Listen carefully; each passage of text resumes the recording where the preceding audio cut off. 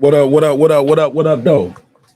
What's popping? What's happening? What's going on? You back in the lab with your favorite neighbor, your man Mark Nash. He is I am he. Can't even hear myself right here on the mic. I don't know what's going on. I hope y'all can hear me. I cannot hear myself. Let me try to fix this audio. I'll run a 5-minute intro while I fix this audio.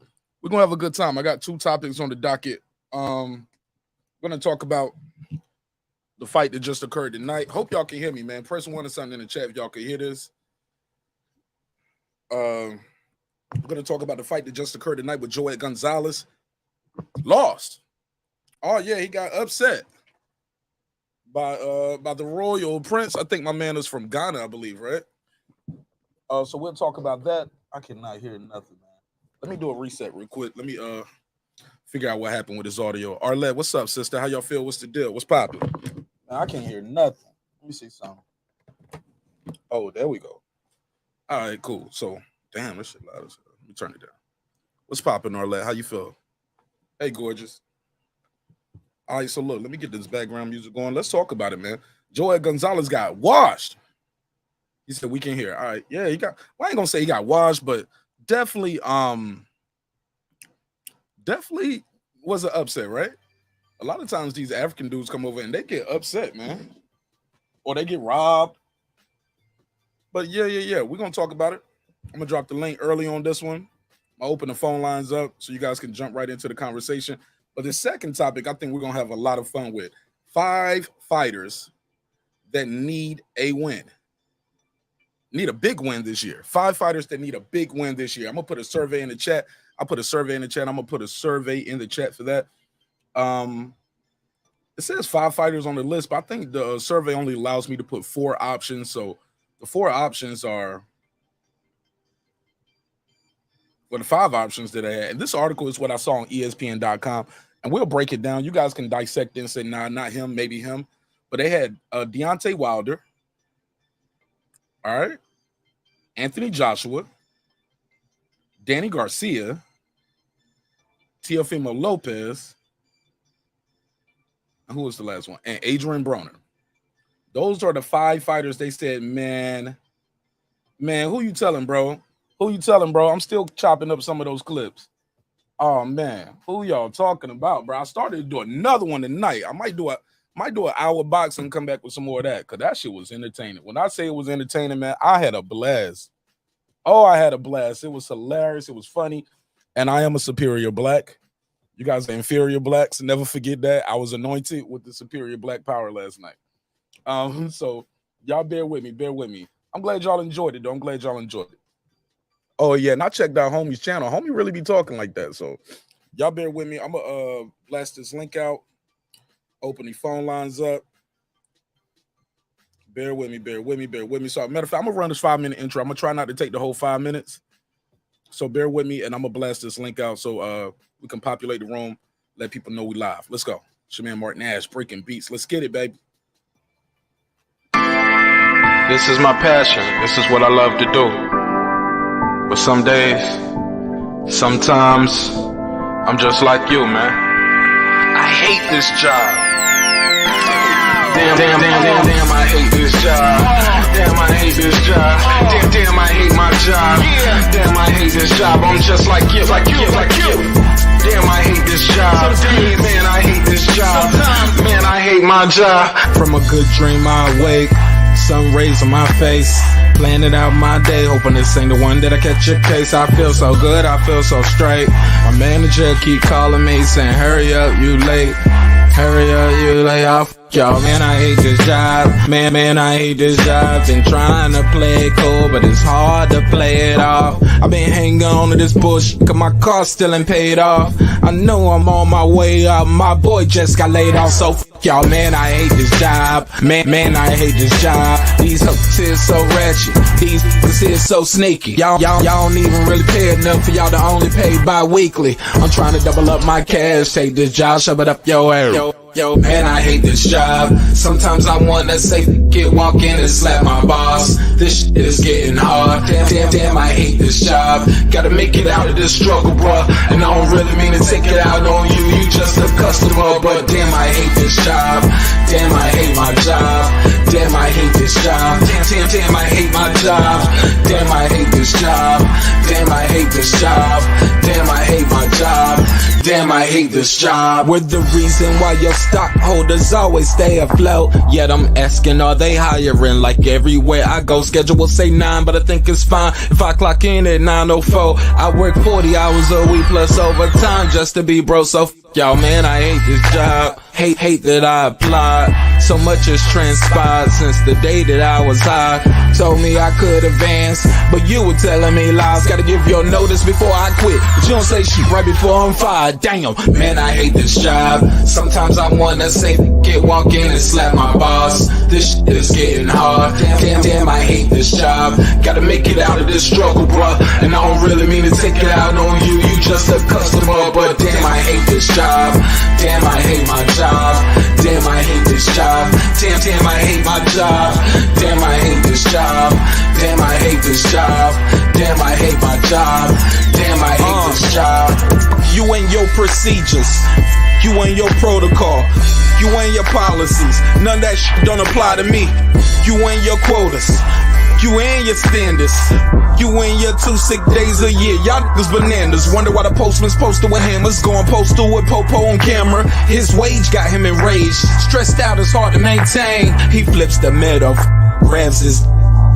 He said, if you don't get the picture, I quit. You ain't shoot, mother. Man, I hate this job. Sometimes I wanna say, walk in and slap my boss. This shit is getting hard. Damn, I hate this job. Gotta make it out of this struggle, bruh. And I don't really mean to take it out on you. You just a customer, but damn, I hate this job. Damn, I hate my job. Damn, I hate this job. Damn, I hate my job. Damn, I hate this job. Damn, I hate this job. Damn, I hate my job. Damn, I hate this job. Look, man, I hate this job. I put my pants on one leg at a time, just like you. I'm out here trying to take care of my family. Damn, I hate this job. It's not always glamorous, for real. But I do what I gotta do for me and mine, you know? Damn, I hate this job. Damn, I hate my job. Damn, I hate this job. Damn, I hate my job. Damn, I hate this job. Damn, I hate this job. Damn, I hate my job. Damn, I hate this job. Damn, I hate this job. Damn, I hate this job. Damn, I hate my job. Damn, I hate this job. I'm just like you, nigga. Damn, I hate this job. Man, I hate this job. Man, I hate my job.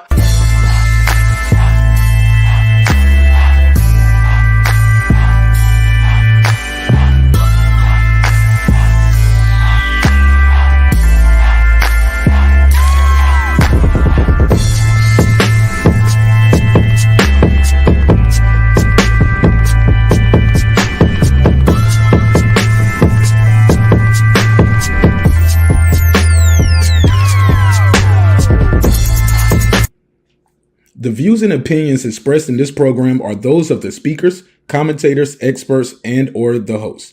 They do not explicitly nor necessarily reflect nor represent the channel's policy or the views held by the channel or broadcaster. The broadcaster or its channel cannot be held accountable for all or any views expressed during the program. Basically, if I didn't say it, don't come for me. You come for the person who said it. And please don't sue me for somebody else's words. With that said, let's start the show, motherfucker. This that squad sound.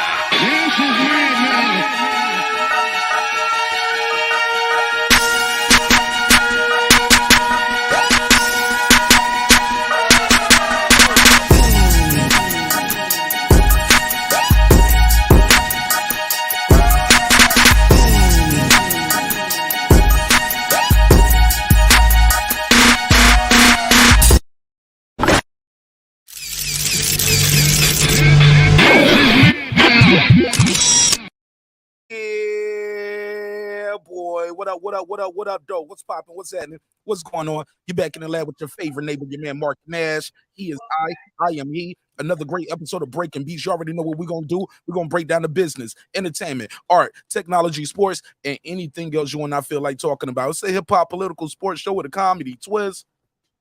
We like to let the jokes fly because life is serious enough.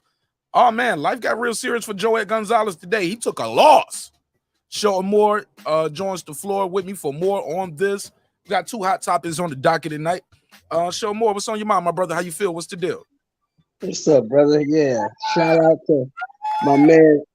Shout out to my man Isaac Dogboe. He pulled it out. Great fight. I would have been happy no matter who won. It was a great fight, man. It was close. Yeah, it was a close fight. What you think was the biggest difference maker in this fight? Dogboe was slipping and he was catching and shooting with the guy. The guy was coming in throwing a bunch of punches. He was weighing shots.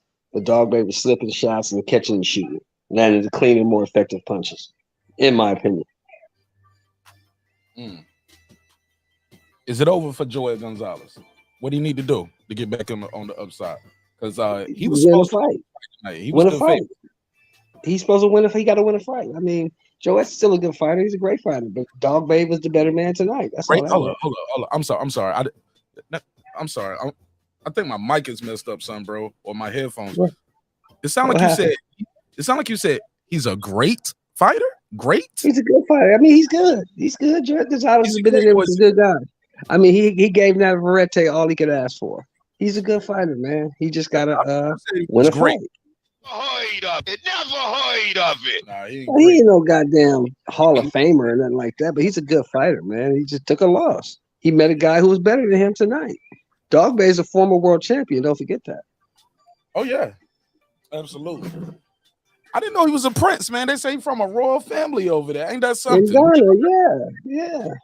So was Azuma Nelson. So was Ike Cortez. Yeah. That's how that shit works.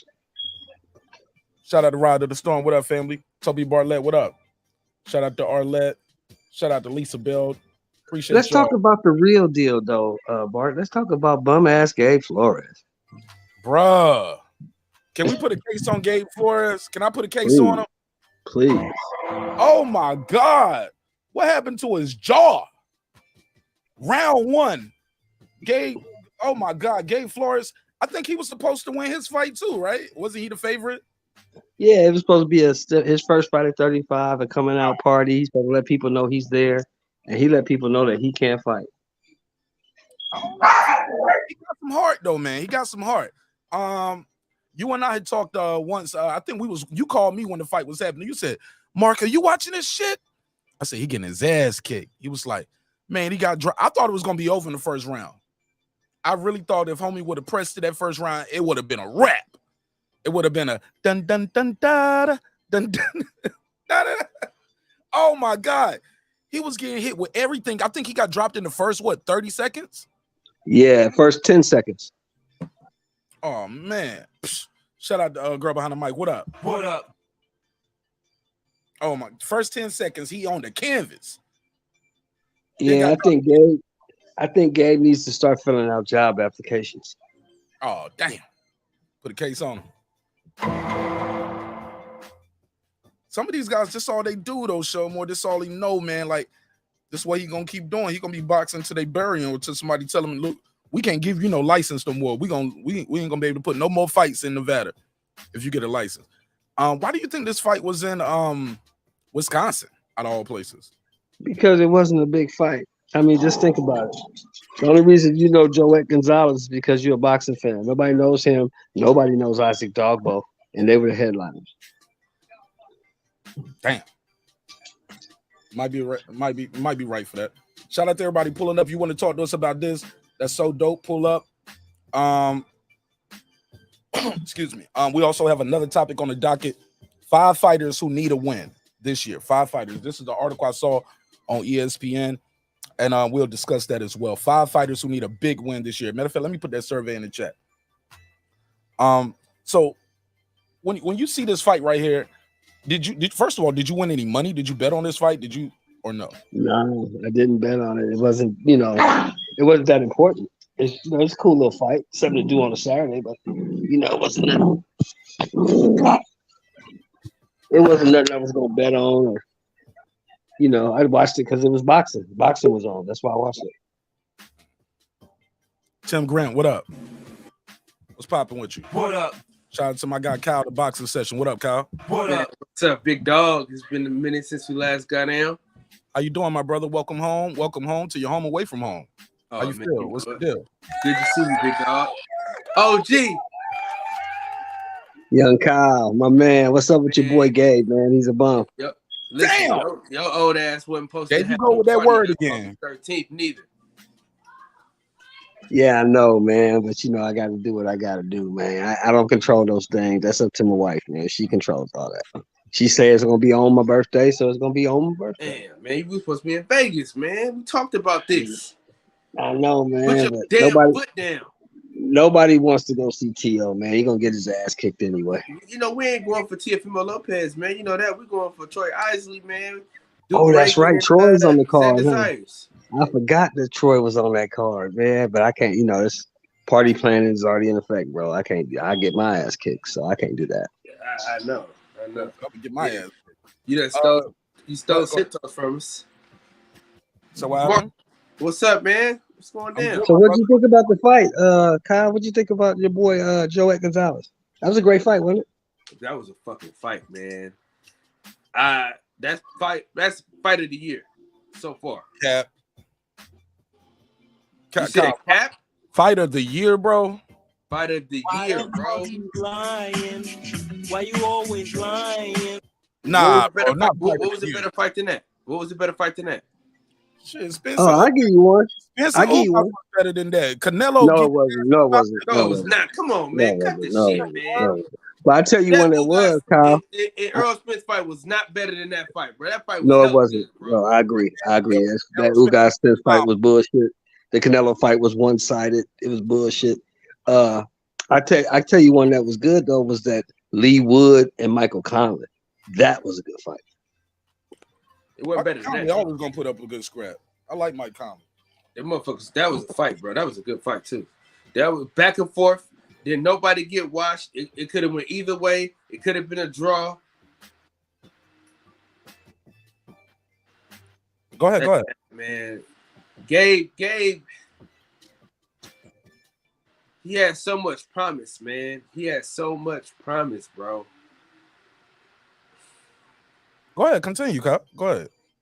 That's it, When you man. talking about Gabe Flores, he had so much from. Well, you know they said like Jay-Z said in the takeover, you had a spark when you started, and now you're just garbage. Went from top 10 to not mention at all. You know what I'm saying? He got his ass kicked. Can he come back from this? Does he need to go back down to 130? Because he need to go to 120. He need to go to 126, bro. He didn't listen to his but look, he wasn't listening to his corner. His corner kept telling him, stay off the line, double the jab, shoot the right hand. The opponent, nigga, it's easy when you ain't in there getting socked up with that jab. Nah, buddy was barely throwing the jab. He was just boy nigga, he was tearing his ass up with that straight jab. left. It was the straight left. And he was doubling and tripling the straight left. Somebody needs to tell Gabe Flores that the post office is hiring. Oh my God. It ain't that bad, man. It ain't that bad. He could be. He could be that bad. He had heart though. Yeah. Do you think his father and them should have stopped that fight earlier? Because once you get your ass kicked like that all the way through, it's hard to come back, right? Should they have stopped? Yeah, they should have stopped that fight. Yeah, I thought they should have stopped it like in the 6th round. After that 3rd knockdown, they should have stopped it. I mean, it's hard to just, man. It's hard though, man. It's hard to just stop it, man. He a warrior, you know what I'm saying? It's hard. It's hard to stop it. Kyle said he got a fly in there. You got a clap. You got a moth or a mosquito. Man, it's just damn fly, cuz fucking with me. That's why I turn my camera off so I can catch you the it. shit, Kyle. That's why the flies around you the shit, huh? Yeah, I can't wait till next week, Arlette, because Danny Garcia gonna get his ass kicked. Oh yeah. Let's put some money up, OG. Uh-oh. What you want to do, Kyle? What you want to do? I got 25 on Danny Garcia, man. You got what? Bet. I bet it is. You know how we do. Yeah, bet. I got you. What? How much you betting on Danny Garcia? 25. $25. Yeah, we got $25 on that fight. I got Benavidez. Y'all betting straight up, or is it you got to knock him out, stop him? What y'all betting on? Straight up. Straight up. All right. All right. Well, shit. Y'all heard it here first. They got to bet. Got to bet. Let me do this. Let me switch this over. Then he gonna get his ass kicked. So give me a better fight than that fight, though, Mark. You said that the fight wasn't the fight of the year. What was a better fight than that? I got one for you. Let me think. One thing. Oh, I'm gonna tell you. I definitely can tell you a fight I think was better, and it was more back and forth. We had more knockdowns. Luis Ortiz versus Charles Martin. I think we had 3 knockdowns in that fight. Luis Ortiz got dropped. You don't sit your ass down somewhere, man. That's my opinion. You don't do like your avatar and have a seat. Come on, blood. You out of control. My G. Now, no matter what I say, you're gonna have a. Did you? I just think we had 3 knockdowns. It was heavyweight. Luis Ortiz. You said who? You said Charles Martin. Charles Martin. When he never got heard of it. You heard Never heard of it. You heard of him, motherfucker. Oh shit! Taylor Serrano was better than that. Thank you, King. Appreciate you. No, it was about the same fight. That was about the same fight. That was a great fight too. Man. Taylor and Serrano was a great fight, but that was about the same as this one. This was a great fight tonight, You had a man. winner. You had a clear winner. No, nigga, nobody knew who was gonna win that fight, bro. It was a coin toss. Which fight? Which one? The fight tonight. Nobody knew who was gonna win that fight at the end. So y'all didn't. You can't say you knew. Oh, so that's what y'all consider a fight of the year. Like you. Nigga, it was back and forth action. You couldn't tell who won the fight. That's how close the fight was. Exactly. A lot of people had Katie Taylor watching Amanda Serrano. Like that's what they were saying. Like it wasn't like you knew. Like you knew. Who was a lot of people, bro? Hella people said Katie Taylor won that fight, bro. I thought you just said Amanda Serrano. Is it? No. She lost. A lot of people say she lost. Okay. They say in the later rounds, Katie Taylor was putting it on their ass. You can't say the same for them too. The rounds were so close, it was so hard to judge, man. Yeah, you had no idea when they read the scorecards off. I was actually listening because I didn't know who was gonna win. Usually, I'm like, all right, I'm gonna win the fight. The punch stats, they were 7 punches landed away from each other. And like that means it's a competitive fight. That might mean that it's a close fight. That doesn't mean it's fight of the year though, bro. What do you consider fight of the year? Something like Luis Ortiz versus Charles Martin. When I saw Charles Martin drop him twice, he gets up, the fight is going, Ortiz is trying to come from behind to win, and he stops Charles Martin. He needed the knockout to win, and he got that knockout. I thought that was pretty spectacular. How does that make that spectacular? Somebody got knocked the fuck out. Spectacular. You heard him. I thought it looked like 2 old uncles fighting at the barbecue. Man. So who was looked like Roy? Like Roy Jones and Mike Tyson. Number 1. Who was you fighting? Huh? Looked like Roy Jones and Mike Tyson and shit. That shit was Martin, and I watched it on YouTube. I didn't even bother to do the other shit. There's no way I was gonna buy that fight. I wasn't gonna buy that fight for Mark Nash money. That was a dumb decision to put it on January 1st anyway. Right in the middle of all them bowl games. That was stupid. Yeah, that shit was just dumb. Nobody wanted to see that garbage anyway, man. Just I don't want to see that fight when it come with Andy Ruiz's ass, man. What a waste. Yeah, that pay-per-view is gonna flop, bro. Yeah, that shit gonna do. That shit's gonna go wood. Nigga, that's gonna go plastic, nigga. I need to see that, y'all. That's gonna go straw. Y'all act like y'all know who gonna win that fight going into it. Nobody cares. Nah, that's an important fight. To who? To whom it may concern? See, are you gonna troll all night? Or are you serious, Kyle? You already know what it is. You really care about that fight, I'm gonna tell you. Yes, man, and I'm gonna tell you why. Okay, go ahead. The heavyweight boxing division is thin. It's thin as your hairline right now, bro. Like I promise. Deontay Wilder got knocked out twice. He's still the number 1 heavyweight in America. That's how small the heavyweight division is. So yes, this fight matters. It matters, bro. Shout out to Dundee. It matters because it's. I beg to differ.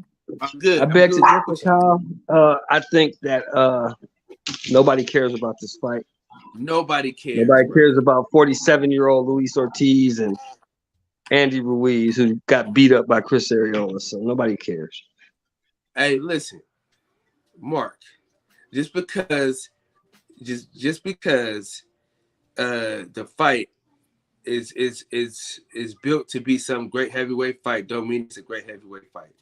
Just because the heavyweight division is thin, don't make it a great fight that we care about. I'd rather watch paint dry than to watch that fight. Put a survey in your chat, Mark, and ask your chat who's buying that fight. Ask them who's buying that fight. We can ask right now. Anybody buying that shit? Press 1 if you're gonna buy the fight. Press 2 if you're gonna watch the fight and not buy it. Press 3 if you're not gonna watch it at all. I'm sure you're gonna get more 1s and 2s than 3s. And that's the problem too. Show more people always saying they ain't giving us the fights we want to see. Y'all want to see it because y'all steal it. You're gonna watch the fight, you're just not gonna pay for it. Even if it's I'm gonna be honest. I'm gonna be honest with you. Let me say this, Kyle. I'm gonna be honest with you. Unless one of my tight homeboys send me a link, I'm not even gonna watch it. I don't care. A lot of people watching the fight. A lot of people gonna watch the fight. He said I stream every PBC fight.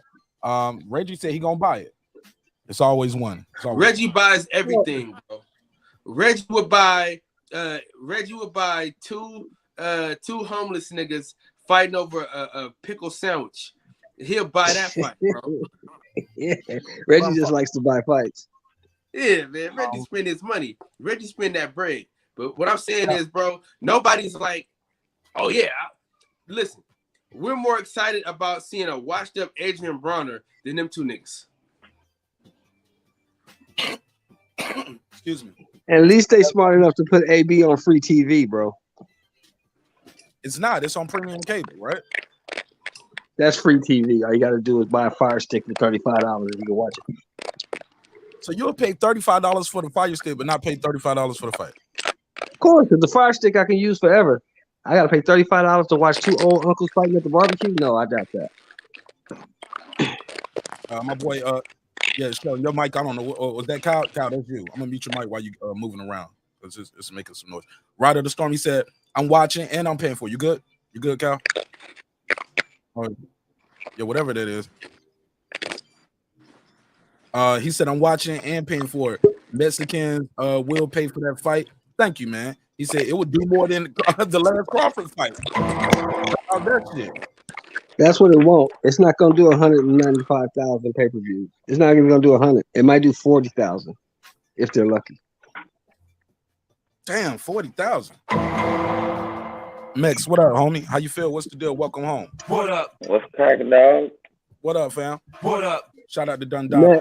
Drumming for life. What up? Hey, Mex, you buying the Luis Ortiz Andy Ruiz fight? Give me a hell no. Give me a hell no. You gonna start with the disrespect as soon as I get on this show, Shelton? Come on, man.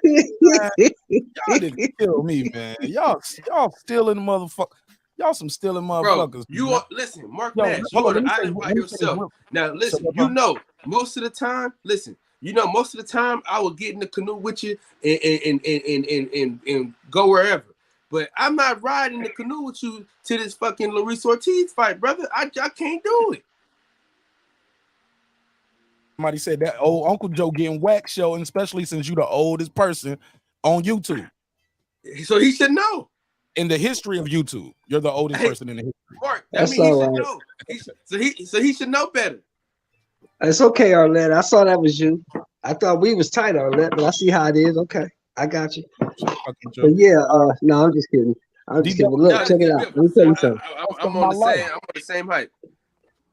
D Bevel, he said he gonna stream for the rest of his life. D Bevel the champ. At least you're honest. A lot of people are saying, hey, if they give me the fights I want to see, I'll pay for it. And I'm thinking, man, once you learn how you can get something for free, it's kind of hard to go back in the wallet and spend that 45, 69, 100, sometimes $100 for a pay-per-view, right, guys? Not gonna lie. Yeah, but see, that depends on who it is. That depends on who it is. Now, If you got me Boots Ennis versus Keith Thurman, I'm buying that. I'll buy it. I'm buying I'm that. buying it. To see Keith Thurman get his ass whipped on pay-per-view No would title be. on the line. Y'all If buy you give me on pay-per-view, if you give me Rashidi Ellis versus Virgil Ortiz, I'll buy it. I want to see it. I'm not buying that one. I gotta put But a you're case. not gonna give Nigga, you me. ain't buying shit, Max. I don't even know why we talking about. But you're not gonna give me no goddamn Luis You Ortiz. couldn't buy a kid a who- fucking chicken nugget from McDonald's, so you damn sure ain't But, finna buy the fight. hey, But you're my not wallet, gonna my give choice, me. man.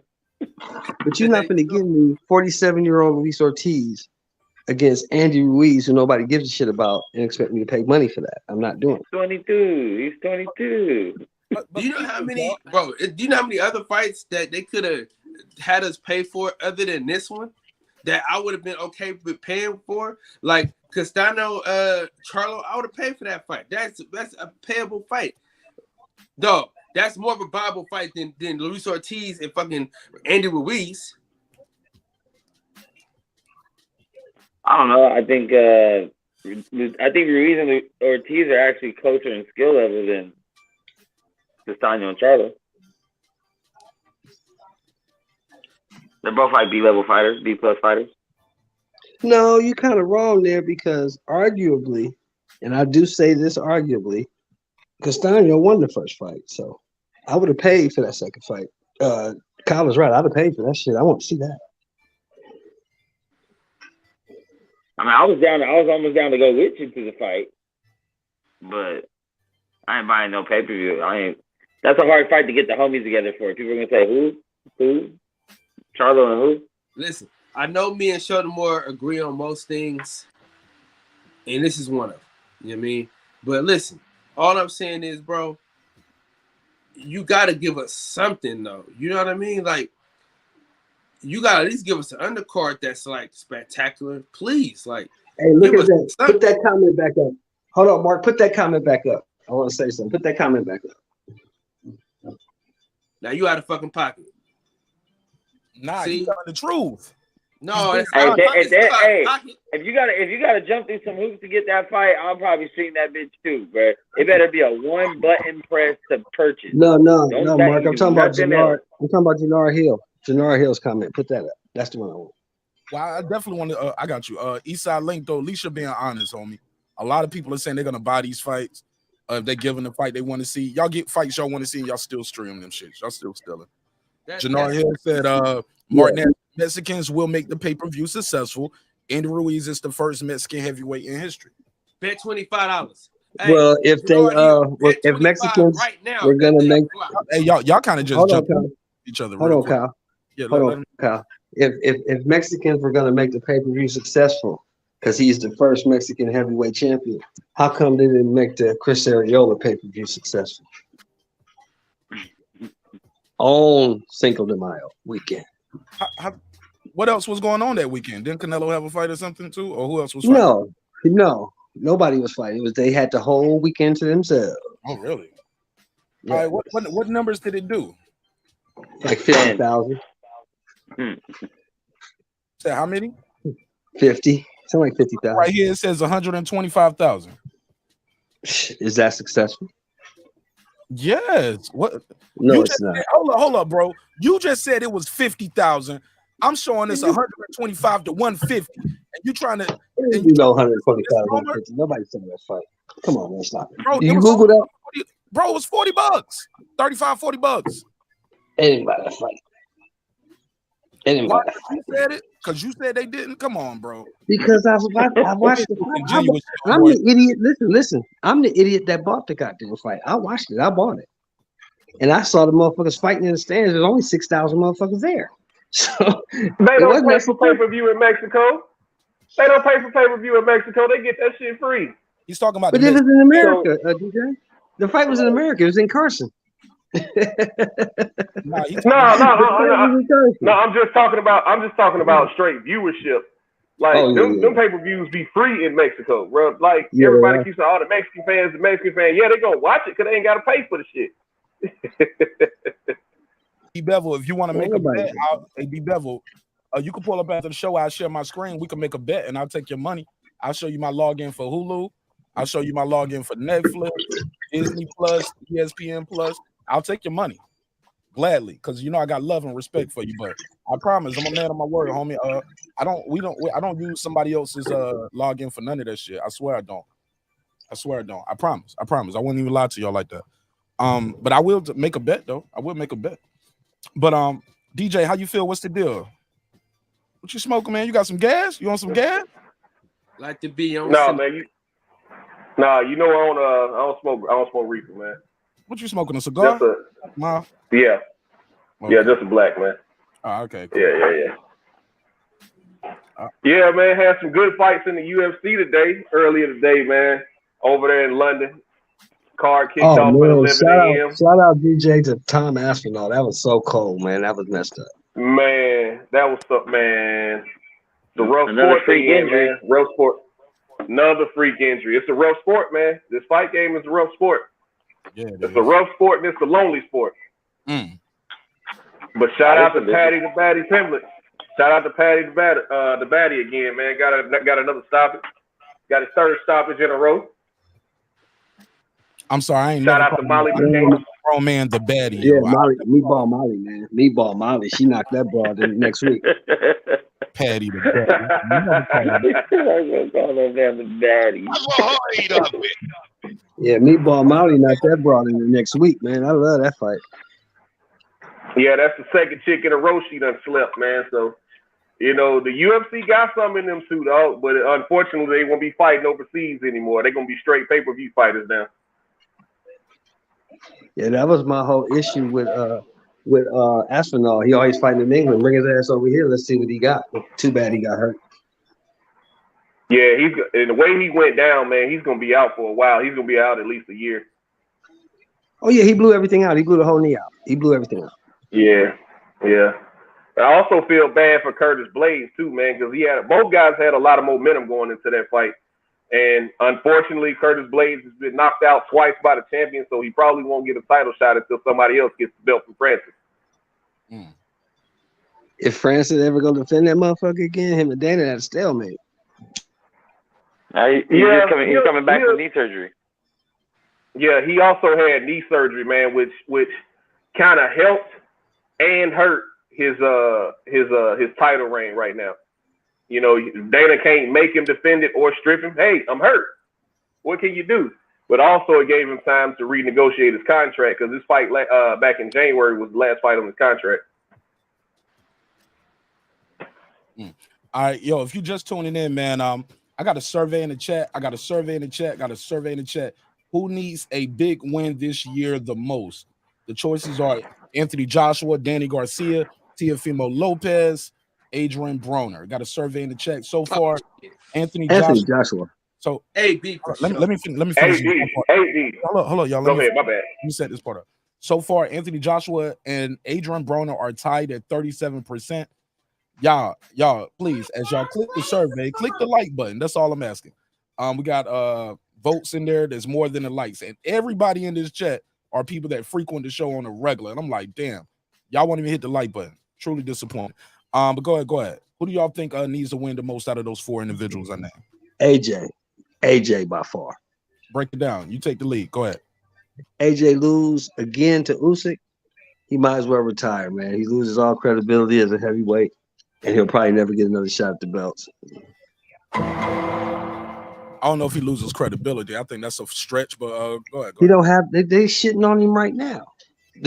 They calling him Glass Joe. He can't fight. He's chinny. He ain't never fought nobody. They shitting on him right now. He lose again. It's over.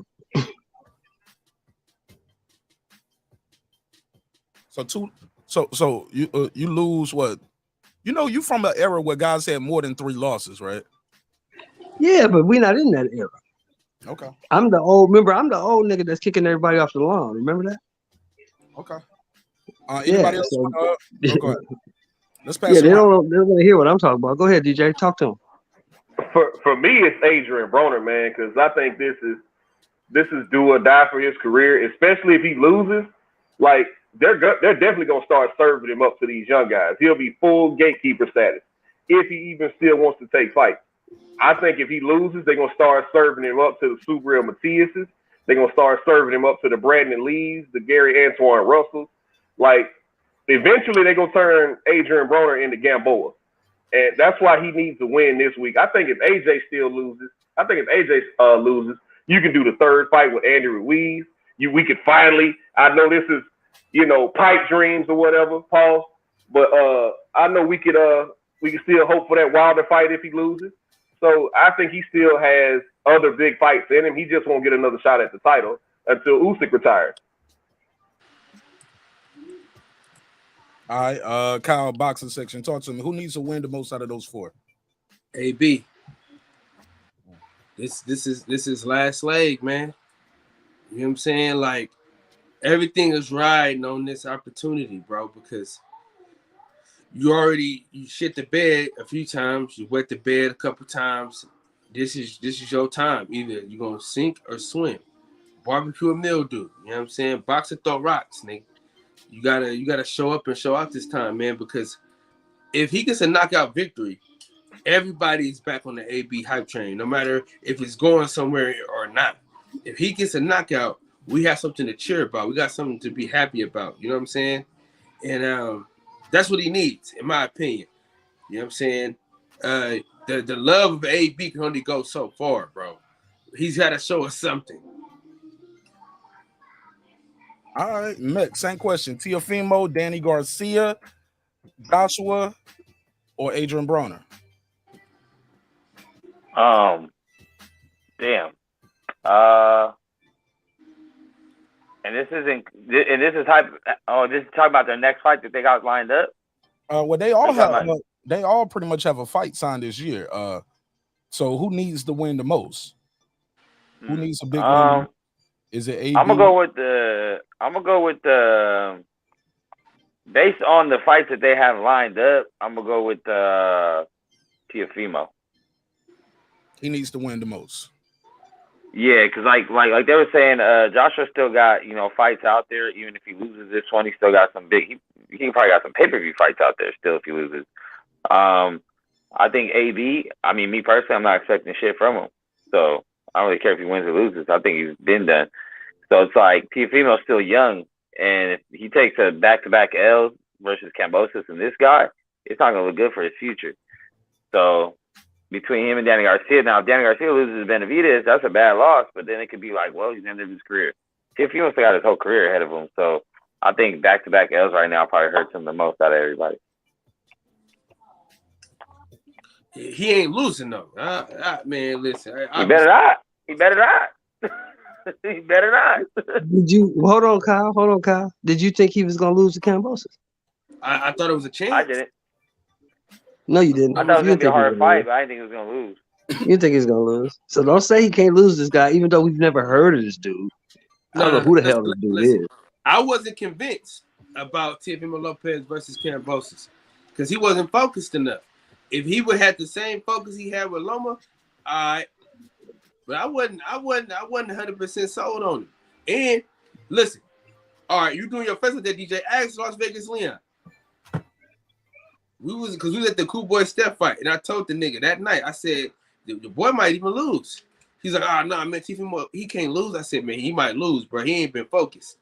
You can ask him when you see him in Vegas, August 13th. Everybody, if y'all want to come to Vegas and kick it with your boy, we out there August 13th, man. Hey! Don't be giving out my location, man. It's a family affair, man. It's a party. We got t-shirts, party favors, man. Yeah, I thought Theo was gonna watch Kambosos in 5 rounds, man. I thought he was gonna get him out of there based on what I seen in the Lomachenko fight. I thought that was all the momentum he needed going forward, but nobody knew about his injury that he had, but he still made that walk. So all them excuses go out the door, man. But we're going to see how he looks on the 13th, see if he's ready to come back. Because oddly enough, if he wins, he's probably 1 fight away, or he might even get a title shot in his next fight. So we'll see, man. We'll see. He does have a lot riding on this fight, even though nobody's ever heard of this guy, kind of how nobody had heard of Kambosos before he fought him. But, we'll see, man. Say what, Kyle? I was telling Mark he got to drop that never heard of. Yeah, Mark probably making him a drink or something. He probably stepped away from it. But yeah, man. Yeah, I would like to. I would like to throw Go Canelo ahead, in Nuts. there though.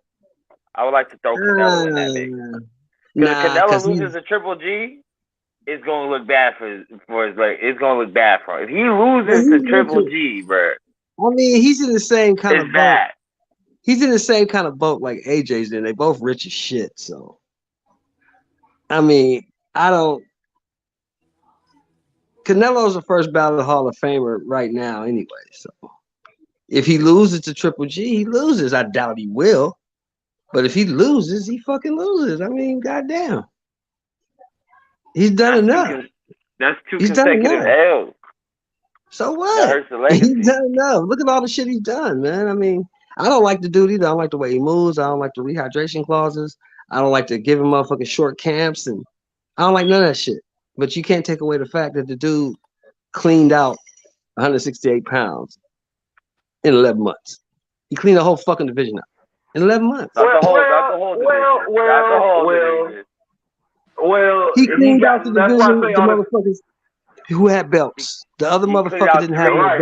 right, yeah. He cleaned He out had no 3 belt, people so he that don't have count. belts. He didn't have I'll say one. that. He didn't have I one. say that, OG Sheldon. And I that's say that. not. I was And that's like, not Canelo. he pulled off one of the greatest heists in boxing history. He But got be all honest. the belts and Hold on, didn't have to DJ. fight the best guy in the division. But hold on, DJ. That's not his fault. He didn't tell that motherfucker to miss It's not. weight. It's He not. didn't tell that motherfucker to not. snort no cocaine. He didn't tell him to do that. That's not his fault. That's not his fault. Hey, This to motherfucker lost his Benavidez, belt hey, twice. to Benavidez's credit though, that was like the first fight of the pandemic from PBC. Yeah, I get that. But what I'm saying is, it still don't diminish that this dude, them dudes been up at 168 for however how long. This dude came up there in 11 months and cleaned the whole motherfucker out and took all the belts. So, I mean, I don't like the dude, the way he moves sometimes, but he did that. That's why I That say he Canelo did. got the best team in boxing. Canelo got the best team in boxing, period. Top to bottom. They get it done. Floyd Mayweather set that up nice and pretty for him. I mean, shit, when the whole division gonna sit around and wait for you to fight them, I mean, instead of just fighting each other like they should have been doing, you know what I mean? That's possible. Again, not his fault.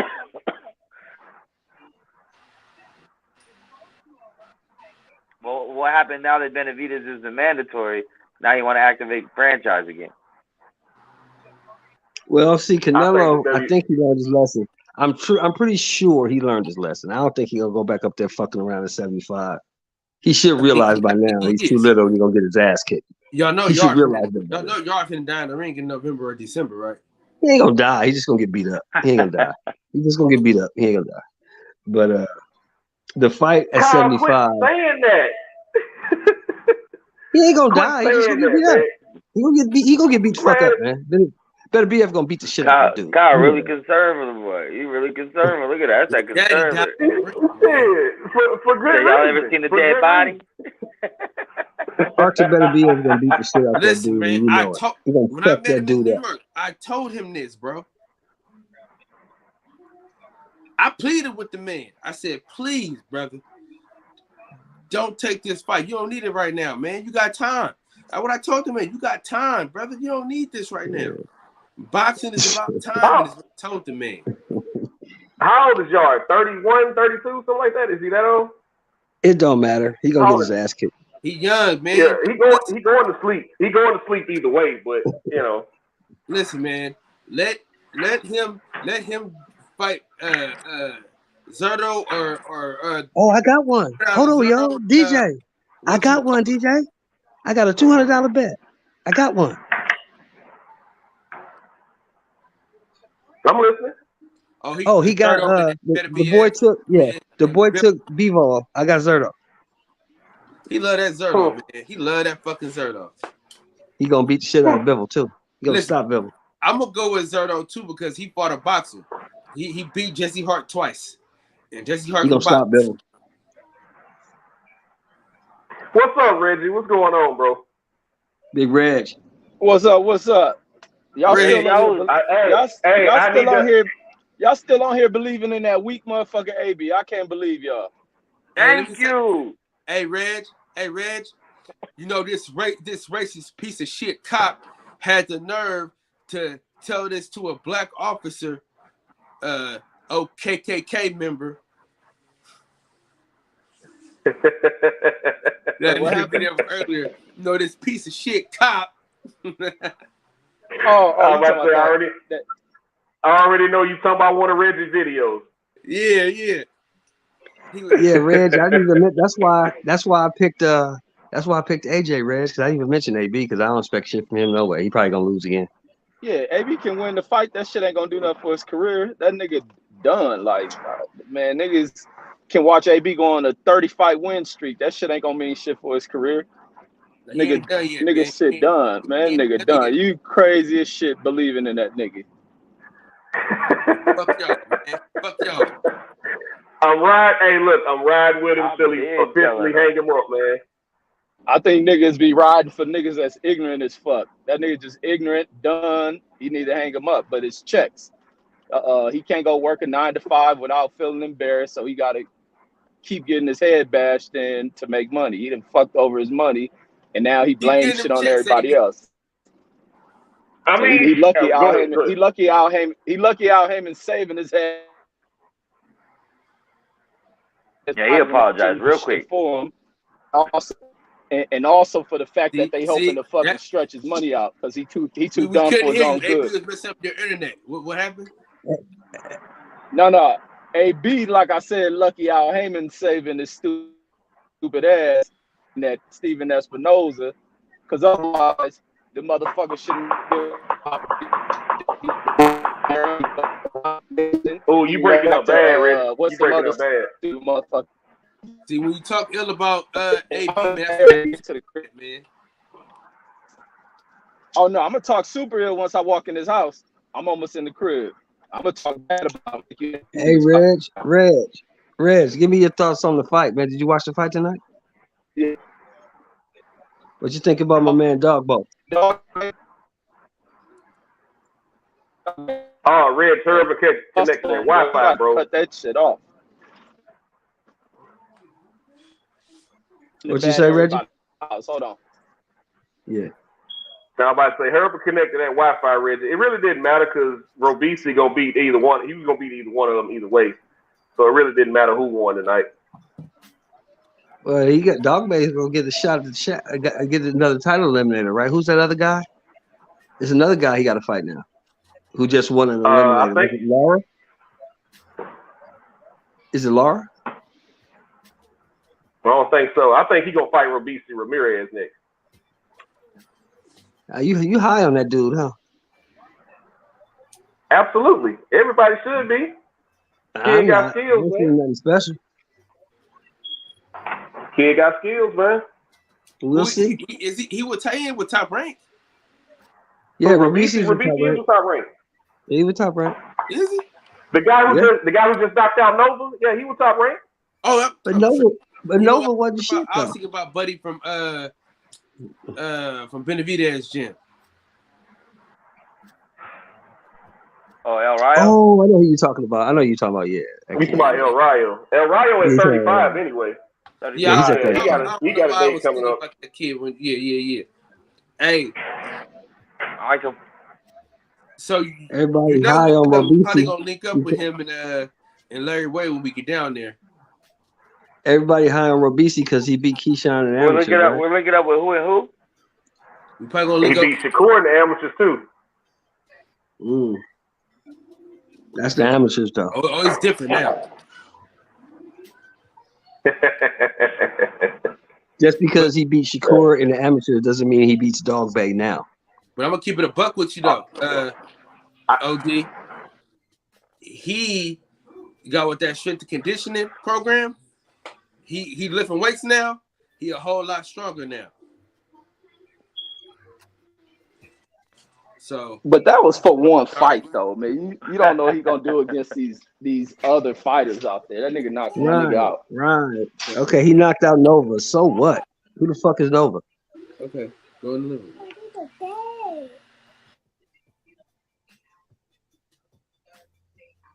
I mean, Nova, he was the guy with the mascot. That was dope. You never even heard of Nova until he was fighting this guy, right? And I know Nah, I I didn't. knew who he was. I I knew. didn't. Because everybody knew who he Nova's- was because he had the mascot. He was knocking dudes out. So And because the nigga Yeah, got I that didn't. weird ass hair and shit. I never paid attention to the dude. I never heard of him until he was fighting with He's Miranda, pretty to be good, honest. man. But he's strong as a motherfucker though. Nova's strong, man. Obviously not. His ass went to sleep with one shot. Nah, Well, Rubisi what- hit him with a good shot. Hey, I mean, he got caught with a straight left right on the button. He got caught with a straight left right on the button, man. Sleepy So what night does night. that tell you? What does that tell you, DJ? Yeah, he The didn't. one He of didn't Tells you that the got motherfucker sucked ain't that before. good. But Robesi It looked tells you That that don't the mean that motherfucker ain't that good. Or it riding could be niggas that off, Robisi's man. that good. Yeah, Sheldon be Or it riding could people be that off, man. Robisi's that good, man. He got knocked out by a 10-fight dude. That dude got like 10, 11 fights, right? But he got an extended amateur background, like Lomachenko. Who gives a fuck? That ain't got shit to do with the pros. Hey, who y'all talking about? Robisi Any Ramirez. of these motherfuckers that come out the amateur. Okay. That shit don't mean I shit think up he's here. like he's not even undefeated. I think he's like 14-1, 13-1, something like that. Yeah. Oh yeah, he that did suffer a dude, loss. we'll see. Put him in there with somebody. We'll see what he got. But that Dogboe fight, man, that shit was a close ass fight, man. I Yeah, think that was a Dogboe good got ass too fight, bro. much. He got too much fucking muscle on him, man, and that shit probably gonna cost him. Yeah, I thought Joet could have won I that agree, fight. Reg. I I agree. had He's a too draw. muscular. That Personally, made I him had a tight. draw. You had I thought a it was a draw. draw. I thought Joet fucked up trying to fight that inside shit. I think he should have kept the fight on the outside, but he was starting to walk Dogboe ass down. But I don't think them judges saw some of that shit he was doing in there and shit. But Dogboe, because Dogboe faded like fucking bad. Like after he got hurt in that fourth round, he started fading bad. Fucking Barry Hunter started getting in his ass. Still 6th round. You could tell he started fading because his output went away. He stopped going to the body. He stopped throwing them combinations to the body. He started fighting in spurts again. So I was like, man, I don't know. I don't know, especially after Joet hurt him. But didn't he improve under Barry Hunter? I thought he looked better tonight. No, he a way better fighter with Barry Hunter. That's for sure. Barry Hunter is who won in that fight because he was coaching his ass off, boy. Hey, but Reg, fight of the year. What fight is this shit? Man, you niggas, hell nah. Nigga, please. Reggie, thank you, brother. Thank you so Yeah, much. these niggas What's crazy. a better fight? Let me get this drop for What's you. a better fight? Thank you, Reggie. Why you trying to say it's fight of the year? Because fucking old ass fucking Bob Aaron put it on? What's fight of the year? Man, get the fuck out of here. This shit ain't gonna be this shit Monday ain't gonna be a memorable fight. Like, you know, fight of the year. I told Niggas you gonna already, Kyle. forget it Monday. What's a better The fight of the year is gonna be Conlon versus Wood. That's gonna be fight of the year. I guarantee it. Name some fights that went down this year. Name some fights that went down this year. Lubin Fundora, Serrano Taylor, or both better fights than that. Bam. It's over with. It's either gonna be Serrano Taylor or Lee Wood and Michael Oh, Conlon. stop, That was a man. great Nobody gonna say that, Sheldon. You the only one. You keep. Hey, I agree with Sheldon on that. I agree with Sheldon on that. Actually, I full-heartedly agree. That fight was probably the best fight I've seen this year. Bro, What, it was Conlon non-stop action. Listen, that fight was Oh yeah, that fight was nip and tuck. That fight was even Couldn't tell who going won into the the 12th goddamn round. Lee Wood needed a knockout to win the fight, and he got the knockout in the 12th round. You can't call it no better than that. You can't write it no better than that in a movie. Bro, Lubin Fundora, both guys got hurt. Both guys touched earth. It was back and forth until Lubin the damage was too much at the end, man. And he was winning the fight when it got stopped. Like, bro, let's not forget that point. Lubin was up on the cards when that fight got stopped. Yeah, that's because that was a good ass fight. That's still fight of the year. That was a good and ass I fight, get it man. because you know Didn't he drop the him guy's too? fighting. Because you know the guy's They fighting. dropped each other. They dropped each other. They dropped each other. You can't write a script better than a guy needs a knockout to win in the 12th round, and he wins. he gets the knockout. You can't write a script better than that. It's hard to say a nigga it's a fight of the year when somebody get knocked out for me, man. No, it's not. Some of the greatest fights have ended in a knockout. One of the most classic fights is a 3-round fight where they got stopped. Like, that's bullshit. Yeah, Hagler Hearns. And that was fight of the year. Three rounds. Because Filio versus That's Corrales. one of the fight of the century. Filio Shit. Corrales was fight of the year. Oh, yep. Yeah.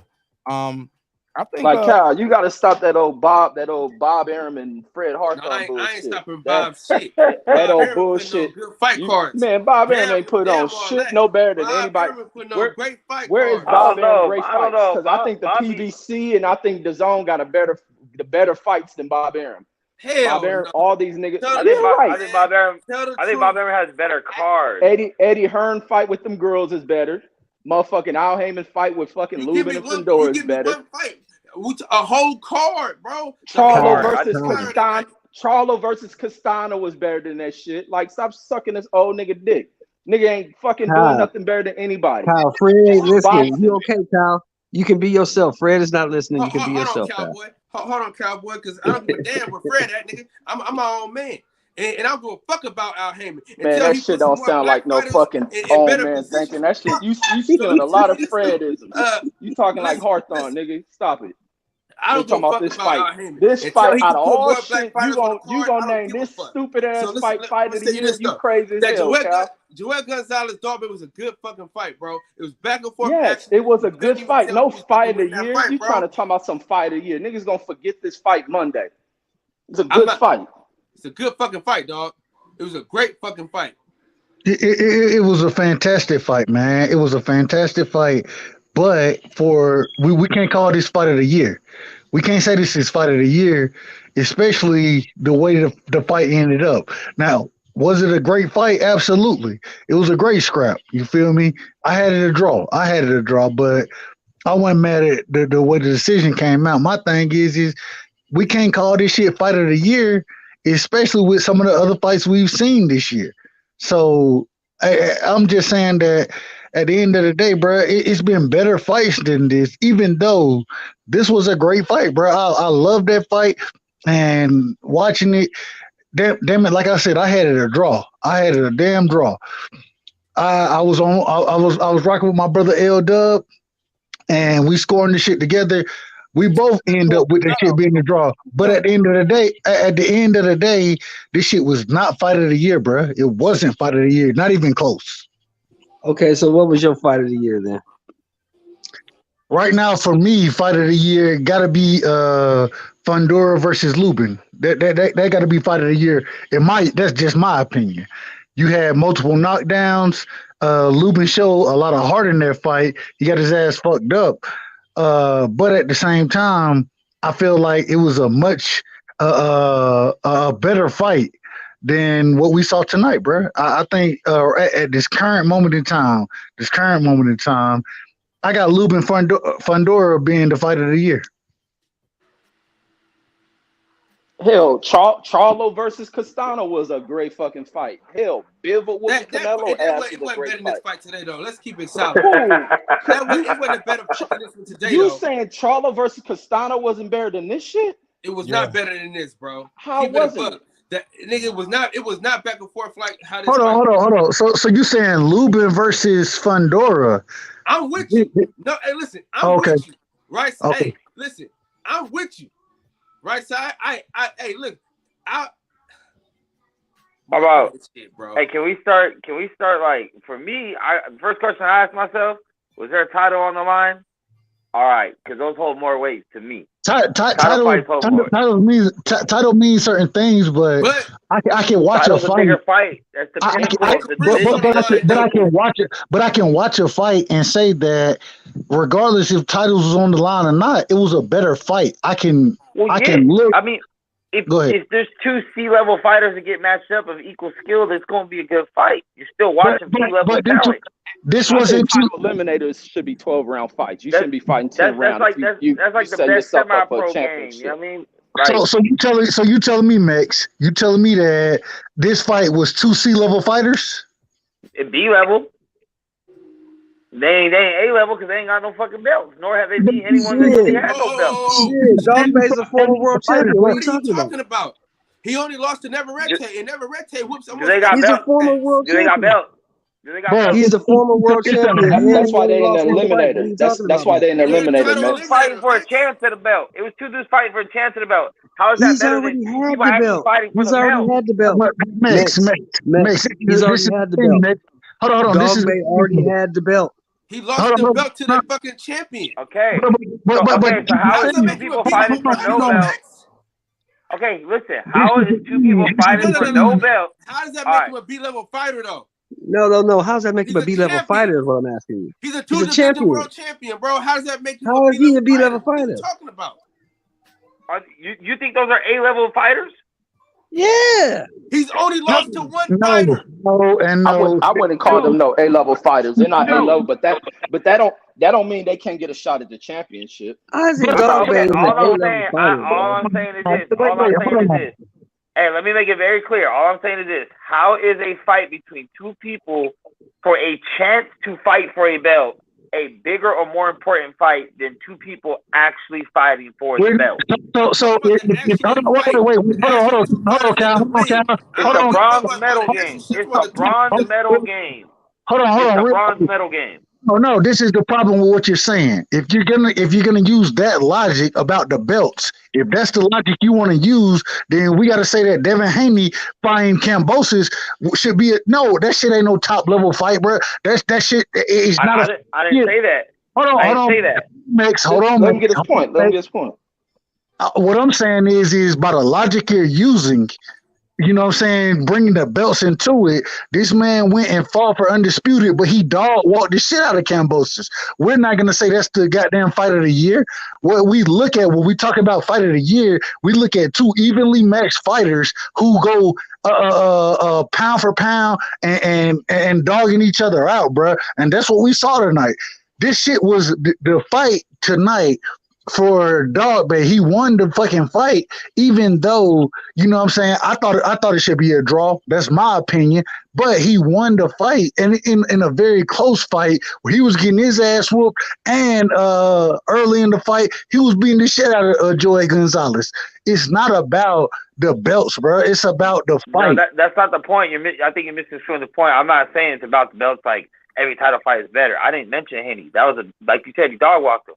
What I'm saying is, if you have fight A, fight B, both great fights, like you said, equally matched, whether it's A versus A, B versus B, C versus D, or two D level motherfuckers, that it still ends up being a good fight. Regardless, when you're splitting hairs, belts over no belts. If they're both equally good fights, belt over no belt, or records over no records. Two undefeated fighters fighting each other for the first L versus two dudes that are 105 and 28. You know what I'm saying? Like. Nobody it's like But you had one fight, dude. But you had one dude with 2 losses. You had one dude with 2 losses and one dude with only 1 loss in 30 fights. And the only guy he lost to is the current champion. So that's why we jumping on you about saying the dude's a B-level fighter, because he's not a B-level fighter. Joet Gonzalez lost to arguably the best fighter in the world, bro. Thanks. Okay. Right side, let me. Real quick. All right, and the other is that even Joet Gonzalez, like we said, he lost to Shakur and he lost to Navarrete. But then Dogboe, the man lost 2 fights to Navarrete. You feel me? And so they're at the end, not A level. all I'm saying is this. All I'm saying is just because you want to say, in your opinion, they're not A-level fighters, I'm not going to disagree with it. I'm not disagreeing at all. What I will say, though, is that tonight we saw a hell of a fight, and both individuals were sitting there, you feel me, having the opportunity to win. And when we see shit like that, and they were slugging this shit out, bro, they ain't nobody boxed from range. That ain't what was going on. Niggas was boxing from the inside. Niggas was making it a fight, bro. And so when we say it has the possibility to be the best fight of the year, it has nothing to do with their past or their past opponents. It has everything to do with what they did in the ring tonight. And what they did in the ring tonight, bro, these niggas was both fighters. I got to give both of them credit because they put their heart on the line, bro, and they made it a fucking fight. It ain't got shit to do with anything else outside of that, bro. Like, I'm kind of confused at what we're talking about right now. We're talking about if two fights are equally as good. I'm not debating if it wasn't a good fight. What If you have title fight fight A was and fight as B. good as Fedor? Okay, Luke? if you had Let Max get his bar off real quick. 'Cause he ain't even. that's what the fight we brought up earlier. Conlon and Wood. That was for a title. Okay. Let me ask you this, Max. Let me ask you this. Which fight was better? The fight tonight or the fight we just saw a couple weeks ago with Mark Mexayo and Ray Vargas? Which fight was better? The fight tonight. My bad. What? I mean, the other one was for belts, bro. The fight tonight was better than tonight was better than that fight a few weeks ago. Hey, my Max, opinion. if you was on a boxing session, I would fire you and throw you off my panel. Now, but peep this though. Peep this, family. First of all, this is all subjective. Can we all agree to that? It's all subjective. Man. Right? Agreed. It's all a matter of opinion. Yeah. It's all opinion, right? Here's another thing. No title on the line. I get where Met's coming from, but also just because a fight is more competitive doesn't mean it's better than somebody going in there and getting knocked out. Doesn't mean or upset that you didn't expect. I mean, it's all subjective. I don't think we got to bully the brother about his opinion. It is what it is. There's no right or wrong answer for this. No. Hold on. Ain't nobody bullying me, Mark. Bullying that fucking bullying me. Nobody fucking bullying me. Oh, y'all gonna be the word police tonight. Man, come on. You can't see me in the post. Y'all ain't not bullying me. Y'all niggas I'll see your ass in the post, Max, and I'm gonna dominate your ass in the post, nigga. I'll dominate your ass in the post. You ain't gonna get off your hook shots on me, old man. So if you come out with the short shorts, you might dominate because I ain't gonna get that close to you in them days. Hey, Mark, can you slide with us to Vegas or what? What's up, Mark? Let's go. I can talk to you off air about it. Yeah, man, bust a move with your boys, man. We out there, man. All right. So what fight? Hey, what fight, Kyle? What fight we talking about? The TO fight. He's going to see Teofimo whack ass. These niggas want to talk about what fights they ain't getting this shit. They going to Teofimo. Like, come on, man. That's what I'm not going for Teofimo Lopez though. We got a lot of homies that support my channel. I'm going to see them. Well, if it's the Teofimo fight, bro, I ain't gonna lie to you, I won't be there. Now for the EJ and Bud fight, you feel me? All right, y'all. Listen, I have a great night, guys. I'll talk to you later. I'm not talking about no Errol Spence versus Terrence Crawford fight. Mark May was great talking to you on this here panel. Hey, y'all, everybody on this panel is my brothers for real though. Off the internet, on the internet, y'all my niggas for life. If you was my brother, you'd be coming to my party on the 13th, nigga. When I get off, I love y'all. Look, hey, love you too, bro. Love you too, bro. He wiggled right out of that one. Yeah, if he was my brother. I'm fatigued talking about that fight too. I'm fatigued talking about that fight too. I'm not gonna lie to you. And OG Shelton already told you off wax about that, man. Yeah, I know. I'm just fucking. OG Shelton, real quick. We got the 50. We got the 50, I believe, on the fight next week, don't we? Who's fighting next week? Danny Garcia versus we sure do. Yeah, we sure do. We sure do. I got Garcia. You got Benavidez. You got that. You got that bomb. You got that bomb. Hey, I'm gonna take the bomb. I'm taking the bomb. I'm taking the bomb. And the bomb gonna get his ass kicked. Hey, and if he get his ass kicked, I'm gonna come straight forward with mine. But at the same time, man, Danny Garcia gonna beat the shit out of that. He gonna beat the shit out of his brother. He gonna beat the shit out of his ass. Respectfully. Don't believe the hype, man. You just hyped up because Danny Garcia fought your boy. Danny Garcia ain't shit. Ain't never been shit, and he gonna get his Hold ass kicked. on. Who is my boy? He fought. Who is my boy?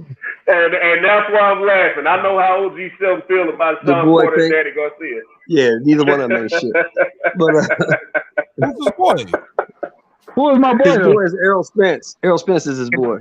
Stop, man. Stop the fucking cap, bro. Y'all But do. he Y'all do. Y'all pump up every guy that guy fought. Y'all say fucking Lamont Peterson was a world beater, and Leonard Bundu was a world beater, and all these other motherfuckers was world beaters, and none of them was shit. The best win on his resume is Kell Brook. You said the best win is who? Kell Brook. That's the best win he got. Bruh, and that's why I think we got 50 on it. You feel me? And hey, if I lose, I'll pay up. I ain't got no problem with it. My thing is, bruh, Danny Garcia, that nigga can Ain't fight, shit. bruh. Go ahead, He ain't bro. shit. He ain't shit. In your opinion, but when you have to pay, when you got to pay me, I want you to say the same thing. I want you to say the same thing then. Yeah, and when he lose, I want you to come on and say, my brother was right. I ain't got Danny no. ain't shit. I ain't got no problem doing it. I ain't got no problem doing it. You know I don't. But the problem is I ain't gonna have to do it because Danny Garcia gonna beat the shit out of Benavidez, bro. He gonna beat the shit out of his ass. I think anybody born in the damn 1990s Shelton don't like the motherfuckers.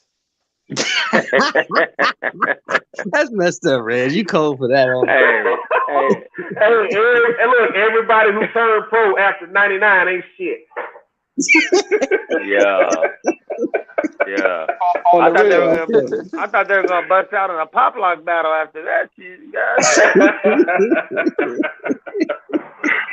Oh man. Ain't shit, man. Y'all ain't shit for that, man. Nah, I like some of these dudes, man. It's a couple guys I like. You know, I can give you my top 10 right now if you want.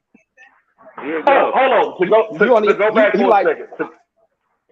Go ahead. What'd you say? So Max, you said if they not fight for a title, they B-level fighters. Is that what you're saying? No, not at all. Not at all. I'm saying specifically Ruben Fundora are B-level fighters. And it was a great fight, but it's because there were two equally matched B-level fighters. Bro, one is an A-level fighter. Bro, Lubin and Fundora. Go ahead. My bad, bro. Go ahead. So all I'm saying is, I don't give a fuck if there's two F-level fighters, but they had a great fight, right? That's what he's saying. Hey, it was equally skilled. They went back and forth. It was still a good fight, regardless of what their record is, regardless of that level. Got it. So when you're comparing a 10 to a 10, you got two separate ones. They both great fights. Then the one with the belt has the edge. That's where I'm going with it. That's what I'm saying. The belt is what gives you the edge if they're both equally as good fights. I'm not saying that every title fight is better than no, I'm not saying that. I'm saying if both fights are 10s, both fights are great, both fights are Hall of Fame legendary, but one was for a belt, one wasn't, I'm going with the belt. Or the undefeated record. If there's two undefeateds, maybe it's not a title shot, but they're both in their prime and undefeated. A great fight. That's a good one too. Versus people that have already taken L. See, Max, I disagree with you on that because Morales Pacquiao went for a belt, and that was a good ass fight. It was. So excellent fucking fight. And sometimes there's a long drought of good title fights. A lot of them are overmatched and they're just dominant on one side or the other. So sometimes it's like, yeah, you have a bigger pool to choose from of non-title fights than title fights in general, right? Because there's only so many title fights you can have where every other fight is a non-title fight. So you have a bigger pool to pull from. But when it's all on the line, at the top of the pinnacle of the sport, the best of the best fighting each other, to me, it means more to put on a better performance in that situation. And when's the last time you seen that?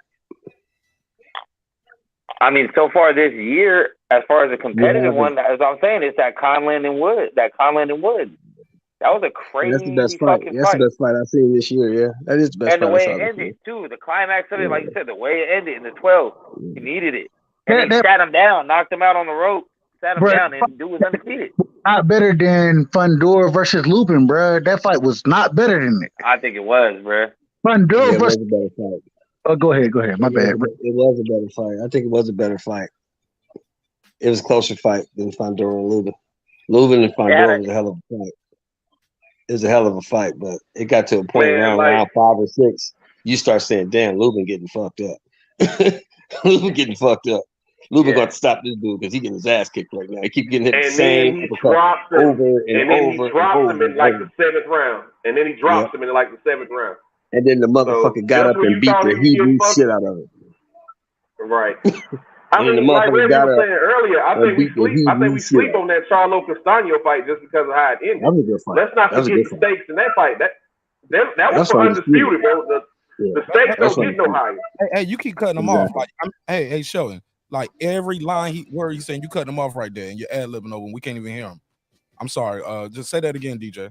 Because he was like, "That's a good fight. That's a good fight. That's a good fight." I was just saying it's like to Meg's point and to what Reggie was saying earlier, like that Charlo Castano fight was a great fight. I think we kind of overlooked that because of how it ended, but the stakes in that fight don't get no higher. That fight was for undisputed, man, and that still was a great fight until Charlo ended up knocking Castano out in the 10th round. But that fight was a good fight. I'm not disagreeing. My thing is the majority of the fight, bruh. Charlo, he dominated the majority of the fight. And then he stopped Castano, which a lot of people, because they didn't think he was stopping him, I thought he was going to stop Castano. But because he did it, all of a sudden, hell no, bro. That fight was not nearly as competitive as the fight tonight or the. Right. Hold on. I just want let me. He on that all again. You can respond to it. I ain't got no problem with it. But I think that the Castano fight was not nearly as competitive as the Lubin versus Fundora fight, or even tonight Joet Gonzalez versus Dogboe. I think that was a more competitive fight than either one of those fights, bro. No. That's bullshit. Because even in this fight, it wasn't so much of this just being competitive. Dogboe was fading out in the damn fight. Shit wasn't just overly competitive like that. You had moments where, because Dogboe tired, Joet has his moments. Dogboe fighting in spurts. That Charlo, and he had to dig deep for that shit. It wasn't no. You take some time off, I get off on you, which was tonight's fight. Charlo had to work for that shit. There was a lot on the line. Those dudes knowing each other, going back into the fight. Charlo had to dig deep, end up separating himself, catching that dude. That was a hard fought fight. Castano ain't laid down in that fight. He just got knocked out. And what about that Stevie Fulton fight, the Fulton Figueroa fight? That was for a belt. That was a fire ass fight That was right last there. year, though. I thought that wasn't this year. Was it? I don't think that was this year. That was last year. This year been going by so damn fast. I don't remember what is what. Yeah, all right, yeah, that was last year. That was like last November. That was like last November. Oh shit. Damn. And I want to add something to what Reggie and Rightside was saying. I thought Lubin was getting his ass kicked. I don't care what that scorecard said. He was getting fucked up that whole fight. Uppercut after uppercut. He had no answers for that shit. Yeah, he got a knockdown, but I don't give a damn. That dude got up and kept whipping his ass. I thought he got. I mean, and the images are self-sufficient for that evidence. I mean, look at this shit. Look at this dude. Martin. Forever. This is Martin Tommy Hearns episode. Martin, Fundora was eating some hellacious body shots though. Like if you go back and watch that fight, Lubin was landing some nasty shit to the body, bro. Because Fundora has an extremely long torso. I mean, being 6'6", he wasn't really like touching him to the head that much. He was beating Fundora all in his hips, all in his chest. Like, bro, Lubin was landing some nasty body shots in that fight, bro. And look what it got him.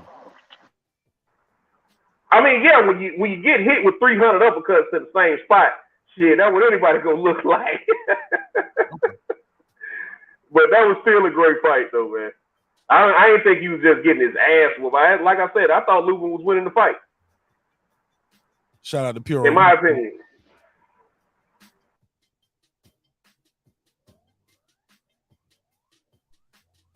All I'm asking is what credit do you give for the fight tonight with Dogboe versus Joet Gonzalez? I thought that, and this is just my opinion, it was a hell of a fight, bro. Both of them came out.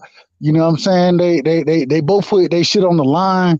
I thought that, in my personal opinion, Joet Gonzalez, I thought that he should have used his length, his range a little more. He gave that shit up pretty quick, especially after the first 2 rounds where he was getting outboxed. He gave his length and range up because that's the type of fighter he is. But at the same time, the dog fight that it was, bro, I think that definitely has the opportunity to be fight of the year, especially with the way that the fight ended up happening and how both fighters, nobody ever said, hey, nobody ever gave up shit. You feel me? They weren't giving up inches.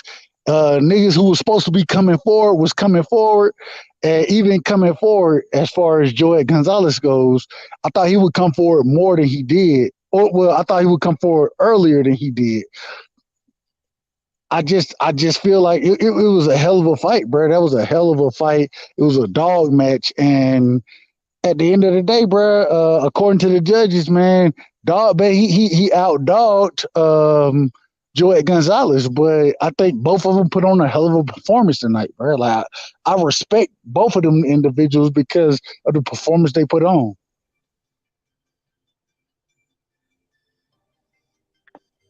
No, they I mean, definitely put on a good fight, but I don't think the shit was that great of a damn Oh, that's fight. loud. That's loud. Whatever that is. after they just Conor White. Finish up, Reg. Yeah, no, I just thought they had a good fight. They fought a good fight. It was back and forth, but it wasn't so much of they just let it all loose. It was just because Dogboe fatiguing and getting hurt and needing to take moments to breathe and shit is when what's his name, Gonzalez had his moments in the fight. But I thought he also listened to the instructions wrong from his father, because I think his father was saying press him, because even they knew he was tired. He's saying he go excuse me on that one, but saying go for him, go after him, and he pressing him and fighting on the inside, which he shouldn't did, because I don't think the one judge seen what he was doing in the fight, and I think it just got lost in what was unseen based on him fighting that inside fight. He got pulled into a Dogboe fight.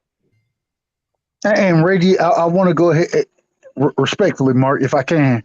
I agree with you. I agree 100%. Which, and I had Joet Gonzalez winning this fight. I thought he would use his reach, his length a little more than he did.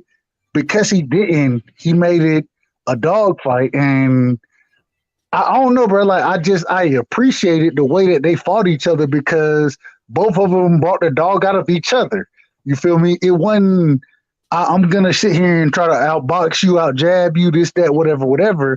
Is that, nigga, I'm going to fight you. And if you going to fight me, let's fight then. And that's what we end up seeing. I respect that, bro. Like, I respect it a lot, because both fighters, they put this shit out there. You know what I'm saying? And even though, like I said, I had it a draw, I wasn't mad that Dogboe won the fight. I thought Joet Gonzalez would win the fight, but he lost the fight, and I'm not mad at it.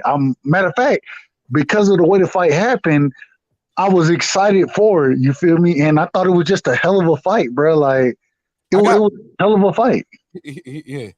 Let me do this super chat. Shout out to Matty Yoel. Appreciate you, family. I got 5 on it. Somebody said fight of the year is crazy. I agree. Puro in the building. Puro, you want to pull up? The link is out there. You're more than welcome to join, family. Shout out to Salo Dawn. He said, big ups to Martinez. Great show. Keep up the word. I can't do it no other way, homie. Appreciate you. It's not bad. He said, oh yeah, I already read that one. Found door Dog Walls Charlo. Y'all agree to that? Disagree. I don't know, but Charlo can't underestimate that big motherfucker. Charlo can't underestimate that nigga. That nigga stronger than what he look. A lot of people look at people just for how cut up they are, how ripped they look, and think that determines how strong a person is. You get them skinny, lanky motherfuckers who be powerful as shit. And Charlo can't underestimate that nigga, man. Here's the problem, Red. Go ahead. Charlo is not going to stand in front of him. Lubin stood right there in front of him and kept eating the same shot over and over and over. Charlo's movement is gonna be the difference in this fight. Charlo gonna go to the body. He gonna move. He's not just gonna stand in front of this dude and slug like Lubin did. Man, you ain't got to. Go ahead. That nigga been hurting niggas. You seen what he did Lubin? He did this shit to what's that motherfucker? Goucher had to leave on a stretcher. Like this, the nigga's strong, man. It's gonna be. I got Charlo in that fight, but I ain't about to treat Sebastian like he just some old he ain't shit. Like he a hype train. Like I don't think there's a hype train behind him, but he's definitely a threat. People just look at him because he's lanky and shit. Like you can't underestimate a lanky looking motherfucker. And Reggie, I agree. I agree with you because I think it's a very interesting fight. If that fight happens, I know Charlo he got to fight Tim Tszyu next, but after that, I believe Fundora is the nigga up. If that fight does come to fruition, bro, it's going to be very interesting because I don't think that Charlo fights him the same way Lubin does. Like you just said, the lateral movement of Charlo, I think that's going to give him problems. Also, I think Charlo has more power than Lubin. And so if Lubin can put you on the mat, you feel me? I think Charlo's going to be able to do the same thing. My question is this. The work rate that Fundora comes with, you feel me? Can Charlo match that work? And with Fundora, we've seen him hurt, we've seen him knocked down, but at the end of the day, we've always seen him get up and still come forward. I think that it's going to be a hell of a fight. I got Charlo winning the fight, but I think damn near, in my opinion, it's a 55-45 fight. You feel me? I think it's a close ass fight, and I think Lubin, bro. Not Lubin. I think Fundora. I think he's that. If you got to figure out that way to overcome his size, his length, and his work rate for you to beat him. And I had Fundora beating Lubin before the fight. He did that, but at the same time, Lubin exposed certain things from Fundora. Fundora, he can take a punch here and there. Even if you go back and watch the Garcia fight, I thought Garcia edged that fight, in my opinion. And so I don't know. I think that Charlo beats the. I think he beats Fundora, bro. I got Charlo over Lubin, bro. I mean Fundora. I keep saying Lubin. Why the fuck I keep saying Lubin? I got Charlo over Fundora. My bad. Go ahead, Brandon Washington just pulled up. What up, family? What up? What up? Salute to everybody. What up, DJ? What up, Right Side? What up, Reg? What up, My Coach? brother. What up, Chuck? What's going on with y'all? Anyway, What's up with you, Brandon? shit, just trying to be a superior black out here in these streets, It never heard of it. When it comes to Charlo and Fundora, I think Fundora, Lubin fought the perfect fight for him to look like that. I think Charlo gonna stop this boy. Charlo gonna hit this boy with something that he don't see or that his body can't brace for. The little dude's strong, but we seen fighters like Fundora before. You just break them. Lubin didn't have the stamina, and he fought the wrong game plan and got busted up before he could break him. Charlo not gonna do that. Charlo gonna break that dude. Charlo just gonna break him. Lubin had him. He had him bending, but he just couldn't break him because his body. And then Lubin is limited with his damn defense and his skills. I mean, he just looked limited. He couldn't hit that next gear to break him. Charlo gonna be able to do that because he's been in tough fights, been in wars. So I just think he's gonna stop him. I think he's gonna stop that dude by probably 9th to 10th round. He's gonna hit him with something he don't see. Cause the dude's strong, but you gotta beat them dudes up. They're gonna hit him with some shit he don't see, and they're gonna knock him out. That's that fight. But it's not Fundora is not all that. He just Lubin made him look like that by the style that he fought him. But I like Fundora, but I just think he's reckless. And as soon as he fights somebody that's strong and that can withstand him being in his face, taking them punches, he's gonna knock him out. So I think Charlo gonna knock him out. It's not gonna be what y'all think. Y'all just seen a hard fight between him and Lubin, but y'all not gonna see that with Charlo. Charlo gonna make it easy. I don't know if Charlo make it Now, easy, but go ahead. My bad. now I agree and disagree with you, Brandon. I agree that Charlo is gonna knock him out, but not for the same reason. I don't think he's gonna necessarily break him down. He's gonna knock him. I think it's gonna be one of them one-shot knockouts. Lubin is gonna get, not Lubin, but Fundora is gonna get hit with some shit that he's not gonna see coming. It's gonna be an uppercut from hell that he's not gonna see coming, and he's gonna fold like a lawn chair. We're not even talking about the right fighter. I think Tony Harrison can box Fundora's nose off. Facts. Hey, With real quick, DJ, real quick. Go ahead. with Tony Harrison's ability to counter, that come forward, walk in the punches style that Fundora has, where he's just been breaking people. It won't. I don't think it'll work with Tony Harrison. I don't think Tony Harrison is gonna be there. Bro, if Tony Harrison had a chin, if he could take that shot, you feel me? I think Tony Harrison would be the best fighter at 154 right now, in my opinion. If he could take that shot. My problem is he can't take that shot, and we've seen that when Charlo delivered that shot. You feel me? So I agree with you. I think as far as boxing ability goes, Tony Harrison is the best boxer at 154 right now. I definitely agree with you on that. And if it came down to a Fundora versus Tony Harrison, bro, I got Tony Harrison winning that fight because Tony Harrison, niggas want to sleep on him, but outside of the chin, outside of that, and the gas tank, his stamina. Tony Harrison's stamina is his problem too. and the gas tank. That's the problem. Is the stamina, not the chance. He fades. Stamina is the problem. Yeah. That's how what's the name? Remember, that's how what's the name beat him. He was beating what's his name? Was it Jared Hurd?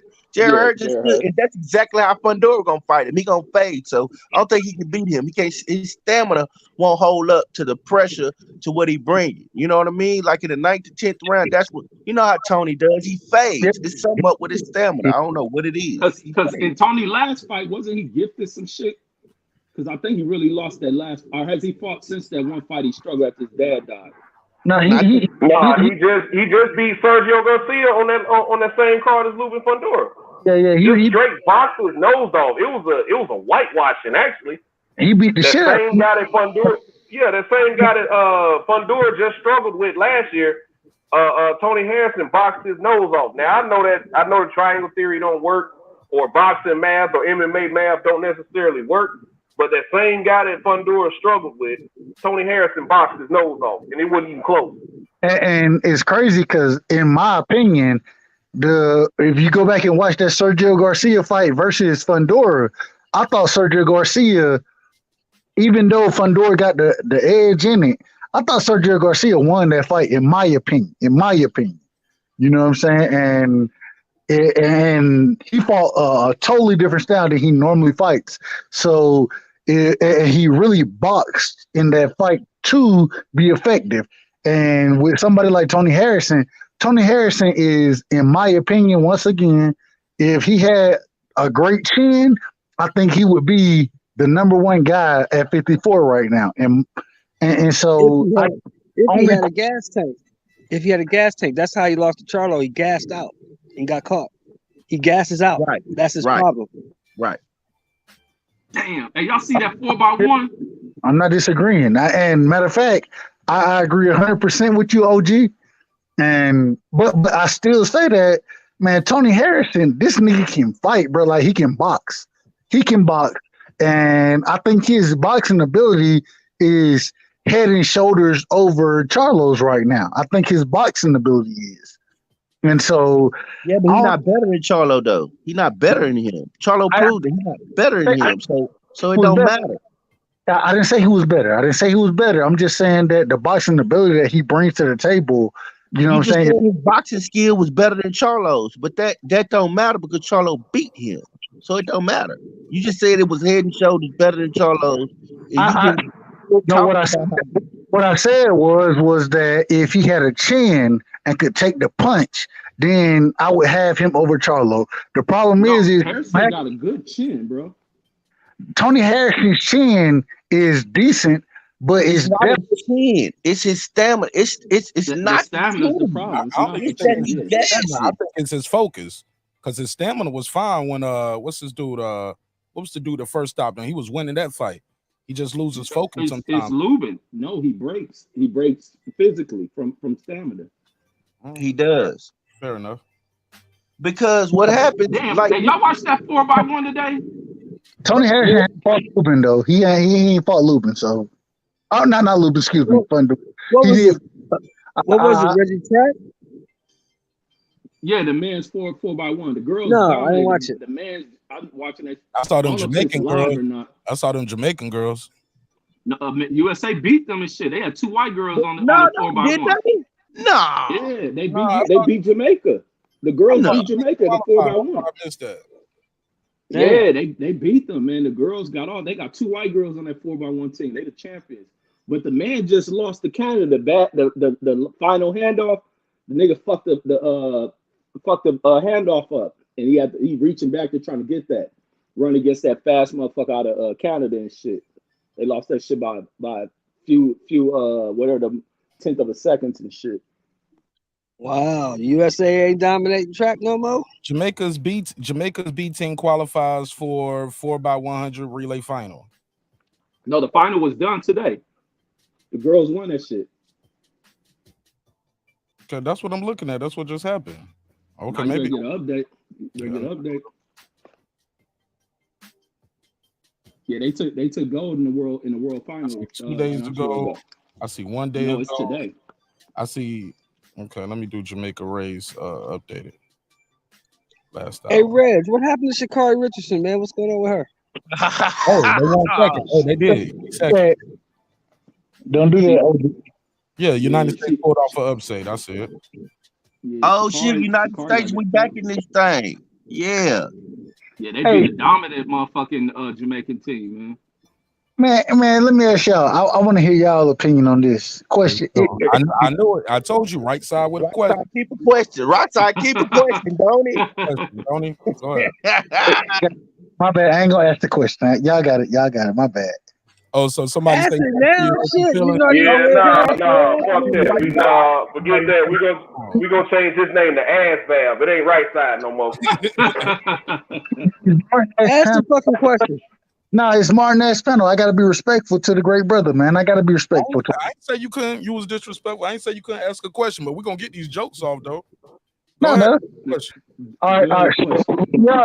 Who wins the fight, man? Danny Garcia or Benavidez? Who y'all got in the fight? I got Danny Garcia. Outside of Uncle Shelton.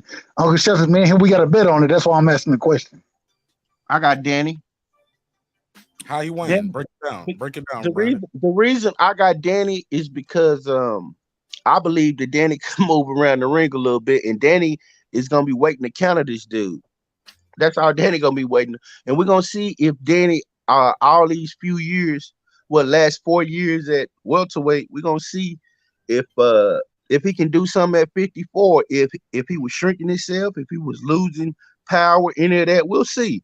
Other than that, I don't think Danny's power gonna translate. I just think we're gonna see Danny box some more. And I don't think he gonna fight Benavidez the way Bud did. I don't think he's gonna sit up there and just exchange.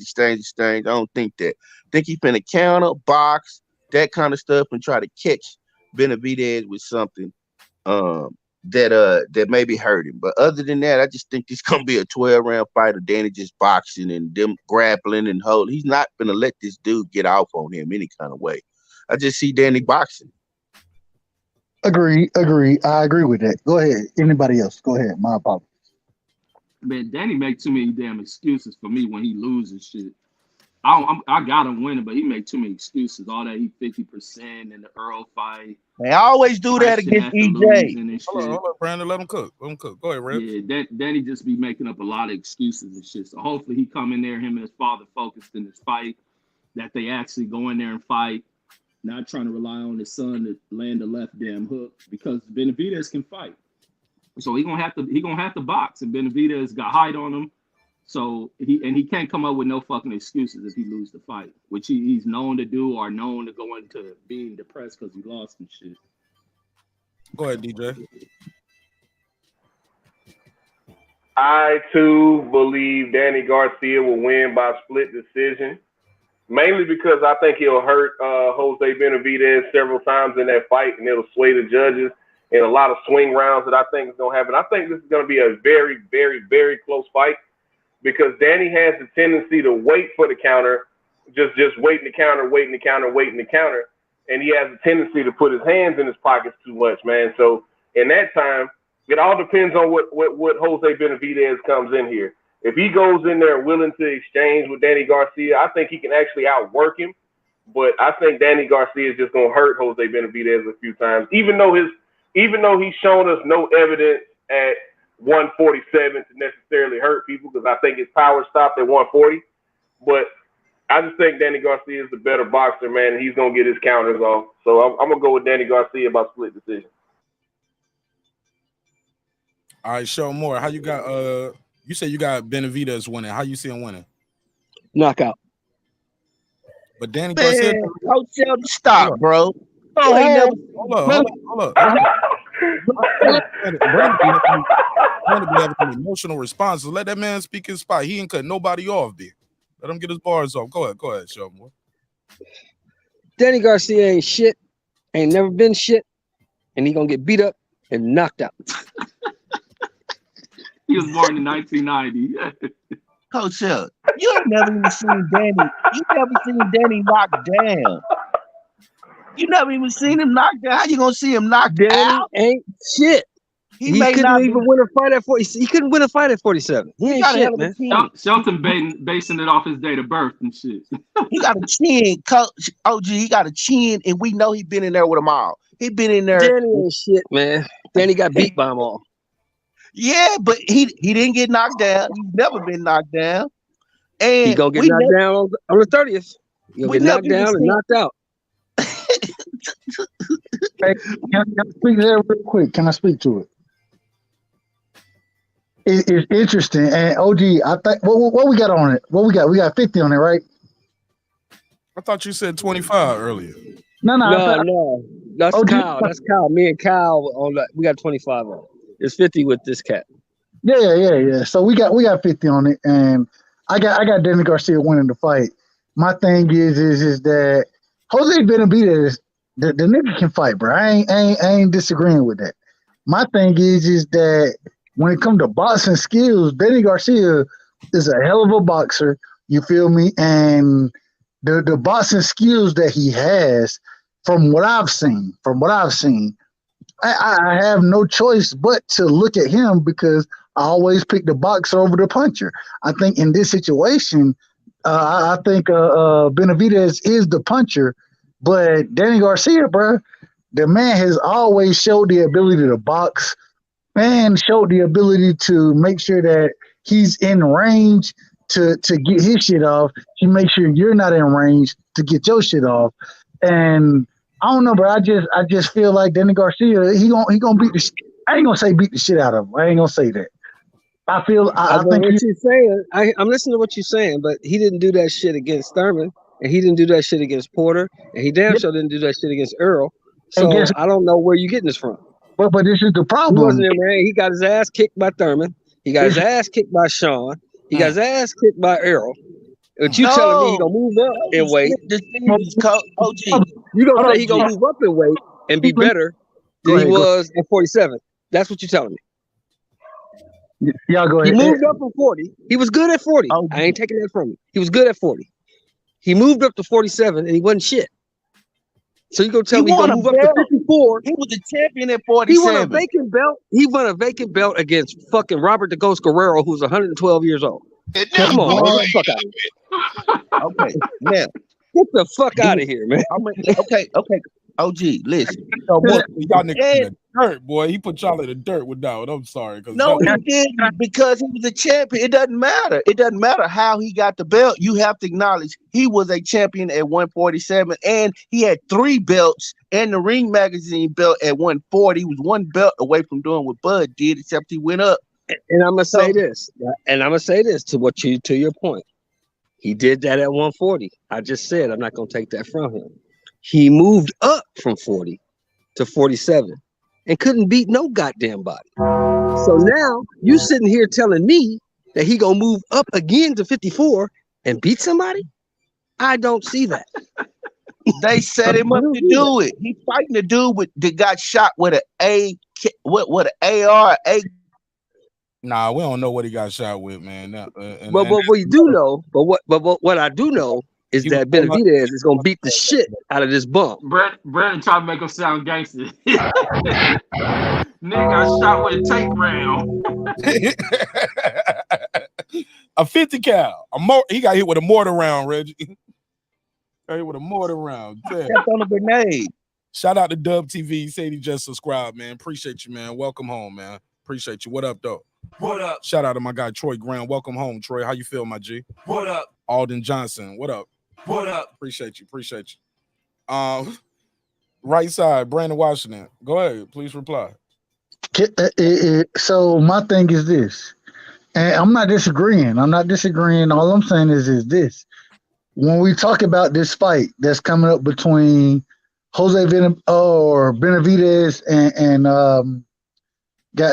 I can't even think. That's how crazy it is. Benavidez versus Garcia. The problem is that Benavidez, he can punch. You know what I'm saying? He a big puncher. The problem is he's not nearly the boxer that Danny Garcia is. He's not even close to the boxer that Danny Garcia is. And because of that, I always lean toward the side of the boxer. And in this situation, I think that Danny Garcia, he gonna outbox the shit out of Benavidez. I watched Bud beat the shit out this nigga. Like, Bud didn't beat the shit out of him. No, that was a close fight. That was a close fight. Bud stopped his ass in 12 rounds. Y'all see, I couldn't even finish my point. So everybody knows you're wrong on that. Go ahead. Right side. Only reason, like, you got one point off, but then you went to somewhere else with the Bud shit, and that was a knee-jerk reaction. They all reacted. But go ahead. Because Bud didn't whoop his ass like that. Man, Bud beat the shit out this dude, bro. What are you talking about?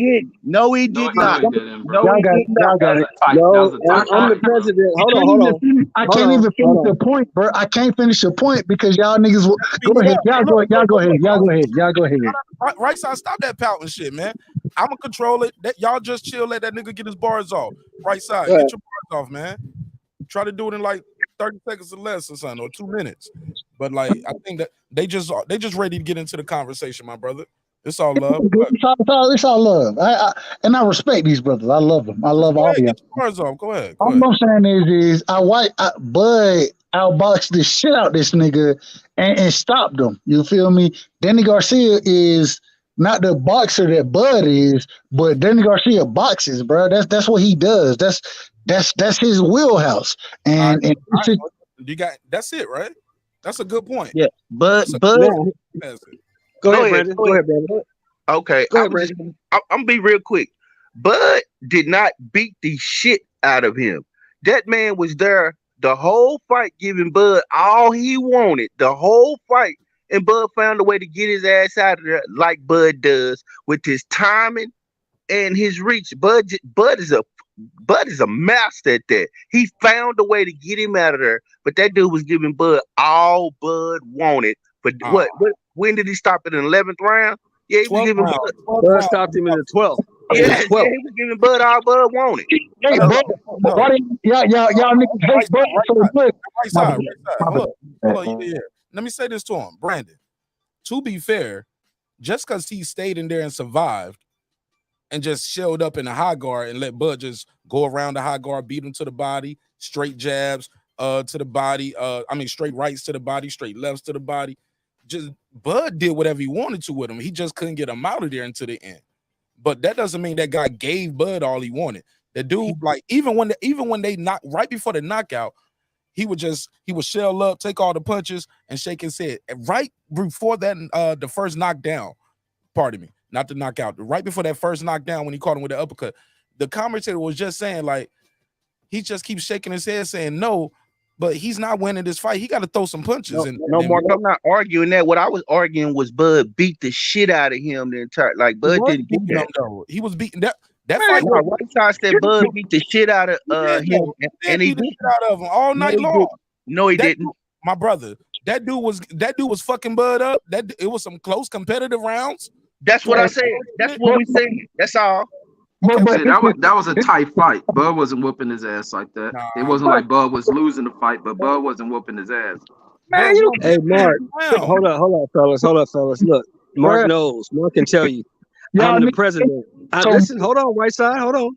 No, hell no. I'm the president. Hold on. Go ahead, bro. I'm the president of the Bud Crawford fan club. Mark Nash can tell you that. Bud Crawford was not beating the shit out of that dude. That was a close competitive fight. Brandon hit the shit right on the head. Bud found a way to create some distance and catch that motherfucker with an uppercut he never saw coming. He walked right into it. Bam. Caught him, dropped him, and finished him. He wasn't beating the shit out of that dude. That was a close competitive fight. How about this? Bud was so comfortable. Dude needed a not like close competitive fight. Let me ask y'all this: what do y'all consider close competitive fight? Because right at the stoppage, I'm looking right here. Rounds 1 through 11. Benavidez won 2 rounds. Let me see what he won. I'm gonna pull up the official scorecards. Thanks. He was getting the shit beat out of him. Yeah, but the judge, y'all, let's talk about what we looking at though. The judges said Canelo was up 4-0 on Bivol, and he wasn't. You know what I'm saying? Yeah, Mark. That's a good point. Don't come with the judges shit. Because they said Canelo was winning. He won 5 rounds in that fight. And I know goddamn well that fight was 9-3 at closest, maybe 10-2. Y'all talking about somebody else though, man. I'm talking about this fight right here. But you talking about scorecards. Just because you you went on scorecards like that. No. You talking about scorecards like that? Let me say, just because you went on scorecards like that, don't mean you didn't ask. No. You talking about the judges, bro. Don't bring the judges in this shit. Talk about what we saw. On every fight. So that y'all point is null and void.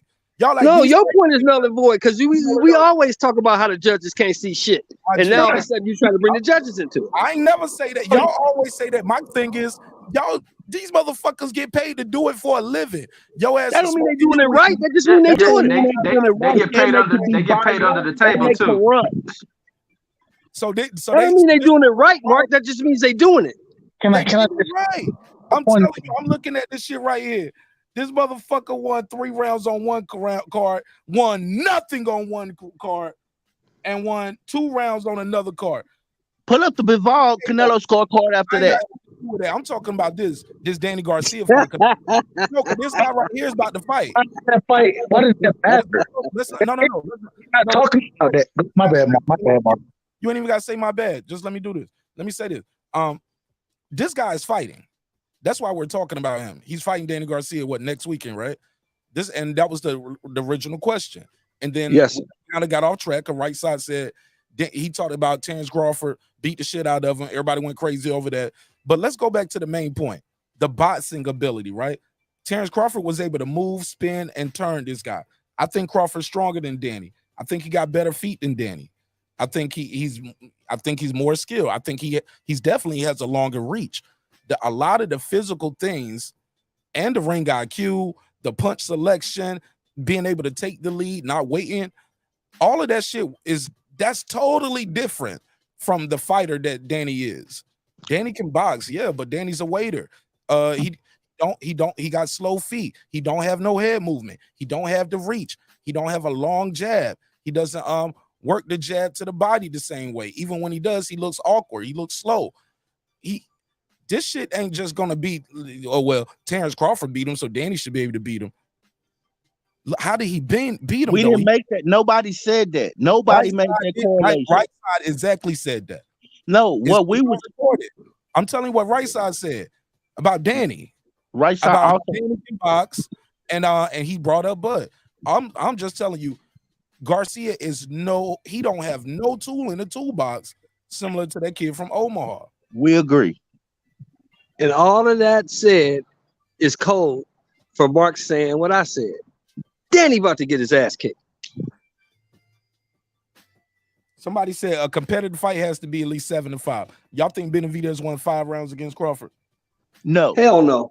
Hell no. How many rounds he won? No. What's this competitive fight? Did he drop him? Did he wobble him? Did he stumble him? Was he hurt? Was he beat up, cut up?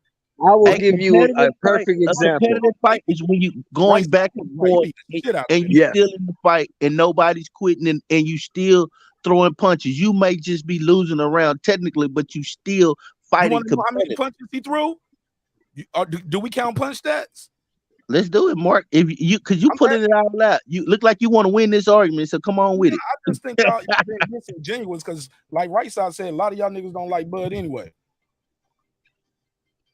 I love Bud. Who don't like Bud? Who you talking to, Mark? I go to Bud fights. I go to Bud talking about fights, just y'all. and I I'm watch talking about all Chad Bud too. fights. So I don't know who you talking about. Oh yeah, hit dog solid though. So at the end of this fight, your boy, y'all want to know the total punch? What was it? He landed 92 punches. That's less than 10 punches a round.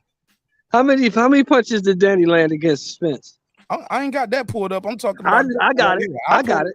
I got it. So you got. So I got it. Double 90. on, bro. The whole fucking fight. You gonna lose, bro. Danny gonna get his ass kicked. How many he throw? I don't care how many he threw. He landed 90.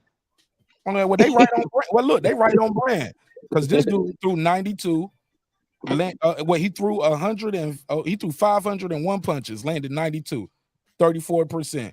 Crawford threw 579, landed 186. Yeah, that's cool though. I ain't tripping, man. Right side go ahead and cash out the boy. That's fine. Yeah, man. And out of those 186, 131 was power punches, bro. Danny about to get fucked up, but that's cool though. Out of him, right side. That dude landed 64 power punches to 131 power punches. I'm gonna tell you this, OG. If Danny lose, Jose Benavidez is food for somebody at 154. Al Heyman. I'm not saying he's not. I'm not saying he's not. I'm saying he better. I'm saying he better than this dude. Is what I'm saying. He better than this cat. Put his ass in the dirt. Low-key, I ain't gonna Danny ain't shit. I ain't gonna go too far now. Damn, Sir Moore. You always go too far. Danny ain't shit. He never been shit. Danny knocked out American. Danny got some signature Hall of Fame wins. Signature Hall of Fame wins. How many at 47? How many at 47? He lost split decisions at 47, a bunch of them. Did he win or did he lose? Where's the split decision column at in box rec? It's right next to the participant, right next to the right next to that green belt, that green little medallion they wear after they lose the WBC. It's right next to there. It's right next to there. Yeah. See, there's a win column, there's a lose column, and there's a draw column. I don't never see the I came close column, or I put up a really good fight column, or I damn near did it column. I never seen that motherfucker. Hey, that shit don't exist. Hey, Brian Watson, the go ahead. WBC was giving away them medals at Border Wars, so Nestor Gibbs and all them niggas got them medals too. I ain't gonna lie. If I'd have been there to get one, I would have took one. No front. I ain't gonna even high shot like I would. Hey, do they still do that Border Wars shit, or they stopped it?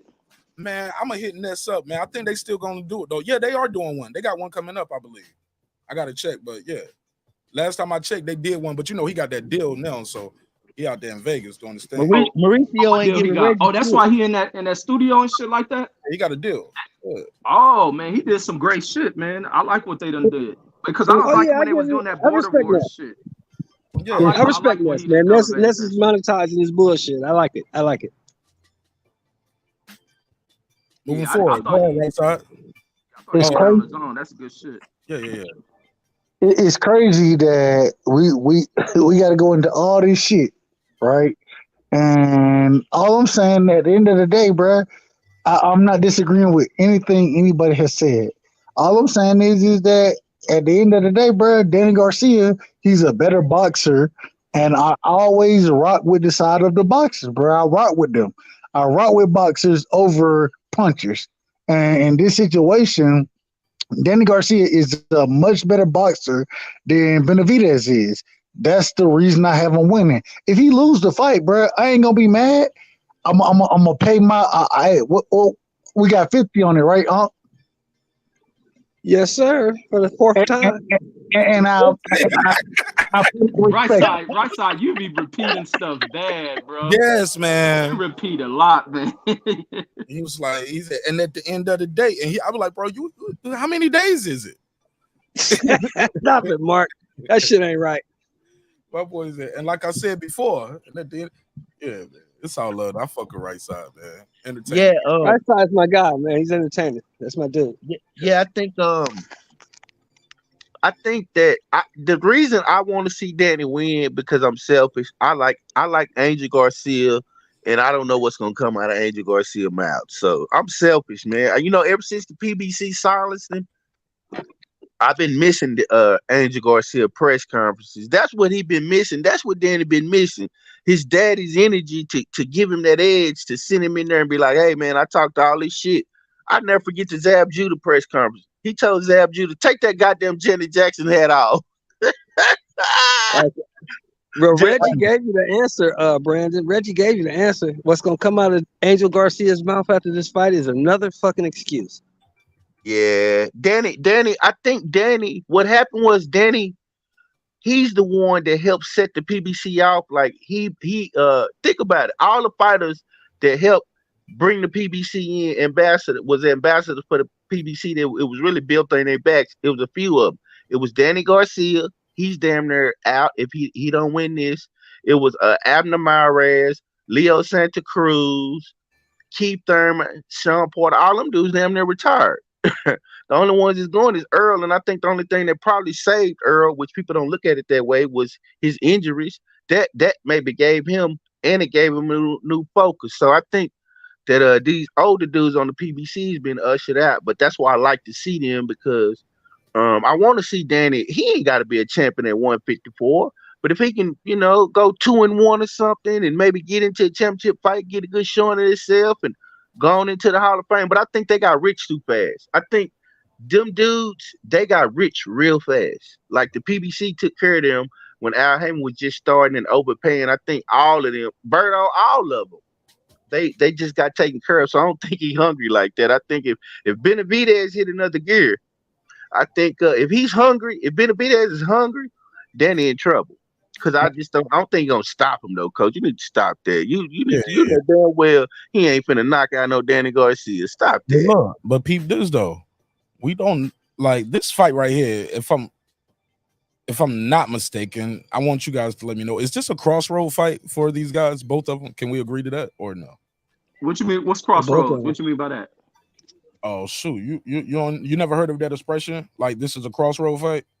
That means you don't get over here, you done or something? Yeah, like a gatekeeper fight almost. That's no. Your next step is gatekeeper if you want to keep boxing. Like if you want a chance to win a title again, at this or like you got to win this fight. It's like and if you want a big fight after this, you need to look impressive. Like this is a crossroad fight. For both of them, to get put in the dirt. Nigga. Like I'm gonna beat you for both of them. But how is it crossover for Benavidez though? He ain't really done shit. Go ahead. I'm not because he moved up to the division because he moved up to a new division and he wants to be a player at that division. But he's been losing at 47 though. He only lost one fight, bro. I thought he lost more than one fight. Jose Benavidez only lost. No, I thought he lost to somebody else. He only got one fight. I think he got a draw, right? Then he I didn't know that. I didn't know he only lost one fight. I didn't know that. He lost to Terrence Crawford. That's it. And he had a draw with this guy he just fought at 54 like 6 months ago. Yeah, that's it. Oh, and how many fights he got since Terrence? One. The fight he just had with a draw.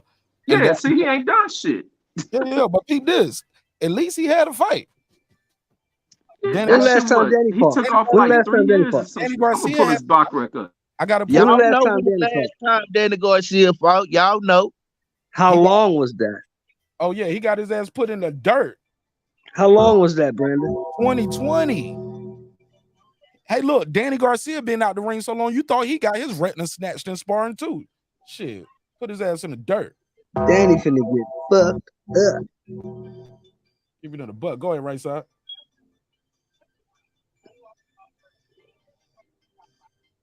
Nah. It's a conversation, bro. What you mean, right side? I'm reading it right here. Go ahead, get your bars off.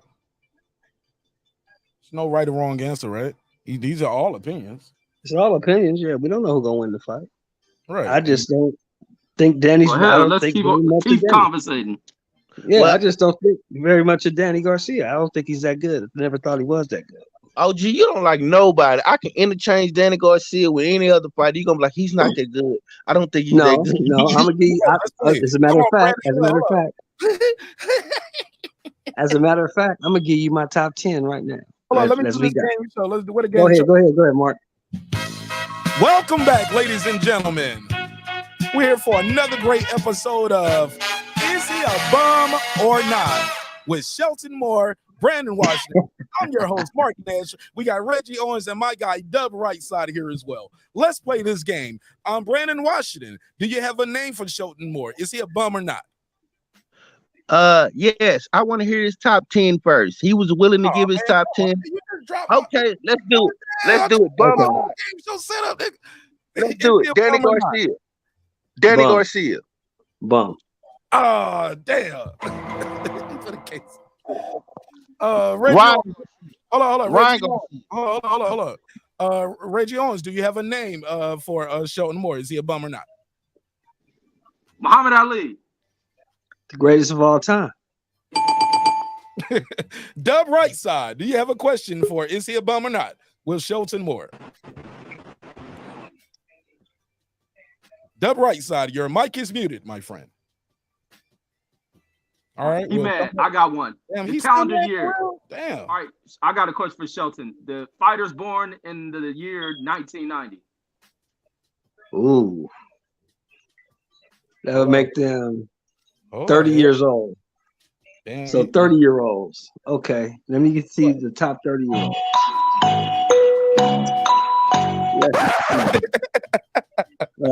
I like Mel. I think Mel's a great fighter. Ryan Garcia, bum or not? It's undecided. He ain't fought no goddamn body. All right, fighters born in the year 2000. Most of them is trash. Take Davis. Decent fighter. Pretty good. Charlo. Lil Charlo. Which one? Lil Charlo's the man. What about Devin Haney? Devin Haney's the man. Undisputed. Big Charlo. Bum. Yo! Triple G. Triple G. Can crusher. What about Deontay Wilder? Damn, triple. Can crusher. He's a can crusher. Who? Deontay Wilder? No, Deontay Wilder. Let me elaborate a little bit on Wilder. Wilder's resume is shit. But what Wilder did with only 13 years boxing experience will probably never be equaled again. Most motherfuckers who win the heavyweight title been boxing for 20, 25 years of their life. That dude started at 20 years old, and by 28, 29, he was the heavyweight champion of the world. That shit's incredible, man. That shit will probably never be equaled again. I don't see nobody doing that again. Absolutely. It's gonna get done again. I don't see It's it. an I don't see it. incredible feat. It'll happen in a long time. We probably be dead. Yeah. Most of them do, like Jared Anderson and all them dudes been fighting since they was like 6, 7 years old. Oh yeah. This dude started at 20. Nah, he was older. He was younger than that. I thought he started like 18, 19. No, this dude was 90. He went to college first. He was started at 19, 20 years old when he started boxing. Yeah, that nigga fast. He was playing basketball at the University of Alabama. Yeah, that nigga fast track. But I think him playing athletics is probably what kept him up there and shit. Right. That nigga was playing basketball at Alabama, University of Alabama, Tuscaloosa. Yeah. You're right. Just to start boxing at 20 and then just walk right into the damn Olympics and get a fucking medal. Bronze medal? Yeah, never heard. Never heard of it. Yeah, no, I don't recant nothing I said. Go ahead, brother. Go ahead, Brandon. Yeah, go ahead, Brandon. Yeah, because I think most of the heavyweights right now are playing football. That's where all our boxers at. They playing football. If the Or NFL basketball. or basketball, those are our boxers right there. I watch them. I see them.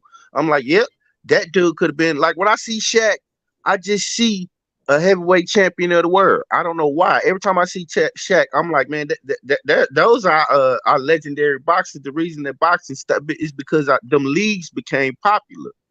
And boxing never was regulated, so they didn't have the money behind them to keep giving everybody a steady contract.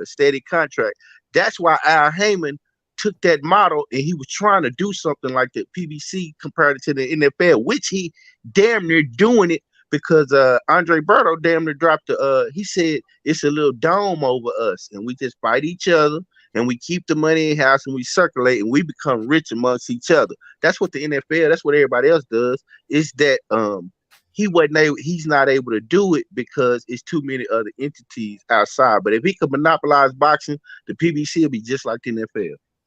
Hey, but I want to say this about people who say all of the best fighters are going to basketball, football. Yo, Not Mike, always. You sounding low, fading. Let me cut this earphone. Yeah, can you hear me now? Bro, you perfect now. This how you got great audio on your show like this. What I don't know what you did. Yeah, no, I took that earpiece off. But I want to say this about people who say I want to say this about people who say the best boxers are in basketball and football. Not all the time your best athletes are the best fighter on a football team. And a lot of times growing up, the best fighters that are out there aren't always the most athletic football wise, because there's people who may sit on the bench that can beat the star ass. So I think the problem with our boxing That's what program. I said, Rich. I was just talking about football players in general, not stars, just they size. You know what I mean? Just big human beings.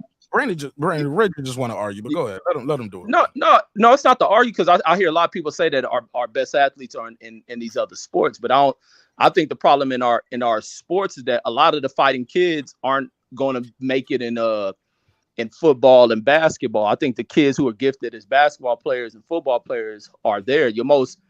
Most times your most gifted person fighting ain't always the star who's jumping the highest and this and that.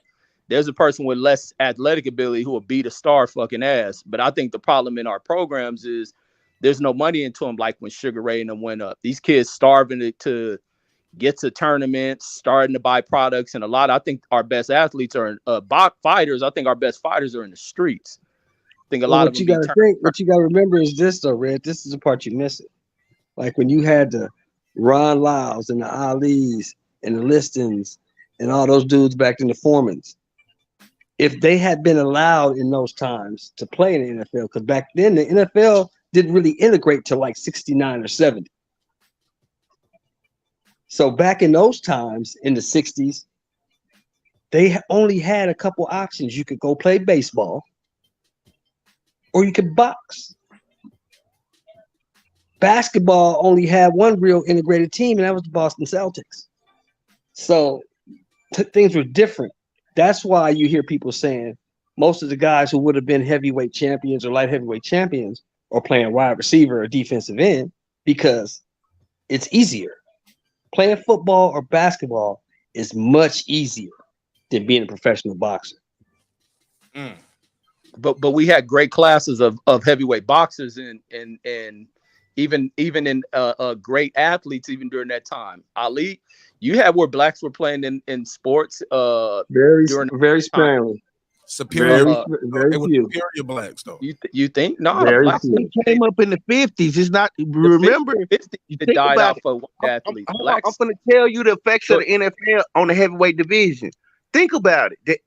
He just told you if the NFL wasn't really integrated to the 70s, we still got a crop of boxers that still box. Remember, Sugar Ray Leonard is coming up. All these boxers coming up. They still winning Olympic gold medals into the early 80s when the NFL became lucrative. Think about it. The heavyweight division became shit. The problem they took money out the Let me finish. The heavyweight division in the heyday when the NFL became $1 billion business, heavyweight boxing became shit.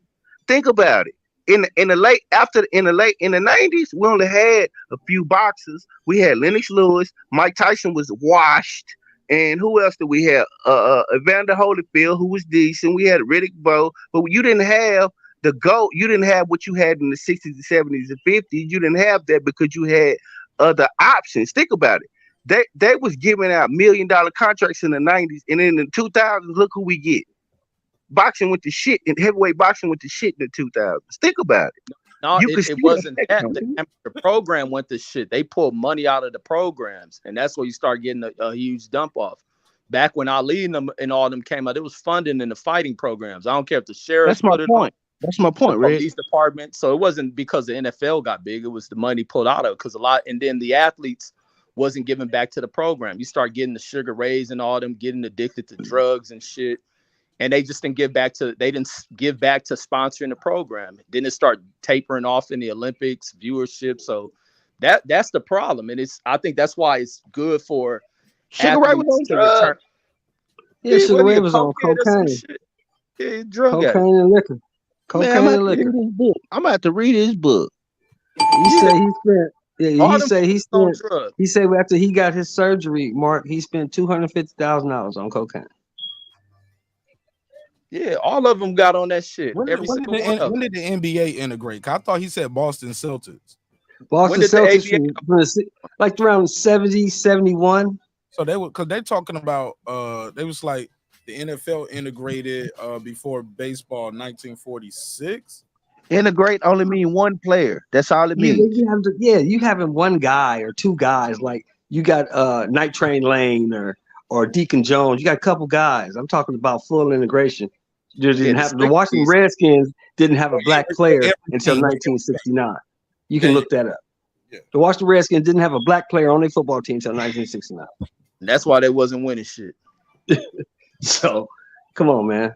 We talking about full integration. We ain't talking about having one guy here and one guy there, and fucking the guy the tight end for the Colts over here and Night Train Lane with the Detroit line. We ain't talking about that. One guy here, one guy there. We talking about full integration, bro. That didn't happen until the 70s.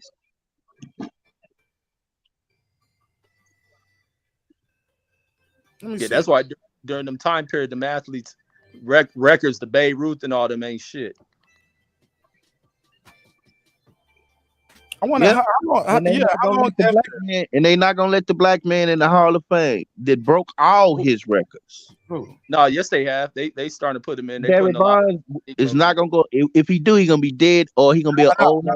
No. They changed the rules, Reg. They don't have unlimited time limits like that. Like after your eligibility year, it cuts off. So if you don't get in within X amount of time after your first year eligible, is it? They don't. I thought Brandon was talking like Negro League people because I was saying they starting to put him in the Baseball Hall of Fame and shit. Yeah, they started doing that. Barry Bonds the rules. I'm telling y'all, they changed the rules. They put Josh Gibson in and a couple other people in. Started this Baseball Hall of Fame eligibility. Like they don't change this shit. I mean, it's recent, and people say they changing it. Like some people call it the Barry Bonds rule. You know what I'm saying? Well, think about it.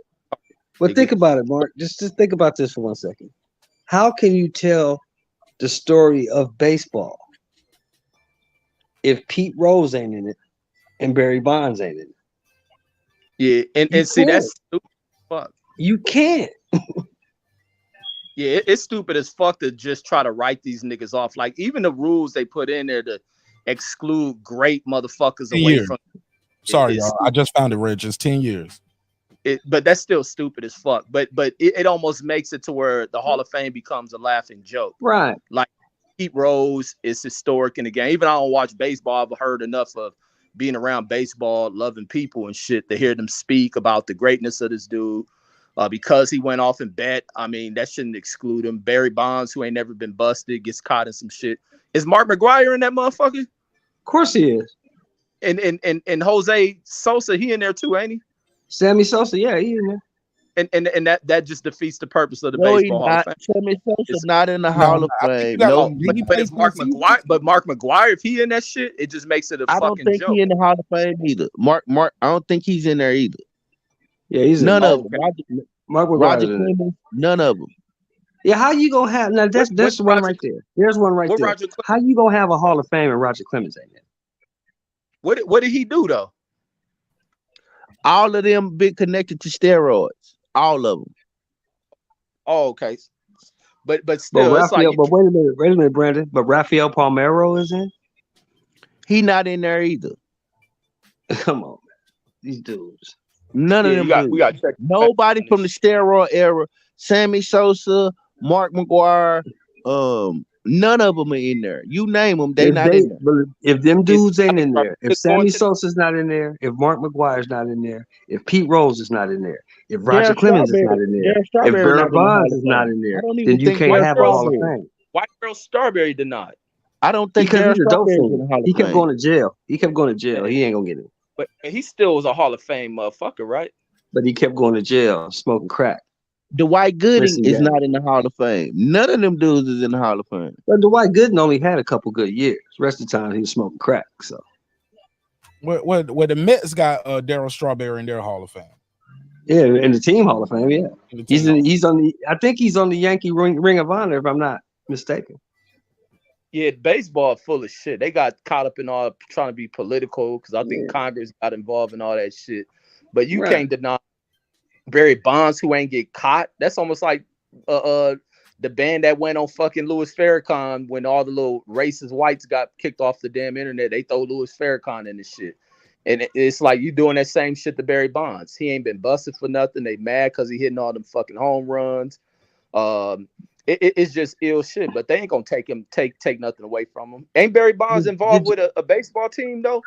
Ain't he a coach somewhere? Lily. No. Oh, I thought in the MLB. So he ain't even on They the don't team. fuck with Barry Bonds. Man, they don't fuck with Barry Bonds. Barry Bonds don't fuck with them either. All the Hall of Fame memorabilia, like the bat that he hit, he kept all that shit. He said, fuck the Hall of Fame. He said, I got a storage that'll feed my grandchildren, my great grandchildren forever. He talked about it. He don't fuck with them. You guys, That's like you guys realize.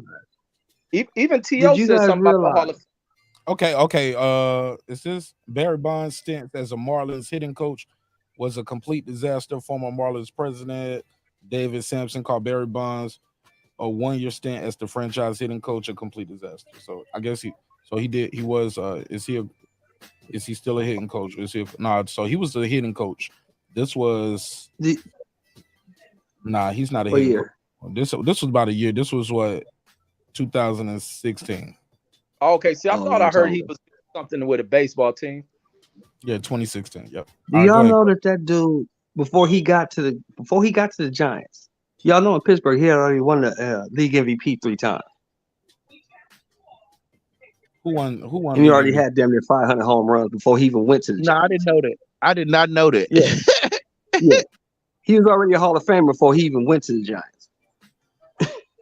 And you know it's so fucked up, man, that they pull that shit with him because they praise and kiss the ass out of when Mark McGuire and Sammy Sosa doing all that shit, and they actually get busted. Then when Barry Bonds killing the shit and they get busted for Never shit, popped dirty. He Never under popped dirty. all this shit. Like that shit was bullshit. Like baseball too wide of a fucking league. Now he never got popped, but somebody did testify. Yeah, the nigga who got busted tried to throw his name in the shit. Shout out to Tank the Sweet Signs Examiner. Thanks for being a member, man. Appreciate you, bro. He said none of them are in the Baseball Hall of Fame that the Writers Association associate with being guilty. Because the writers are the ones who vote you in. So they think you are guilty. Yeah, baseball writers have to write you. He's right. He's absolutely right. So but yeah, the whole thing is stupid because public opinion, PED usage. Thanks. Because in the court of law of the United States, right, you have to be proven guilty. They tested the man tested clean. If he's never popped dirty, how's he use a steroid? Cool Yang said, "Can we get back to baseball talk? Boxing talk." Who is that? Oh no, it's a new member. New member. Okay. So like, who the fuck is that? Who the fuck is that? Talking about get back. He said, "I get back when I feel like it." No, I'm just saying, man. It's the same shit they said about It's the same shit they said about Manny Pacquiao. Manny Pacquiao used steroids. Well, he never popped dirty, so how you gonna say the man used steroids? Oh, you about to have some resistance on that. I'm asking. Yeah, no, I felt he was on that shit, but it's like, damn, how can I say that if he never been busted? And He's then never popped dirty. You can't say that. Exactly. I mean, you can say it, but it doesn't make it true. Yeah, Because he never absolutely. popped dirty. And plus, and then on the other side, I look at him when I see they do them filming workouts, like the nigga works hard as fuck. But some part of me be like, nah, that nigga's probably doing some shit. But it's just he never got popped. Can't prove it. Them other niggas in that baseball shit all Got been popped. fucking. They all got of them. popped. Now, baseball praised these motherfuckers, praised the fuck out of them, and there was so many of these white athletes getting busted on that shit. So many of them, and then you take one dude who, anytime a nigga come up to beating Babe Ruth and all them Mickey Mantle and all them other motherfuckers records and shit, baseball has an issue. Cause then the dude, what's the name? Who was the dude broke Babe Ruth record? Fucking Hank Aaron, is that him? Yeah, wasn't he facing a lot of that bullshit? Barry Bonds. No, it was before No, that. Hank Aaron broke his record first. Hank Aaron broke the record first. Yeah, and they was trying to get 755 home runs. Reds, all you know how redneck pieces of shit get And because we they know realize they ain't done shit in life. Like how and fucking we Babe know Ruth for a fact that don't Hank wasn't on those that steroids. motherfucker. Yeah, you look at Babe Ruth, like who the fuck was throwing the ball to him? Like that's why they didn't want blacks in the league. Babe Ruth looked like shit. If they had black pitchers pitching against that nigga, he wouldn't have had fucking 100 home runs. And I think even I was hearing stories where they said they didn't want the white baseball players who were really intrigued with the Negro League going in there to try to play against them because they get their asses whooped. Like Oh no, you can Google shit that, back in Reg. the They days. used to go play them. They would play the Negro leagues, and the Negro League teams would beat the Yankees, beat the rest, beat all them up, beat shit Yeah, out. it's like all them right records is like farces. Like the shit is like inconclusive into greatness. Like you can't include a lot of them way back in the era whites is greats like that for the time period. Yeah, but Well, they say lacking of that Babe Ruth has 700. What he had 714 home runs, and they counted Josh Gibson. They said that nigga had something like 836. What? Josh Gibson had like 836 home runs. But you know, he was a nigga, so Babe Ruth shit was didn't really count. black. Yo, my boy Deuce Times, salute the Deuce. He said, they said Babe Ruth was really black. Is that true, Shelmore? We know you was around before all of We that. ain't claiming that. No, ain't nobody said that. Oh, no. Ain't That's nobody out ever there. said that. No. It's out there now because you ain't seen that. That's out there. Hell no, nigga. Y'all ain't seen that. Let me Ain't pull up. nobody Babe Ruth black. niggas Yo, trying to say no, J. y'all Edgar- ain't heard this shit. Hell no, The niggas Babe trying to was say not black. No, That Babe, nigga bro, Babe Ruth was not black. Babe Ruth grew up in an orphanage. They said, Come whether on, man. or We not all he know was- about Babe Ruth. Stop they it. said whether or not Nah. Babe Ruth was black or has a black ancestor or not, he was identified as a white man and benefit from his privileges throughout his life, much like Facts. late Broadway icon Carol Channing, who intentionally passed as white during her career to be avoided by being typecasted in a certain role. There you go. See, there you go. Yeah. But yeah, it's some picture going around. It's like Yeah. picture him That's that Abraham Lincoln is black BS. That's BS. Yeah, Abraham Lincoln was the black. first black You know how many people president. believe that? He was the first black president. oh, hey, look at That's that black. Man, Red, people believe that. I'm telling you. They got a That's fake black. ass picture. He just wanted to make us the center of everything. Like But we black the people, we the this and but a lot of Jesus. people, a lot of people say creation originated in Africa. That's You never true. heard With humans evolving as they move out of certain climates or from this, you know, blacks Hey, Mark. putting out an Beyond albino. that, when That's you in do like, their book. That's you their do- history. They wrote that. They said that the first human was discovered. like in Barack Africa. Obama, I don't know what y'all They talking said that. So we Yeah, can't that's just argue with what they say, right? Whites evolved from albinoism of a black person, and you know how Africans persecute albinos. They think evil shit of them, so maybe they migrate, but you won't be able to create that many albinos. So I don't know. I mean, there got to be truth to that. Like shit, Reg, the center in their of book, they Africa. said the first human remains were discovered. The oldest human remains on the face of this planet were discovered in Africa. That's in their book. They wrote that history. So who are we to argue with their history? No, nobody arguing that history. I believe Africa is a cradle of civilization. You look at the continent. You ain't even got to look at humans. You look at anything that is birthed out of Africa. The oldest, most prehistoric animals on this planet originate in Africa. The largest ones are out of Africa. You look at everything that's under the soil of Africa, the minerals, resources, and you get minerals and resources through a aging process. So it shows how old that continent is. Somebody get Daryl behind the mic on the panel. Yeah, everything. That's why you got so many Europeans moving out there. Like it's the cradle. I think even it's even one of the centers of where a lot of the weather's like climate inside of the inside this planet originates out of like a central part of Africa. A lot of that shit, like when they study that shit. It's just unfortunate Africa ain't developed itself enough scientifically to rule and dominate that shit. Just because they ain't got structures and govern in the governance Africa of the country. has been colonized, It ain't dehumanized. That, yes, it's the colonization and the stealing of Africa's resources, and Africa has been exploited by the European ever since they touched foot on that continent. That's why Africa cannot, and they keep them divided. And they keep them divided. Moving forward, they can change that. Moving forward, they can change all that shit. Being stuck on old books and what happened, colonizing all that shit, you can change the condition of your country. China's done it. India's doing it. Well, Russia's fucking it up. It's a continent, Red. Still, there's many countries, bro. I don't care. I'm talking about the continent. They can change that shit. They've sent a lot of their most intelligent people who leave that country and don't ever come back. They let too many of their most intelligent leave, and that's the part where you can fuck a country over. I agree. Where you lose your most intellectuals to other nations because you keep the country fucked up. They can modernize that shit like any country does. It ain't taking no white folks to stop them. It's the leadership. That's why you can't deal in government that is just way too corrupted, doesn't believe in structuring the countries, putting religion to the side. That's the one thing that worked for America. They put religion aside. In these other countries, religion plays a big ass part of shit. They tricked him into religion.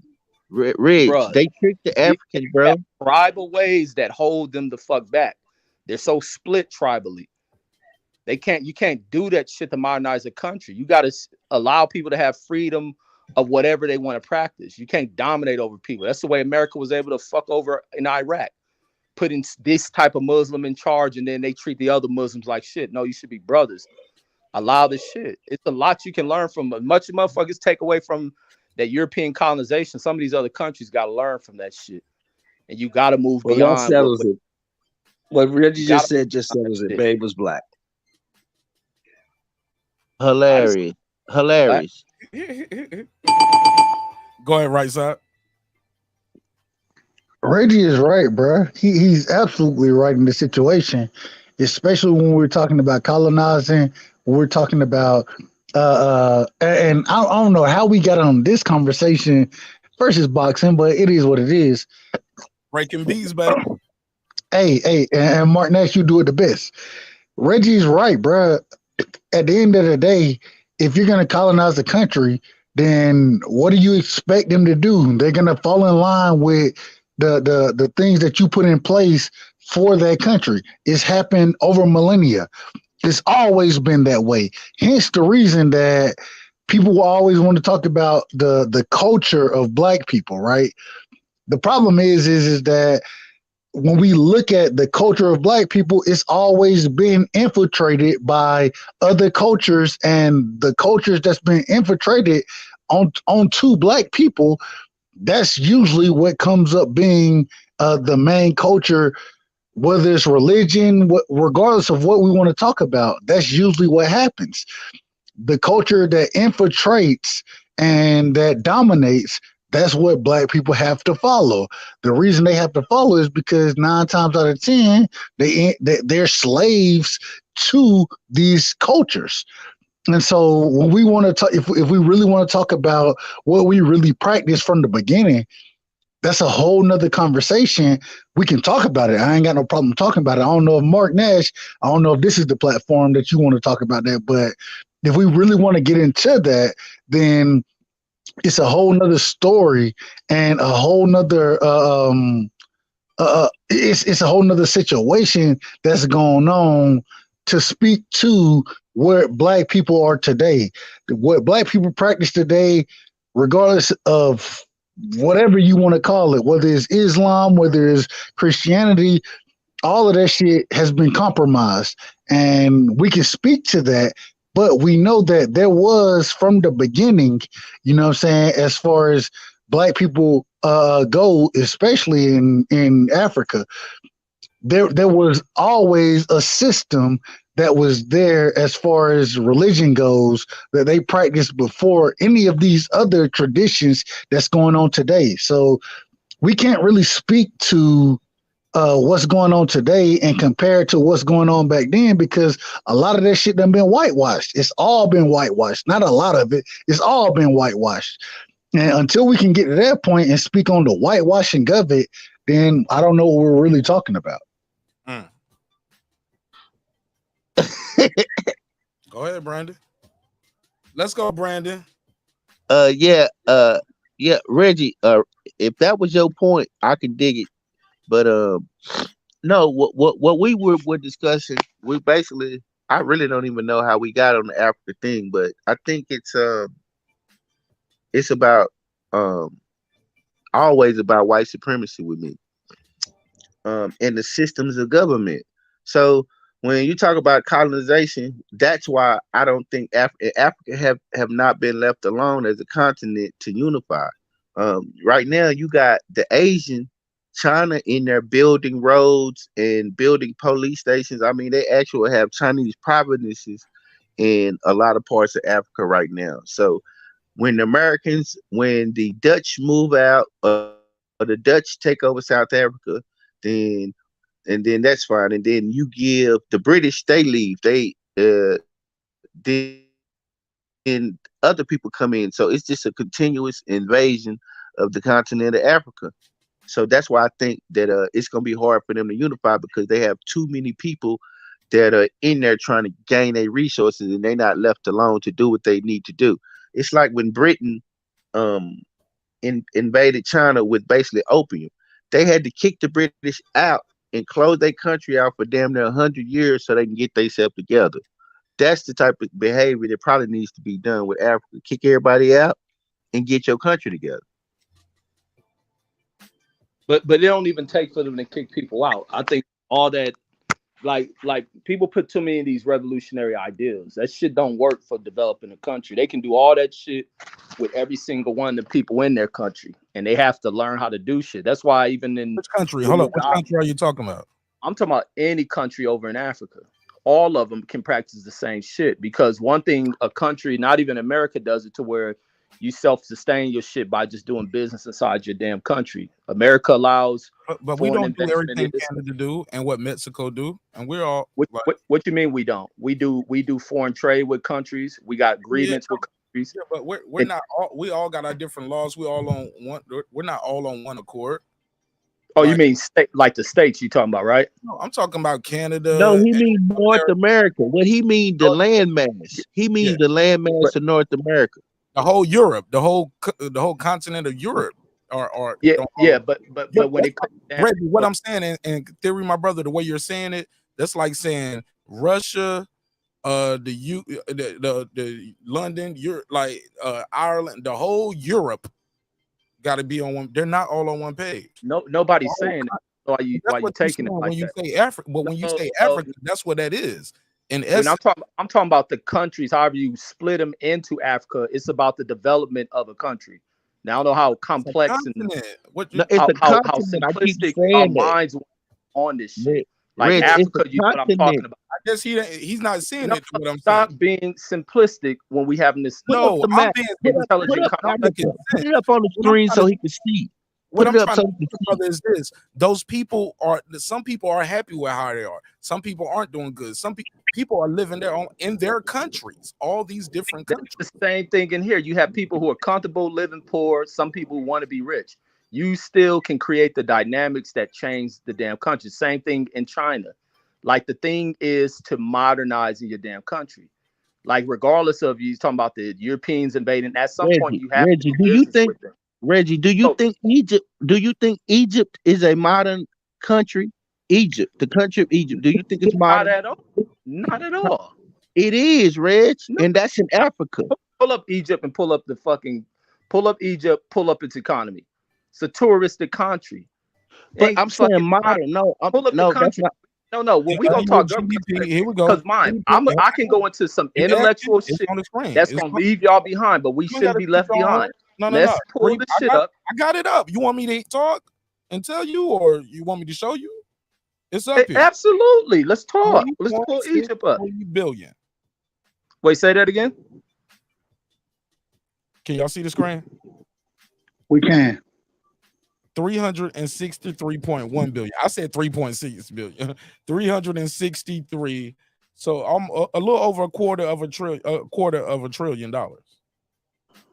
That's No, a modern country. That's 1/3 of a trillion, and that's That's a- low. Okay, And what's the population of that country? A little over, a third, right? The population 102.3 million right here. And pull up and you see that's the GDP for that country. California has greater GDP than that. So what are we talking about? We talking about what's the per capita of people in this country? Reggie, to be fair, are we comparing everything to California, or we comparing this to West? Bruh, don't play that. We playing GDP. Fair, no. We gonna talk intellectual because y'all have some white folks and want to talk in conversation. See, Reggie, you ain't got to do all of that. We gonna have a yes, conversation. I do, because I get tired that you can't have conversations with black folks. Y'all get left out of conversations. We trying to have a conversation now, my brother. Yeah, so don't talk about it's a California thing. It's representing GDP. I'm asking you. So, are you going to compare every country to California? Is that the litmus test? No. Brandon was talking about how modernized Egypt is, and like I said, Egypt ain't that modernized of a fucking country. And everything's based on how productive a country is based on its GDP. So unfair. They're the world capital for every movie. Like that's Hollywood. California is just a movie producing country. It's big as fuck. You can fit.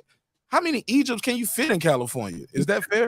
You seen that population you brought up about California is the biggest state in the United States of America. California is the biggest state. Texas is, buddy. You're from there. You should know that. No, California is. California's bigger than No, Texas. it's not. California has the biggest population in America. Look it up. California has the biggest mass, or are we going by population? What are y'all counting? Mass.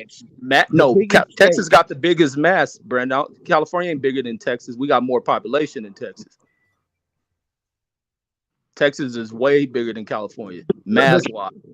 The conversation that we're having right now is. Go ahead. Oh, we gonna have intelligent conversations. We ain't about to dumb shit down. The largest landmass in America is Alaska.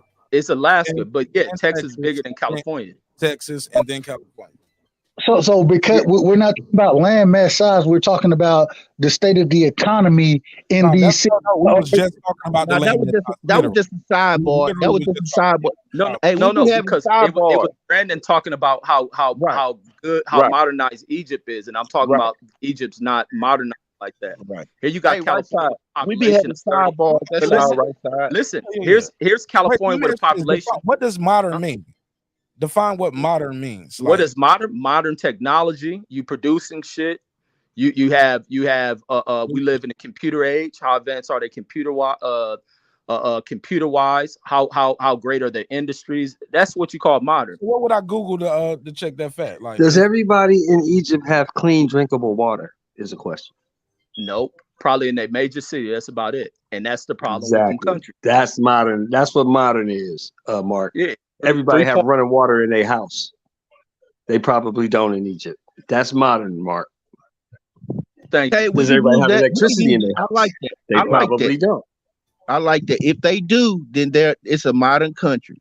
And thank you, Deuce Times, paved roads as well.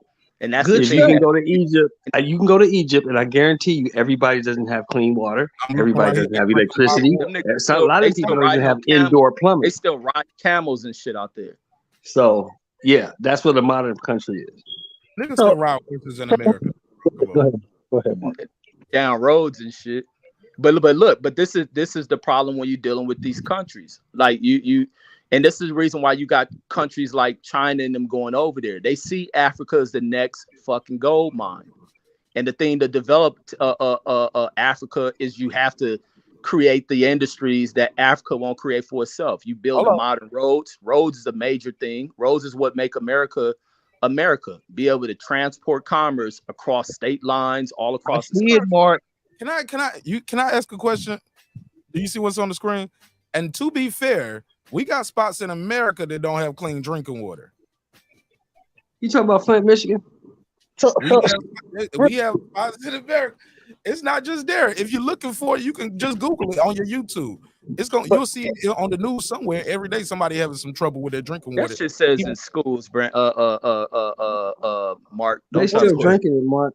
People still got indoor plumbing. People still got electricity. People still got paved roads. People still got cars. No, Mark tried to pull a fast one because he saw everybody ain't got that shit. Look, I'm just trying. I didn't say everybody has it, and everybody. Look, I be looking, nigga. I be looking. You can't pull fast ones on me. Hey Reggie, but why does it got to be a win or a loss? If it's right, it's right. It ain't but no, we got to Reggie prizes over here or no Martinez prizes. Look, when we get to talking against these Europeans who think they know so much, we gotta be better than them. It ain't even about that. I'm not trying to compete with nobody but myself. I want to be the best version of me because I can never be the best version of you by us always being right. When I'm wrong, y'all tell me I'm wrong. Gotta always be right, bro. We just trying to have a conversation, and y'all said it's about clean drinking water. According to this same Google, they got these other stats that we agree with. 98% of Egypt has clean drinking water. Like that's road, Nick. That's one. Is that good? I'm just trying. It ain't. That's the schools, man. We talking about for the damn population. For school, where does this say schools at? I see in that little note under the regarding schools, sanitation and hygiene in schools. Most updated. When it comes to 98%, it shows 98% in the urban and 94% in the rural areas for schools. 84% in the rural. That's not for schools. It says in schools. How you skipping that? Garden water sanitation. Okay, and hygiene in schools. No. That's something. That's not the same thing as this, is it? All right, put up that UNICEF thing. UNICEF wouldn't be there if they had. How did Egypt get clean water? Here we go. What is this? Water chain supply. Let's. What is it? Visit here. I don't know. Look pretty modern to me. I'm thinking Egypt is a modern country. At the end of the day, it's not necessarily about certain qualifications or certain things that's going on. It always comes back to one thing. It comes back to quality of life. It comes back to how individuals are able to live in that country. You know, you understand what I'm saying? So, the way I will preface this is in the United States, no, we don't have centralized healthcare. Certain countries do have centralized healthcare, but at the end of the day, what we do have here still is great for the people. You know what I'm saying? And people are able to be more successful and be more healthy off of those. That's not true. I didn't even get to finish what I'm saying. Man, you was on for a long time, though, right size people up here. Bro. He just trying to be fair. No, go ahead, bro. Bro, people gonna cut people off and jump in all the time. What Brandon was saying was not true, though. What's not true, Brandon?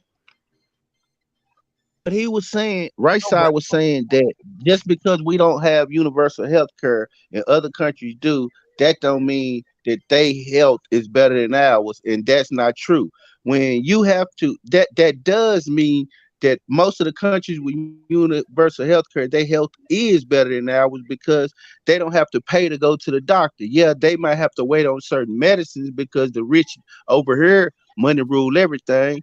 But when you can go to the hospital for free, it makes you not apprehensive, so you will be ready to go.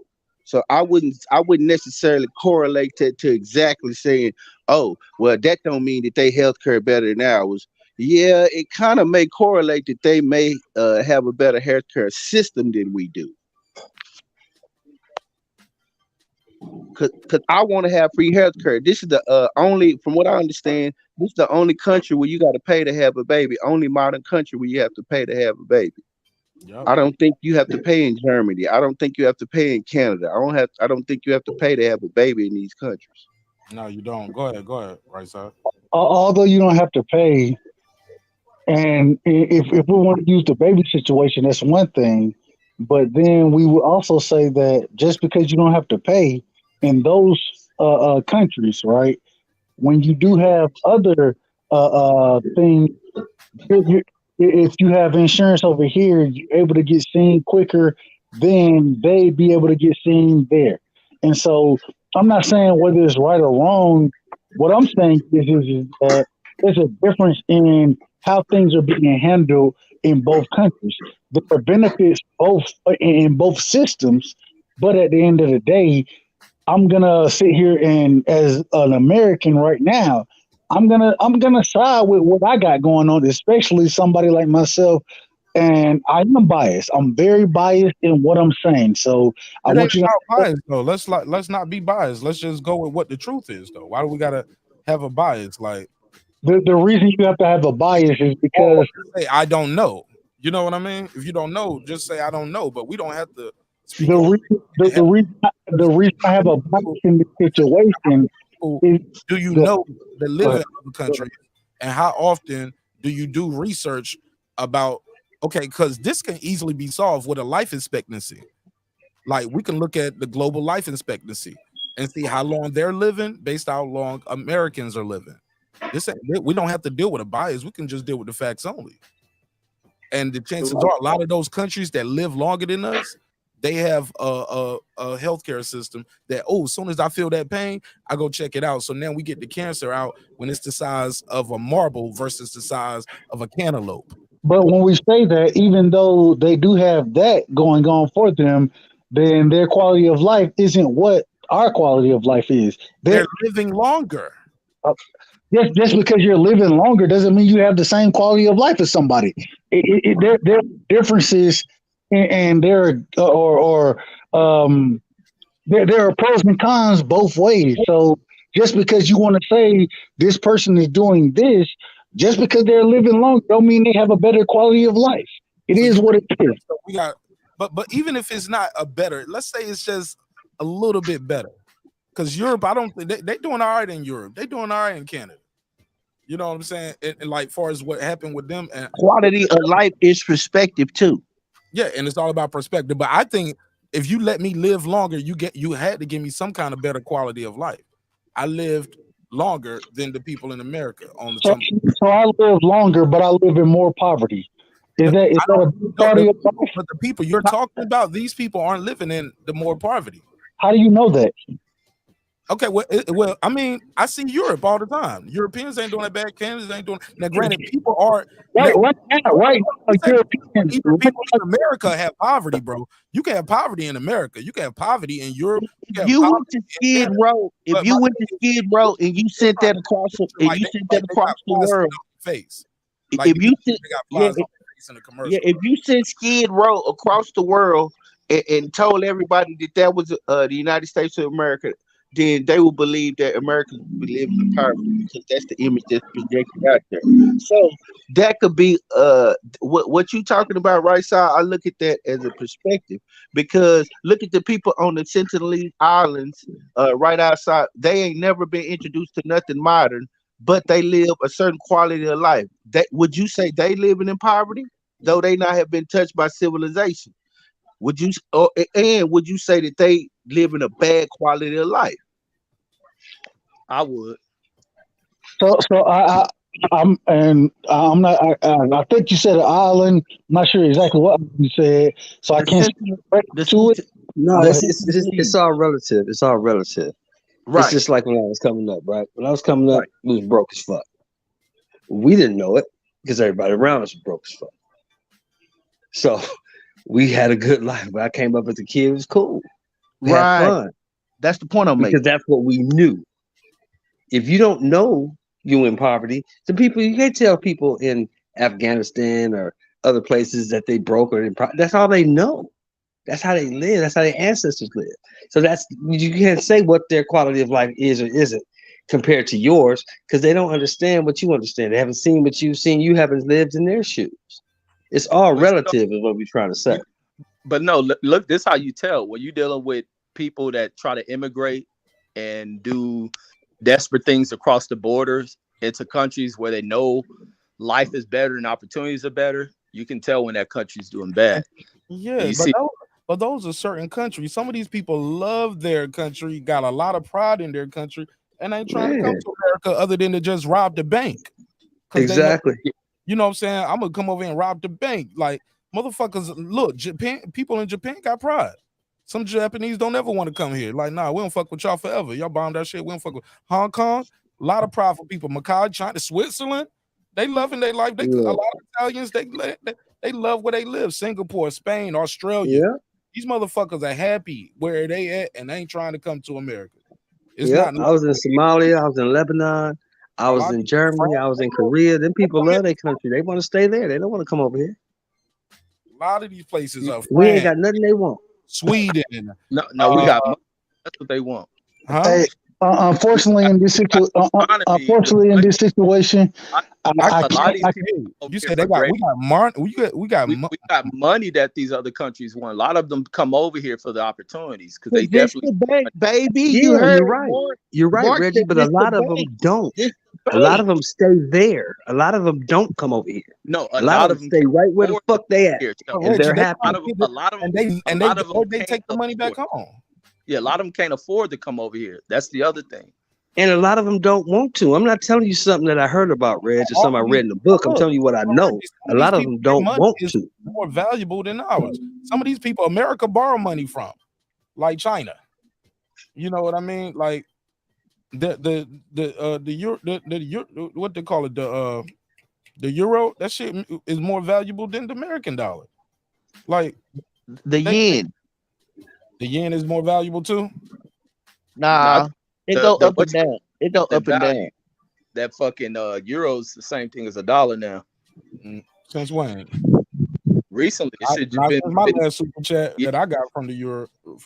Recently that shit just been in the news about the dollar and the euro being 1-1. As of what date? Like that had to be within the last week or so. Yeah, it's recent. Within less than probably a month. And plus, you got to think the euro's been affected because you have Britain pull out of that shit. Wow, €1 equals $1.02. Go ahead, Reg. It's pretty equal.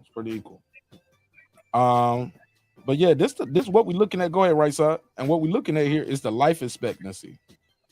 And like United States is number 46. I guarantee you that. And Cuba, we call them a third world country, yeah. But they live longer than us. Like, not that by that much though, right? Let me see. What's the top of this one?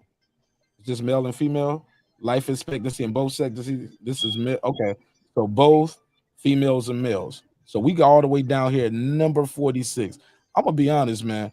I see a lot of countries that I wouldn't mind living at. Okay, because I'm gonna die at 76. My wife gonna die at 81. I might not pick Lebanon and Cuba, but shit, Puerto Rico ain't bad. Virgin Islands, I might go to Australia. Commonwealth. Puerto Rico is a United States Commonwealth. We can go there. Social Security. Yep. Put the Social Security checks. We'll bust that Social Security down. Who in the top 10? And I guarantee you the diets.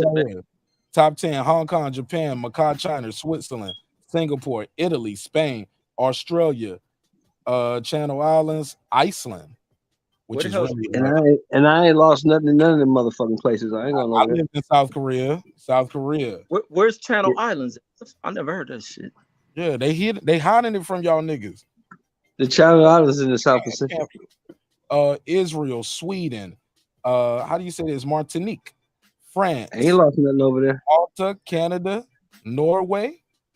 I ain't lost nothing in Norway. Ireland, New Zealand, and Greece, and Luxembourg. These are the top 20 places where you're gonna live longer. You're gonna make it to your 80s over there. I like that Puerto Rico. I ain't lost nothing in them Puerto Rico.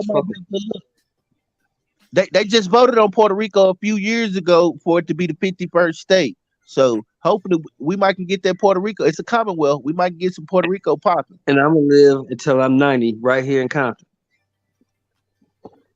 Yeah, What's the expect to see in Compton? What's like Compton? Yeah, please pull up Compton. I would pick a place like to retire, like where I think I'm a little longer, but also my money means a little more. Now that I might do that. I'm moving to Vegas. That's why I'm moving to Vegas. See, the other places, I think they diets are good and shit. Man, that's the other thing with me. I couldn't eat a lot of that shit in them other long living countries and shit. Hell no, I ain't eating that shit. Yeah, that's why they live alone. They eat all that exotic shit, and they don't be overdoing it like us, man. I like to eat fat ass plates, like which shark is, I fin think, and tiger penis and all that shit. They eat all that shit over there in Korea. Yeah, I think the expectancy in America increase if America really changed its diet programs, because everybody wants so fat as fuck. Yeah, but that's the thing. Because I remember even as a kid when America started pushing the shit with the farmers growing these large ass fruits and fat ass cows, and we getting more of this, the fat ass burgers and shit. Overnight, we done plumped the fuck up. What's up, Memory? How you doing? I'm good. How y'all doing? Girl behind the mic, what's happening? Nothing much. How are you all doing? Good. Welcome home. We sitting here telling lies, talking shit. Yeah, man. A good conversation. Yeah, man. So OG, when I come back out to California, what's up? We gonna hook up or what? I hooked up with DB last time. All you got to do is shoot your number to Nash. He shoot it to me. I shoot you my number. When you get out here, call me. I'll pick you up from the airport. Simple as that. Simple as that. And I ain't gonna let you go nowhere where you gonna get harmed. I'm gonna take you to all the nice places. Yeah, make sure you check in, boy. You gotta be checked in, my No, brother. we don't do none of that. We don't do none of that. We don't live like that. We don't have to do none of that. We don't live like that. More. You want to be safe. Not checking in. Nah, it's what you said. Motherfucker tell you where you don't. Hey man, Yeah. don't go to this though. Yeah, I'm gonna tell him where he can go and where not to go. I'm just trolling. I think Brandon Washington and I we was talking about that before about people checking in. It's like if I come to Texas, I'm calling you, Brandon. Where And can I'm I go? coming to Where I'm coming. yeah, where can I go? Where should I not go? I ain't calling Brandon. I'm gonna call Megazord, man. Brandon might line me up out there. That's my little brother. Soon as you call him, after you hang up with him, my phone gonna ring. Nah. He ain't gonna tell you. Well, never mind. I'm calling Champion Heart. Fuck both of y'all then. Y'all niggas in it together. And after you hang up with Champion Heart, my phone gonna ring. All right, well, I ain't gonna let y'all know when I'm coming to town. I'm gonna just be in and out. Ready gonna feel anywhere white person that you in danger. That's what I need to do. I'm gonna call Taylor Bell when I touch down. He is not gonna call you. I know who I'm gonna call. Like, man, retreat. What motherfuckers out here? Hey, Reg, you know who I'm gonna call when I go to Texas? I'm gonna call Earl. Oh shit. Earl gonna say Earl gonna have you out there on horses and shit. Memory. Let me let Memory know, y'all. What's up, Memory? How you doing? I'm good. No, I'm listening. Go ahead. Go ahead, man. What you think about we was talking about the evil whites, the superior blacks, and the inferior blacks. Reggie was sounding like a superior black tonight. Was he? I think that he told me about that. I think that dude was you gay. niggas need to Right. He was like, y'all need to, yeah. I was like, it ain't about the way. And Reggie, and we did pull that on the screen. We was talking over it, but I put in the chat though. Reggie is right. Based on what we saw, they just went into water poverty in Egypt. I don't know if y'all saw that on the screen earlier, but go ahead. You know, Reggie get fired up behind these intellectual conversations. Y'all know. You know more. That dude last night had a thing for Mark, huh? Man, that girl dude behind the mic, he had a thing for Mark. No, that dude last night, Roger son told Reggie, he was like, "Why you got to start off with the insults, nigga?" He said, Reggie was like, "Man, y'all be on that weak shit," and he was trying to keep going. Dude was like, "Nah, I ain't letting it fly." Hey, that nigga was crazy. That nigga be talking all that pro-blackish shit and it's talking all low. That nigga crazy as fuck. He told Mark he was a superior black. And he needs to divulge himself from you inferior blacks because you go You hold saw him that, down. OG, you saw that? You saw that? Mark told me about it. Mark told me about it. He said, y'all gonna hold him down. They didn't hold me down, man. They threw me out to the street. He said what? Reggie and someone else was a primitive black. Primitive. Who was that person? And I agree. They make cages. He said they make cages and zoos in Africa for Reggie. No, you told you don't speak with the Queen's English, and he was right. Oh my God! I think that nigga had a thing for you, Mark. I think he was trying to get close to you.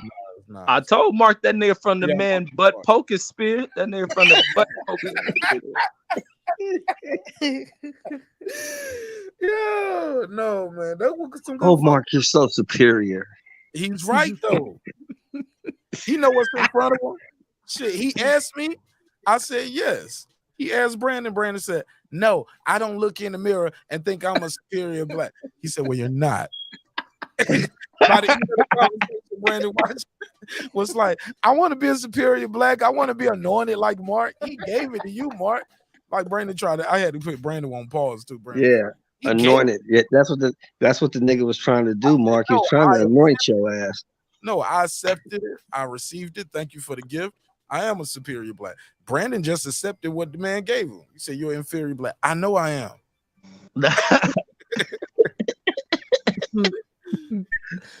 Oh my God, brother! I had a good time, man. I died laughing. I think a lot of people enjoyed it too. That motherfucker was comical, but I think it was comical the way we dealt with it. But I watched the show, I'm telling you, man, I was entertained. Cause I just look at it as like a character almost. Y'all motherfucker was taking that shit to heart. Y'all was going off. That shit was funny. Well, goddamn, I guess my dog is a superior dog, you know. No. Because you would have to. No. Your dog is not a superior dog. What kind of dog do you have? I have a Morkie. Definitely. Man, what the fuck is a Morkie, man? Oh, they're cute. It's a Maltese Yorkie mix. You got a mutt. You're the only nigga in Compton with a Morkie, man. Hold on. That dog I be hearing you around there beating the shit out of is a little Maltese Yorkie. No. The one I be hitting on is the pit bull. I was wait, man. Hey, you gotta put this dog on the camera, man. A fucking I can see if you had little kids at the house, but you got this shit for yourself. Where the little dog at? Oh shit. They're so cute. I want a Morkie too. Man, little dogs be thinking they the hardest shit on the planet. Look at his little ass. Oh my God. He said, "Nah, the one I be hitting is a pit bull terrier." What size is that other dog? That's the black dog, right? Yeah, the brown dog. She's about 110 pounds now. Oh shit. Oh yeah, it's a big pit. But the Morkie run everything, man. Yeah, she run everything, man. She run everything around here. Yeah, come here, Chloe. So, but for the record, her name Chloe. Chloe. Right, you call her the dog. Come here, Chloe. I'm putting a case on you, show more. Hold up. Look how sweet he talked to Chloe compared to the brown dog. Come here, Chloe. Talk to that brown dog like this. Hey, motherfucker, you don't get your turn. I swear to God. I'm gonna drop you off at the. Chloe, shut up. It's too late for that shit. Be quiet. Oh, hey, Shelton, you done turned white out there in Compton, man. A Morkie, that goddamn. That's my wife dog, man. I can't dog. She let her dog. Nah, let try. That dog always with your ass, man. Of course. Of course. My dog. I didn't even want this little motherfucker. Now What's I up, love Rob? What's up, Rob G? Hey, what up, bro? What's up, man? Hey, man. Hey, I got a mortgage too, bro. All right, Texas, that's what I'm talking about. See, Texas, hey, man. Hey, bro. That's cap. Big up to Sheldon, bro. I got a mortgage too, bro. I got two mortgages. That's right. You know what I'm talking about? You said mortgages, yes, sir. Or you said mortgages? No, yeah, man. I got two mortgages, bro. Oh, that's a thing that's going around. People get Maltese Yorkie mixes. That's a thing. Yes, sir. Okay. Yeah, cute little dog. Hey, bro. I got a mortgage. One name is named after Tyson. Hey, bro, I got. Gorgeous. I want a Morkie. Right? Yeah, me too. I want a more. Shit, I'm looking at the Morkie now. I want a Morkie. Yeah, man. Fuck what you talking about, bro. You need to get you a Morkie, bro. Oh, Rob G. You heard it, Reggie. Uh-oh. Yes, sir, bro. I got a Morkie named Tyson, named after Mike Tyson. And I got a Morkie named after Ali, named after Layla Ali, bro. There you go. There you go. Yeah, Reggie, You know what I'm saying? I heard you. Reggie, what you think of these Morkies, man? Brandon Washington. Man, I'm gonna end up with one of the motherfuckers because my kids and shit.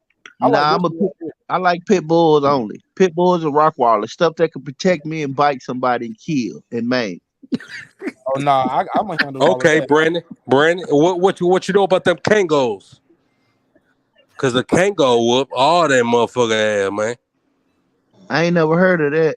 Man, we ain't gonna talk about dog How fighting. about them King Corsos? We can't do. We can't talk about Kango whoop all that motherfucker. Nah, we ain't talking about dog fighting. We're talking about using your dog for like defense. We ain't talking about the dog. I'm just saying though, bro. A Kango. Okay, man. Don't say it the third time after I just said that, my brother. Wait, what's the sorry, Kango? I'm sorry. That's some Afghanistan dogs, ain't it? Come here, Clark. Ain't those Kangos from like Afghanistan? I'll show it on the screen. Kango. Oh, see, I want me some big shit like that. Or but check it's it just, out, bro. You get a Dogo Argentino, bro. You get a Dogo Argentino. Yeah, that's what I thought it was. See, I want a big dog, but it's just too hot. I don't want to keep no big ass dog in the house, man. Like who wants a dog? Look at that. That's a huge dog.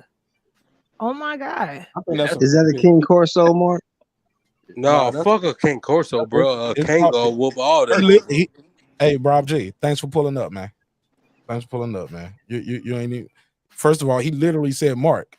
Like he literally said my name. And again, we're not talking about no dog fighting, bro. Like, please, my brother. I think that's like the fourth or fifth time I said it. When you talk about no dog fighting. Yeah. But it's called a Kango Shepherd, Reggie. It's a shepherd. Yeah, shit. I thought it was from Afghanistan, but it's like Turkey or something. Yeah, Turkish. Yeah, I would like a big ass dog, but it's just too hot. And I want a Ray, dog. you need a big dog with not fur that don't shed. That's what you need. Motherfuckers shed. Yeah, that's just man. That my pit bull used to. Go ahead. I'm sorry. Yeah, no, I said poodles only. I don't want no big ass poodle, even though because my daughter got allergies, so I got to get a hyperallergenic dog. But I don't want no big ass poodle. If I get one, it's gonna be one of them old girl looking ass dogs. But I want some big shit. Pause. That shit was weird hearing it twice in the background.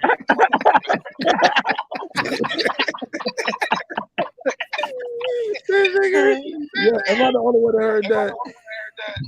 I want some big shit. Whoever do, I think Shelmore, that's you. I'm hearing myself twice. I don't know what you did, dog. I think so. Yeah, you're the only mic that's unmuted, and we hearing ourselves twice. But go ahead. Go ahead, Rob G, girl behind the mic. Yeah, that's a big ass dog. Reggie Owens, Brandon Washington. Damn. No, I'm just gonna say, man, Kango, Dogo Argentino, good dogs, bro. Yeah, man.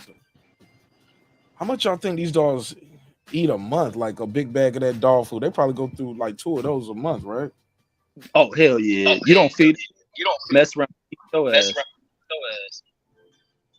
Yeah, you gotta feed that dog once a day, but you gotta feed that motherfucker nice. Reg, you need to get what he said, a Dogo Argentino, basically a Argentinian pit. They sell them on the West Coast too. They big out there. I seen video of them in the desert in Las Vegas. You need to look into that. And they don't shed either. They pure white dogs. They huge, beautiful dogs. Dogo Argentina. That's what I'm saying, Brandon Washington. You know what I'm talking about? It's that big dog, bro. Yeah, I know. Yeah, that's that big dog. That's that got the 500 PSI. You know what I'm talking about?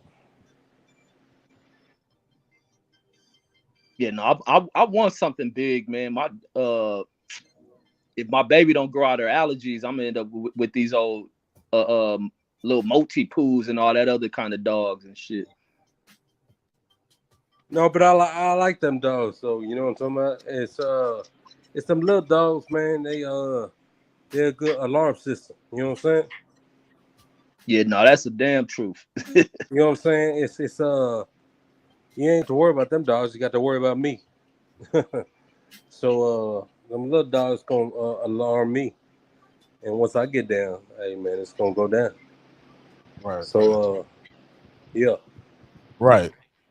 Yeah, I got the big dog because I'm a little slow on the draw. I probably ain't as quick as Rob J. I'm a little slow on the draw, so I need the dog to do a little something before I come around the corner.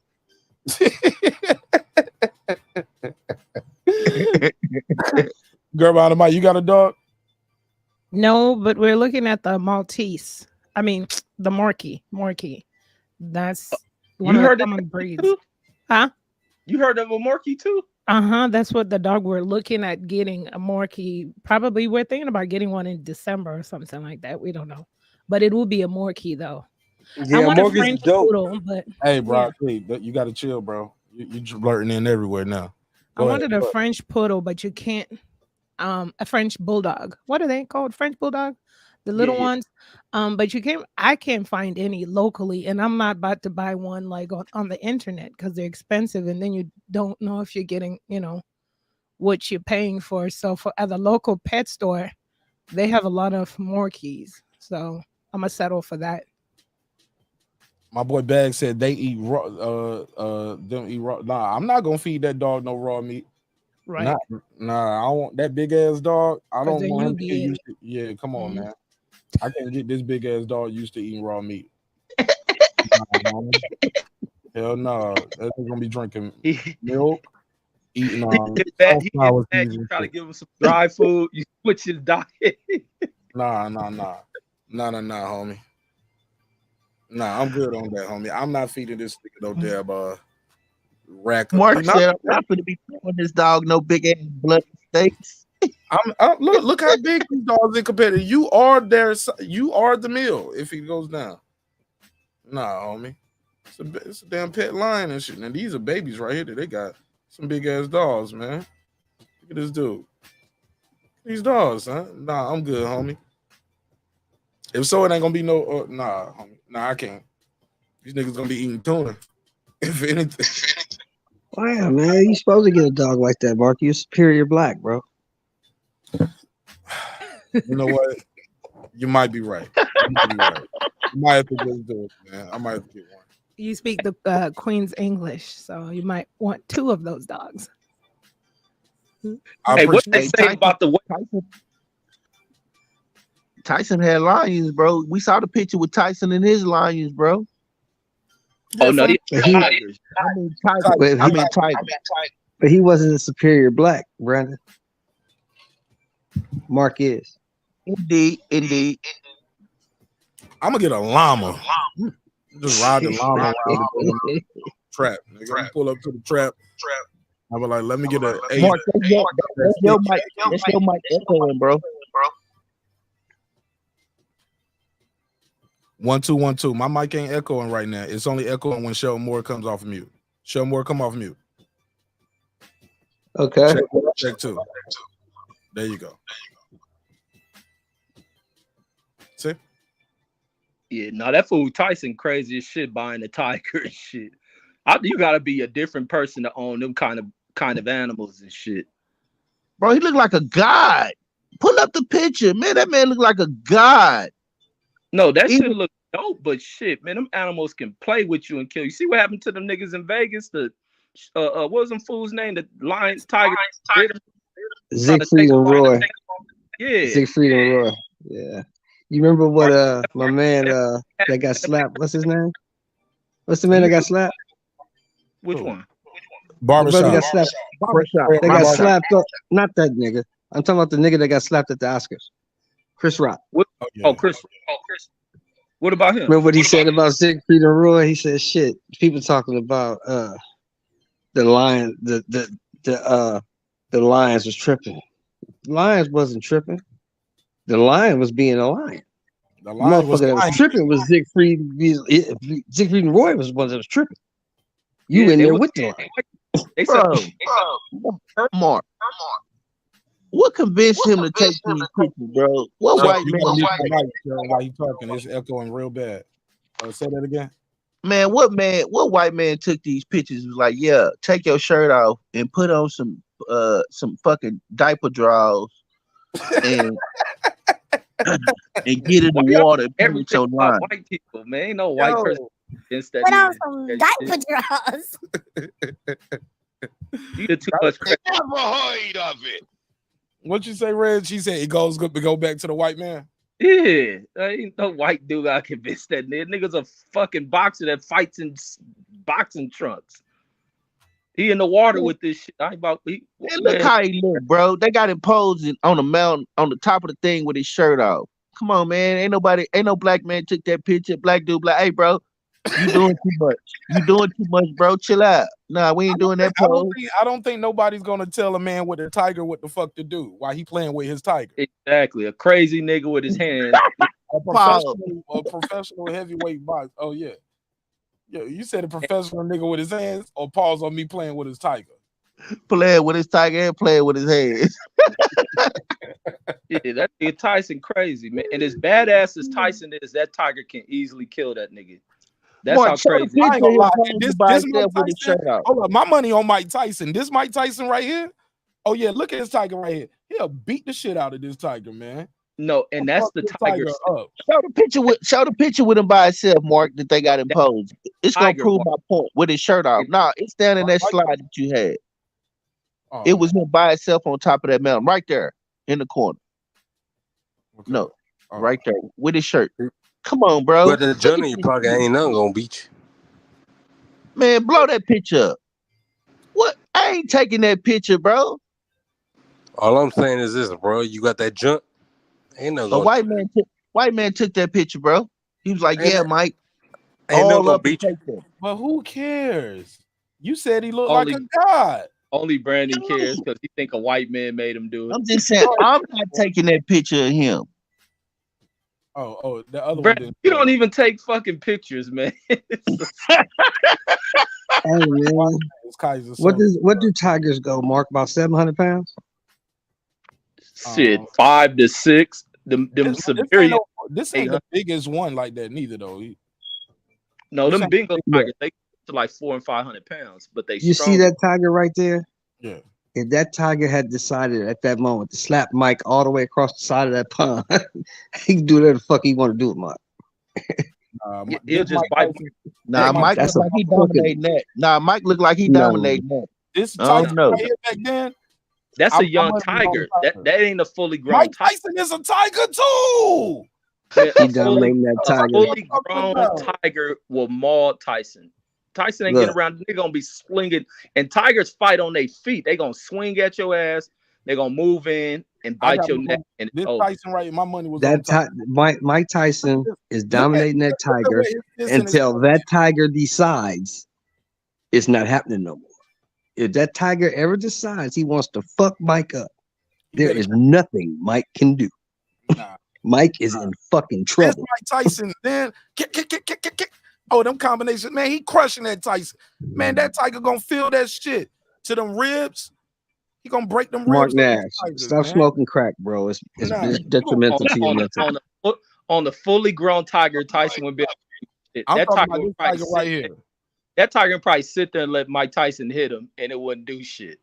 If he slapped Mike Tyson, he'd slap his whole face off. Now Mike Tyson hit that. If he don't even look like he got. Look at his paw. He ain't got no real claws on him like that. Doing no damage to Mike Tyson. He got to use straight teeth. He ain't got no. This ain't no jungle tiger. But no, that's a tiger. That tiger you see Tyson with is young. He ain't even fully grown yet. That's what I'm talking about. Tyson to beat the shit out of this tiger, man. Tyson do something to piss that tiger off. Mike Tyson is dead. He's dead. Yeah, man, that That's tiger a fucking tiger. Animal. That tiger domesticated like a motherfucker. Man, you ain't never seen how them see you thinking about them jungle tigers, man. I seen No. I'm thinking about the lady. I'm thinking about the lady in San Diego who had a little monkey. And she had that monkey for no Mike years. Tyson, though. And she fucked around and pissed that monkey off, and the monkey ripped her fucking face off. Like the monkey That's a wild animal. That is a wild animal. Bevel, we heard you show more. Whatever, man. My money on Shit. Mike Tyson. Go ahead, D Bevel. What's up, family? Hey, what's up, y'all? How you feel, my brother? You good? I'm good. No, just a little sick. I'm cool though. Oh, that mean you ain't good, nigga. No, I'm good. If I'm Damn, good man. enough. Did you get some penicillin for it? No, I don't take that, man. Just some yogi tea and some like raw honey right now. How you feel about Mike Tyson and the Tiger, D-Bevel? You gotta go get Mike Tyson. No, man. Honestly, man, you can't just walk around with that. No, I'm cool. I don't have COVID, so I'm straight. Oh, okay. How do you feel about Mike Tyson and the Tiger? Who wins? Mike Tyson, man. You niggas are stupid. Tyson in his prime, man. He destroy anybody. He fucking this Tiger up, ain't he? Except for Buster Douglas. Buster Douglas and the Tiger. Who wins? What up, D Bevel, bro? Hope you good. I got the Tiger, man. I got the Tiger in round one. Hey, styles make fights, man. I got what up, Rob G? Here's what I'm What saying, bro. Hope you all good, bro. You all I'm right? good, man. I'm straight. I just had to call in, man, and man, I'm almost finished with that last episode, man. It was funny. Fucking Brandon Washington and Reggie, man. They were on what's his name, Chaotic Coon or something. Oh my god. That motherfucker Still not, crazy as like- fuck, man. Did that nigga just say chaotic cool? My bad. Inferior. But, Another man, like where'd y'all find that dude from? You found I thought Fred was bad. He might be worse, man. Nah, Yeah. Mark set him up over here. I didn't. That brother. You never heard of it. All of y'all knew him. I did not know that brother. I never heard of him in my life. Never heard You didn't know the chaotic coon, Mark? Never heard of the brother. Oh, man. you knew him, Shelton? Chaotic I've never coon. I heard don't of know him no in my life. coons, homie. Oh no, I'm saying I thought you knew you were saying like you knew of him or something. No, I don't know no coons. I don't that think I nigga ever was seen a coon. crazy. Brandon, Man. the one who identified him, Brandon put him on the spot. It was over with. Oh man, that was funny. It was funny how like he got on there and like it was kind of like weird how like some of the girls were on his side until he started talking. You know Hey, what I mean? once you start talking about his college, Yeah, you want to keep that a secret. You know that fool's lying, man. you know what I'm talking about? Once you You know start they speaking come about on. his college degree, bro, he ain't talking about that. You know, they Might be come online, lying. they create these characters, man. You know, but when you want to ask about it, they don't want to speak about it. It's an unknown college, or it's a college that's defunct now. Right. They got defunded. And he didn't want to, because he knows everybody's gonna search and find out what everything is and shit. Exactly. It was just kind of hilarious. I'm like, man, He come said on, you got nothing women. to He hide. said You just- women. A woman's hand should be proportionally to fit around a mop's handle, and her hand should always be soaked from dishwater. What the fuck? Man, I can't laugh, man. I just cough. I love that nigga. He the best. Man, if I could, I would have him on once a week. Okay? I swear, bro. I enjoyed it. I ain't gonna lie. That was funny. Yeah, we know you enjoy it. Man, y'all, that's what was funny to me. Y'all was getting so triggered and like, nah, homie, someone tell you like this. Reggie took his shirt off. That was the first time I ever seen Reggie without a white tee on in my life. I always seen him in a work shirt or white tee. Reggie had a black tank top. I was like, oh shit, Reggie don't took it back to South Central on his ass. Mark, Reggie Mark, better you put were, the you were black instigating Air Force like on, hell, bro. man. What, bro? I said you were instigating that, Mark. No, I wasn't. No, never heard of it. You never heard of Me? it. No, me? I never heard no black nigga talk like that nigga. That nigga crazy. The way he said about white women, Yeah, and that then was so he crazy. married a black woman, like nigga. Yo, that was crazy, man. I wrote down a lot of timestamps, man. I need to go through and finish them shit. For some reason, it wouldn't let me add no new timestamps, so I'm gonna delete all the ones I got and I'm gonna start it over. But I wrote down crazy a lot. I'm doing those timestamps, bro. That episode deserves my time and energy to put those timestamps in it. And yeah, Man. I gotta do that. Crazy as fuck, bro. I'm gonna keep adding to it because there's so many, bro. But it says 7 hours, but I'm telling you, bro, it is golden. It's a lot of golden moments in that shit from the beginning. Yeah. Even with the shorty who was there earlier, Jackie Jack. Like that shit was in Oh it. yeah, yeah. That was her and Queen P. That was a battle right there. Queen P was ready to reach through that phone. Well, ma'am, always going at it with some other female, man. Queen P territorial over here. She don't fuck with no other female. Yeah, she shuddered. She was like, excuse me, I'm not talking to you. But like I was saying, I was like, damn. Yeah, man. He was going in. But I man, was you so should bad for him at one point. I'm like, hey, no, please, we ain't gotta do we ain't gotta do that. We ain't gotta do that. We ain't gotta call them names. Like, yeah, right when he reveals that the white woman was the queen or something like that. You should snippet that part, Mark. She was like, white woman was like a little. She was heaven. That's what he said. Heaven. You're right. Yes, they're heaven. They're every day. They're married to a black lady. So you had black women are an old abusive. plantation nigga on your show, huh? He's one of them old plantation niggas. That nigga's worse than plantation. Is we sick, boss? Sir, how we feeling, boss? I think a Hey, slave Mark, you should owner would've play got some tired of it that right now. nigga. Hey, you should let us break it down. You should let us react to it, Mark. Break it down a little. Play a little bit. Let us react. We need to do a whole episode reacting to that shit when my buddy come on. Them's good white folks. They treat us good. No, he's never gonna come back no more. Remember, he doesn't associate with niggas. When you disagree with him, it's so funny. You sit there for 4 hours. You need to let and OG have a hear long some of that. conversation. You need to let OG hear. Yeah, because he didn't hear. Let me see. Them's Yeah, good that nigga white from folks. Fred's show. He from Fred's show because I remember when Fred was doing a stupid ass show trying to talk about Chicago, and I remember because recognizing that nigga voice him always on here. Him and Fred was talking about how the National Guard need to be out there. They uncomfortable when they go to Chicago. He was on for 4 hours. They got to stay over here in this section away from black people. I'm like, what the fuck? So basically, what y'all telling me is he's the nigga that don't want to run away. Right. He's the nigga that wants to stay. Nah, it was getting good. By the end of it, it was really good. I'm gonna just show this shit at the end. By the time I became a superior black, What are you talking about, Chicago? What are you talking about? Chicago needed the National Guard and some. Queen P, Queen P, I had members only, yes, sir. Do you do members only live? Oh yeah, well, this one he didn't want to tell me his height or Yeah, I was like, your height, like damn, like I do members only live. That motherfucker was crazy, bro. That fool 5'1". Some will argue, and I'm just being fair. What does that say about you as a man if you only date a woman, not only because of her looks, but also basically you trying to manipulate her, you trying to take her money, like. Oh yeah, because he was saying I would only date. Hold on, let me see. Oh, because him and Reggie had that. Put the 2 minutes on the clock. Let me see where I got him. Where him and Reggie was going head to head. Barbers. What does your barber look like? Oh shit, here we go. Yo, I know you got what you get from. Here we go. I put everybody back with some dictators. I guarantee this nigga got whips on his back while he defending these white folks. Okay, he's not gonna be a good dictator. See, white folks are showing that I'm picture. trying to get this nigga the crown. He's still fighting me. Oh yeah, how did we get here about you wouldn't be a good dictator? That's the weird ass nigga right there. How do we get to that? Yeah, that's him.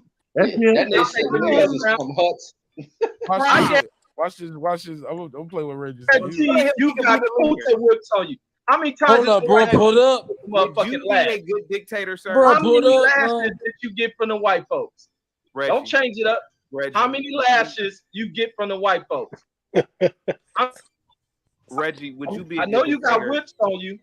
How many times did they whip your ass? Look at this weird ass nigga, man. Title of being the king of all blacks. No, man.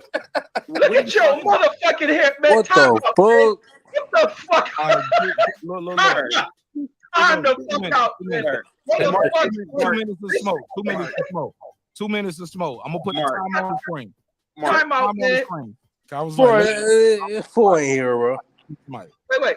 This nigga got the Taco Bell haircut. Where the fuck did you get this Nacho Bell Grande motherfucking haircut? Taco meat on top of this bowl cut headed nigga. God damn. You living around too many white folks. You going to the wrong barber. What does your barber look like? Your palm, right? What the fuck? You go get some Ubuntu special with some motherfucking beef, some ground beef on top of your shit. Like, they got you fucked up, man. You can't walk around with that shit. They let me know you ain't married to no black chick, man. Only white people So here shit look exotic to them. You said exotic. Like, don't try to pass over shit to me, man. How many whips do you got on your back from the white folks whooping your ass into goddamn submission?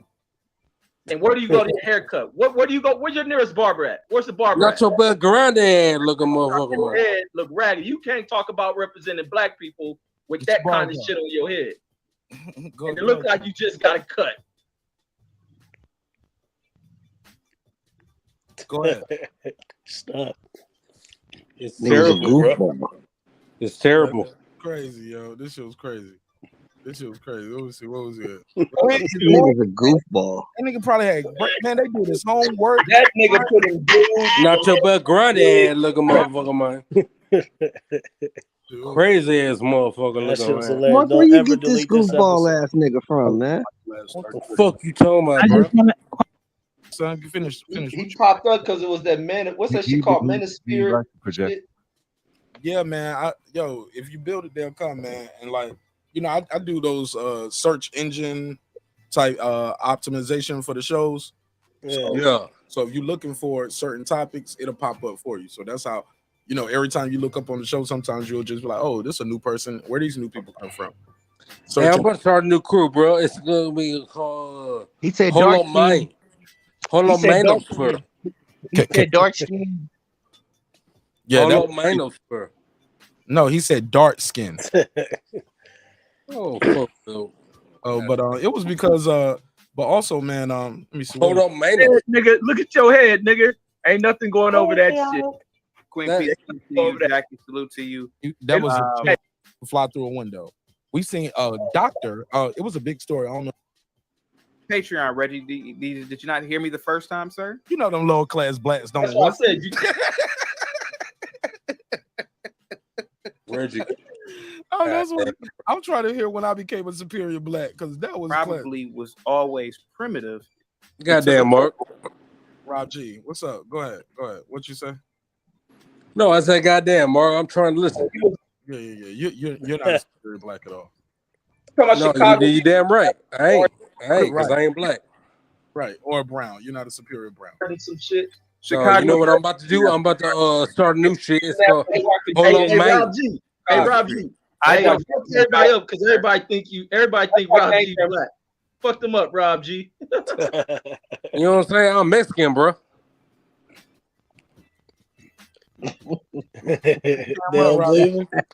Hey, show these people that you Mexican, Rob G.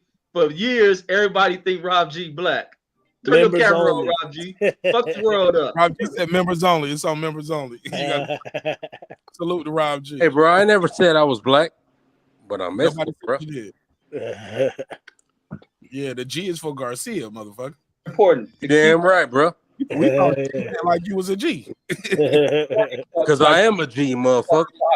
All right, Rob G. I ain't gonna be too many more of your motherfuckers now. No, you can put it up, bro. No, Rob G, just chill, man. We trying to have a good time, man. Just jump back in the chat. No. Yeah, just jump back in the chat. Oh, what do you do? Talk about how dangerous. You just cut the nigga off, man.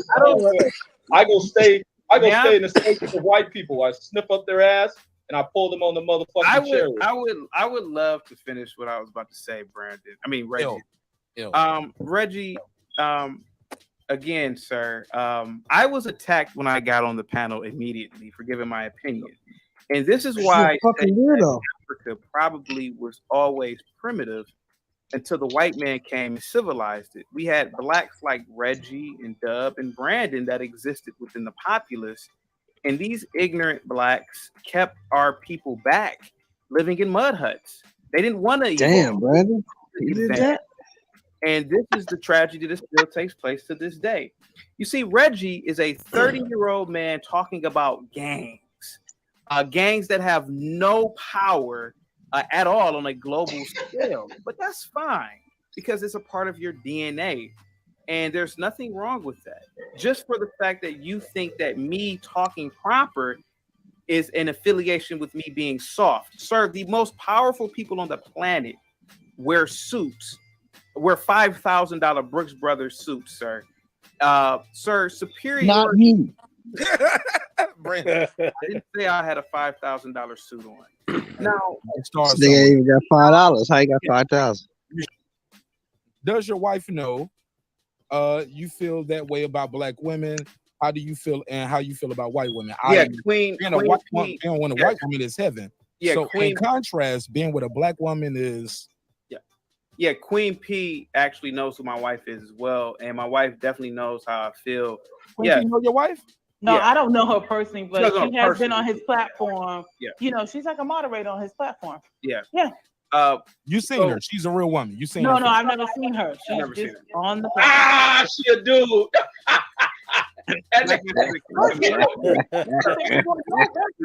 something before. No, his wife has said something before when there was like a situation. It was very quick, brief, because she didn't want to interrupt his live. She just said something like a radio person. No, she sounded like a real woman. She made a little simple comment to him and then got off. And that was just because she didn't want to disrupt his platform. Throw us a picture. Throw us a picture. Oh, I don't know how she looks. I didn't see her face. She doesn't show her face. Mark, may I answer the question now, sir?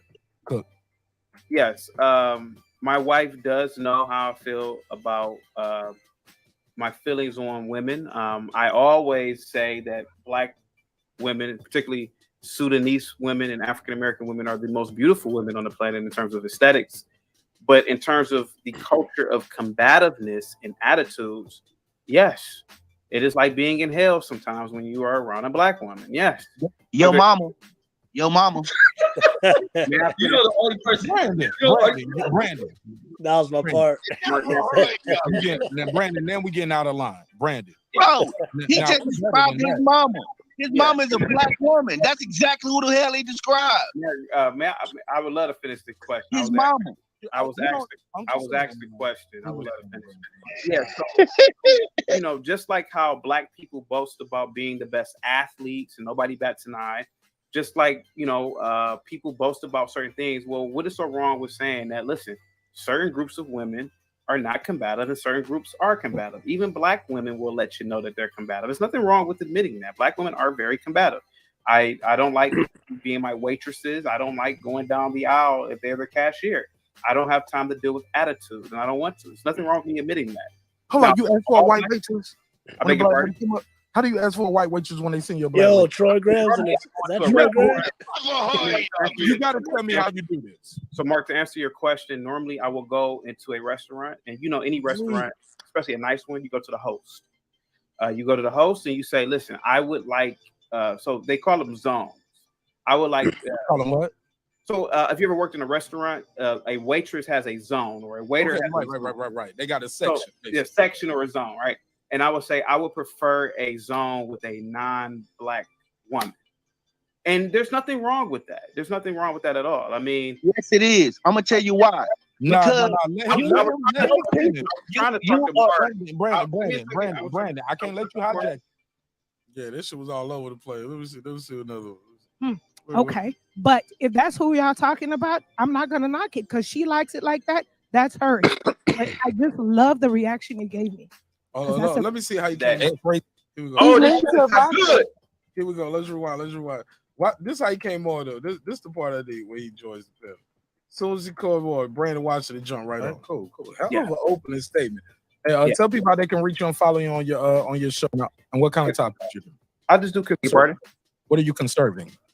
Okay, you said that's a good question. So the nuclear family.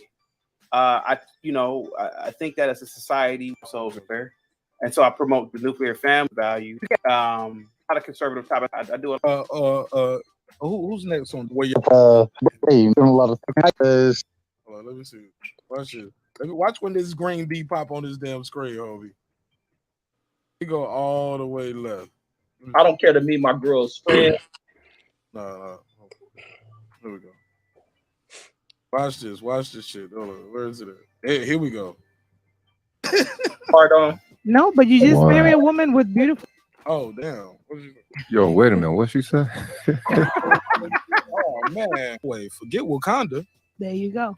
You can, I heard they do this. Come on to Zimbabwe and give me some of that. Don't get turned off.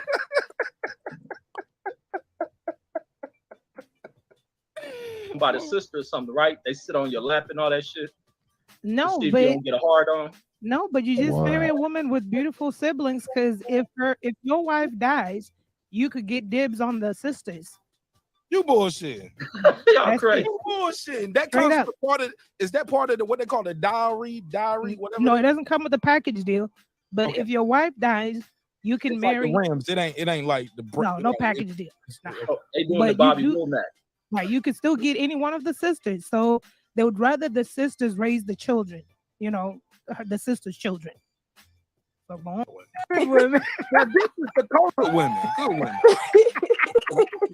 Good women. Now, this is the culture we need to promote in America. Can we put that on, man? Chaotic over there doing auditions. He twist. Oh no, this was fun. Watch this right here. Watch this. This is so funny. God, it's good, man. Watch the screen show more. Good women. Good women. Now, this is the culture we need to promote in America. Can we put that on, man? Don't yawn, man. You're gonna make everybody Put it in yawn. the manosphere. Cover your mouth, Chaotic. Oh, sorry, man. Chaotic over there doing auditions.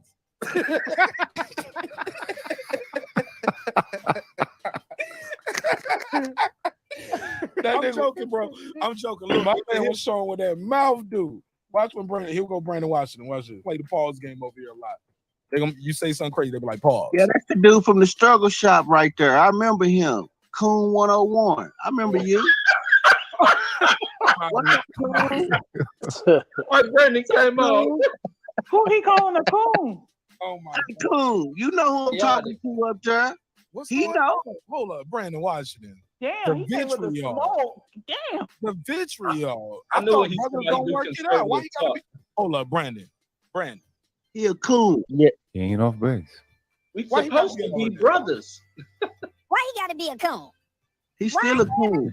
I'm a black man disagree with another black man. He gotta be a motherfucking coon. Yo, that shit was crazy. Let me see. I'm trying to see when Reggie and Roger's son got in it. I think that was somewhere right here. I don't think a lot of other brothers really come to understand that their words were actually being listened to. So Reggie gonna be like, man, Word. Oh, I thought nah, we gonna do final thought. A lot of dudes say a lot of weak. Oh, nah, you already. So if we agree or Women, you are. Ah, man, Oh, I gotta go. man. Where was I think Reggie was over here in this corner when they was going there. We was Reggie in- the Steph Curry of the neighborhood. Everybody was asking I questions. thought you put time steps on this shit. Not man, you all need the to play the Yeah, I'm about to go through and put these timestamps, man. Y'all got any final thoughts on this one? If not, y'all can go back and watch the He said episode. ugly That's what I'm women. about to do right now. He said, I need to go put these damn timestamps. yeah, I he wrote said down. ugly women. He said ugly women. Ugly women should pay for the meal, if not half the meal, all the time. Ugly women should pay for themselves. Yeah. He said anytime you go out with a woman that's not attractive, Mark, you missed a lot, man. You should go back and do. You missed a lot on that show, bro. Bro, I need to do the timestamps. I'm about to start while I'm up right now, and I feel like being up for a little bit. I'm gonna go through and put some more timestamps in because it's 7 hours. I wrote down a lot of them. I think I started writing down around 2 hours and 28 minutes. But some of it, I was just laughing and enjoying the show. Yeah. Go ahead. He told Reggie he a big black buck that need to work out in the field, that they can use him as a big black buck.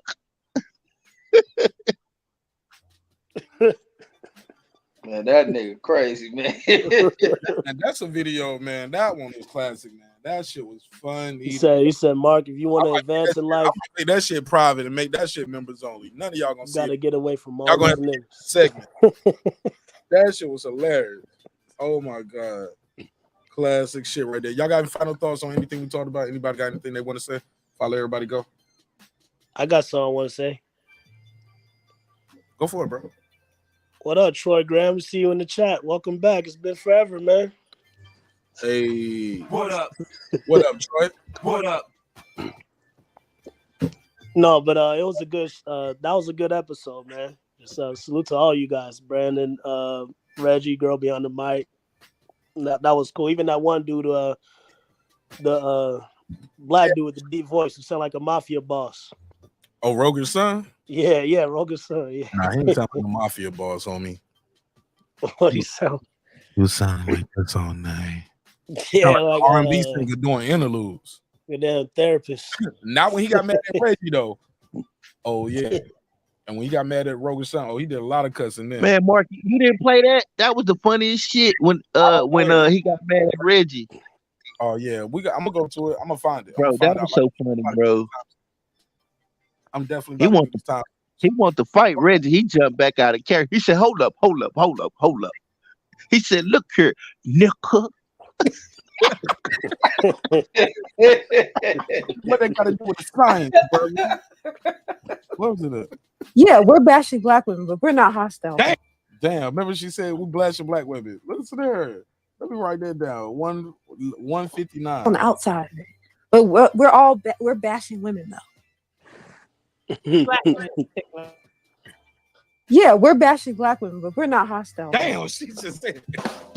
She said, "Yeah, we're bashing black women." But that's the thing. Why do you have to tear down? I'm not saying we're bashing black women. I said literally just she's no. She literally just said that, didn't she? Yep. Yo, that shit was crazy, yo. Putting us all to sleep. Oh yeah, that's what I thought. They got a bed round voice. Nah, shit, That's how this nigga talk, yo. I had to hit to wrap it up for Rogan's son. I was like, this nigga, either he trying to fuck my lady is asleep, cuz it's late at night. Nigga, I ain't trying to wake her up. Fuck son to put son to sleep. Go in the car or go in the other room. Nah, shit, that's just the dog said tones of North Tulsa, nigga. You know what I'm talking about? Talking about it, talking to us while she in the bed, putting us all to sleep. So that means whenever he goes off on Reggie's after this, because he ain't got the bedroom voice when that happened. That shit was the bedroom voice. That shit was crazy. Group of women you hang around with that are hoes. The whole minute chump. Let me ask her a question real quick and kill that whole minute chump shit off. Is the fact that I got babies. My thing ain't to focusing on trying to get. Here we go. Yeah. So this might have just went. Just love the reaction you gave me, because that's a reaction most black women have when it comes to some of the Black Manosphere channels demeaning, degrading us by generalization. Can someone speak in favor? Or is this just going to be a bash of Black Manosphere thing? It wasn't a bash. It was my opinion. It wasn't a bash. Where did I bash? No, because the thing is, y'all only talk about the critique of the aesthetics. Let him speak, y'all. She went on a long diatribe. Y'all only talk about the critique of the aesthetics. Right, and KP just kept jumping in with that static ass mic. Aesthetics of the black woman. These cats also talk about family systems and courts, right? They also saying I'm telling all women this issues. Man, I want put standards. They final thought on this topic. The dating market and sound like Gil Scott Heron. Right. Creating gender wars in the black. I'm gonna hang. Swear, I have heard some of this black. Nah, she gonna go on the little diatribe. Or housing. Yeah, she gonna go off. And Reggie gonna come in. his science without acting. You know what I'm saying? Oh, here we go. Your science. Here we go. Here we go. Do the test. But will we know if you would? In man etiquette, that was some hoe ass shit he did, man. Oh, so you already did it. Right, because he jumps in on he started cutting everybody off then. No, him and Reggie get into it at first. When they first start talking to each other, they get into it. Like right here, they about to get into it right here. Reggie. Oh, so that was already it's already happened. Yes. But being made influential. So where it is, I don't know. I think it's up to Ashley now. Final thoughts. I'm gonna let everybody. I kind of get a little frustrated with this topic. On what ultimately man, what Reggie? Damn, man, this shit was long, man. This shit was long. So no, I don't know how. Hold on, I'm gonna find it. Take it off the speaker. Who can tell a woman that? Opportunity. Oh, this nigga gonna talk for 8 minutes.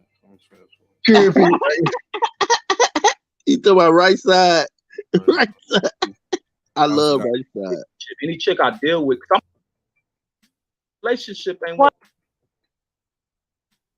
I think Reggie said. Rate You nobody. minispirit niggas. Here we go. Yeah. Well, then this whole ass, it's gonna be whole ass. Hyper generalized perspective of them. This nigga was going through all his Stephen A. Big word list too. Because most of the time they felt that they were ostracized from the community due to their intelligence, motives or whatever. So they have a hyper generalized perspective of y'all. You have a hyper generalized perspective of them, and you have everyone calling each other into these specifics that can't nobody stand on because of the entirety of the social system. It's the incubator of the society that you're in, but we point fingers in the wrong direction. Go ahead, Reg. Hey, look, Hey, look, I'm an asshole. I don't know if y'all heard me. I was like, oh my god, like that fool sounds like AM radio, man. Yo, it sounded like I was like, here's the alley-oop. Go ahead, Reg. I already knew this nigga Reggie was about to go off. To relationships, largely because most of the time they felt that they were ostracized to these specifics that can't nobody stand on because of the entirety of the social system. It's the incubator of the society that you're in, but I was like, oh my god, we pointing fingers in the wrong direction. Go ahead, Reg. Man, you gotta stop with that weak shit, bro. I mean, that shit was weak. You can't turn that shit ain't the truth because we spend enough time doing the same shit with women. Like, and I think a lot of these dudes. That's bashing right there. That shit ain't bashing, man. A lot of dudes say a lot of weak shit. Ain't cut you off one. We speak a lot of weak shit. Man, the nigga called me weak. That's some hoe ass shit. No, you was done. I passed the mic. Well, then it's whole ass. It's gonna be whole ass shit there. What the fuck? You a crybaby hoe ass nigga Bitch yourself. Nigga. Go ahead. You can say your shit without a fucking slur. What's that again? You can say your shit without a slur, nigga. Go ahead into your motherfucking science. Look, this nigga crybaby ass motherfucker. That's why you in that ministry. All you did was come on with somebody from the ministry. It's the motherfucking internet, look nigga. at what these niggas doing. Look at what these niggas doing. Go ahead and give your science. It's the internet. We sitting on computers. Don't play tough shit because we ain't nowhere around each other. So stop the tough shit, nigga. Give your science. Or lay down and shut the fuck up while I talk about how weak you are. Back into the shit about you minispirit niggas. About the shit you niggas sit there and spew amongst group of niggas because you lack motherfucking game. You ain't been around shit. So a bunch of 40 and 50-year-old niggas sitting out here still trying to figure out how to get women. I thought you said you didn't know about the manosphere. I'm hearing y'all talking about it. I ain't heard about this shit until some yesterday shit, and I still don't know what it is. It's weird shit to me that dudes have to sit up here and try to figure out with women what they not doing right. If you haven't been figuring this shit out through your fucking teenage years and then into adulthood, you're never gonna figure it out. Play the single route. You don't get married as a teenager, you dumbass nigga. You got motherfuckers with. If you ain't got married and you fucking 50, dummy, it ain't gonna happen. Grow the fuck up. Go find you a fucking hoe. Get some motherfucking free hair. You ain't trying to get out of here. I didn't hear this part. So nigga, give it up. Go find you a hoe or fucking come out the closet and find you a boy. But all this whining you niggas sit on here do, you ain't gonna figure out. Bunch of nerdy motherfuckers can't figure it out. You talking about she don't want a woman because I do STEM, and I'm an engineer, and I'd rather read the fucking periodic table and shit. You ain't gonna find her, buddy. But to sit there and spew all this other hateful shit and all this other, you haven't been groomed properly.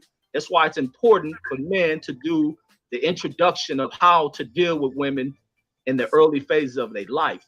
You also have to understand that not everything's gonna work out. That don't mean you hate the chick. I got 2 kids with a woman who I ain't with. Do I hate her? Do I shit on her? Do I bash her? No. In the presence of her, she do some fuck shit, I'm gonna cuss her out, but it ain't gonna be for me to get on here and bash her. She ain't shit. She like the rest of these black bitches. Don't want to listen. I'm telling her to do shit. She ain't listening. They just all, no.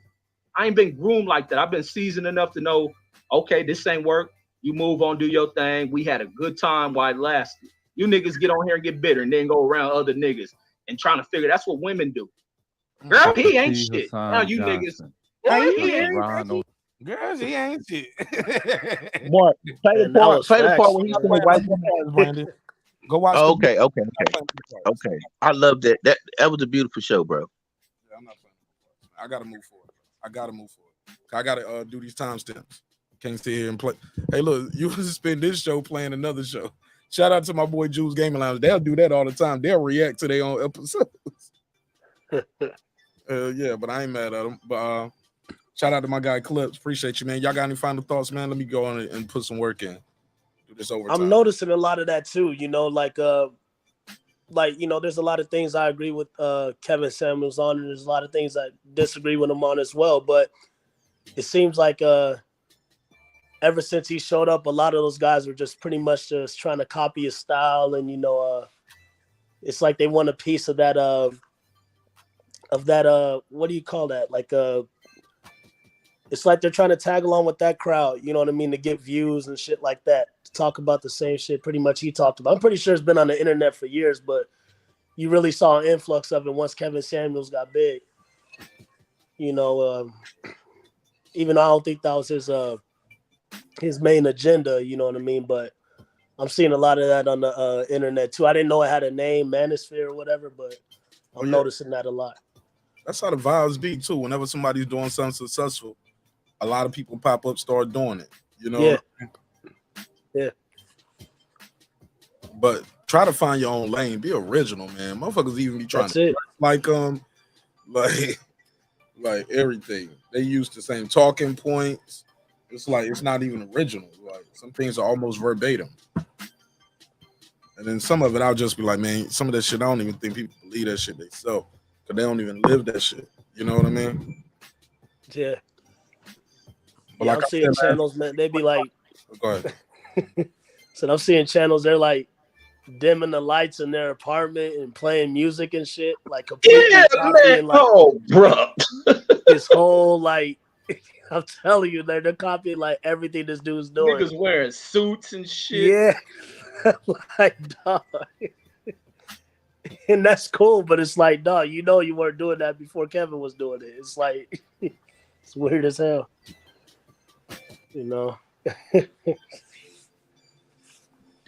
What it is man. they seen the women.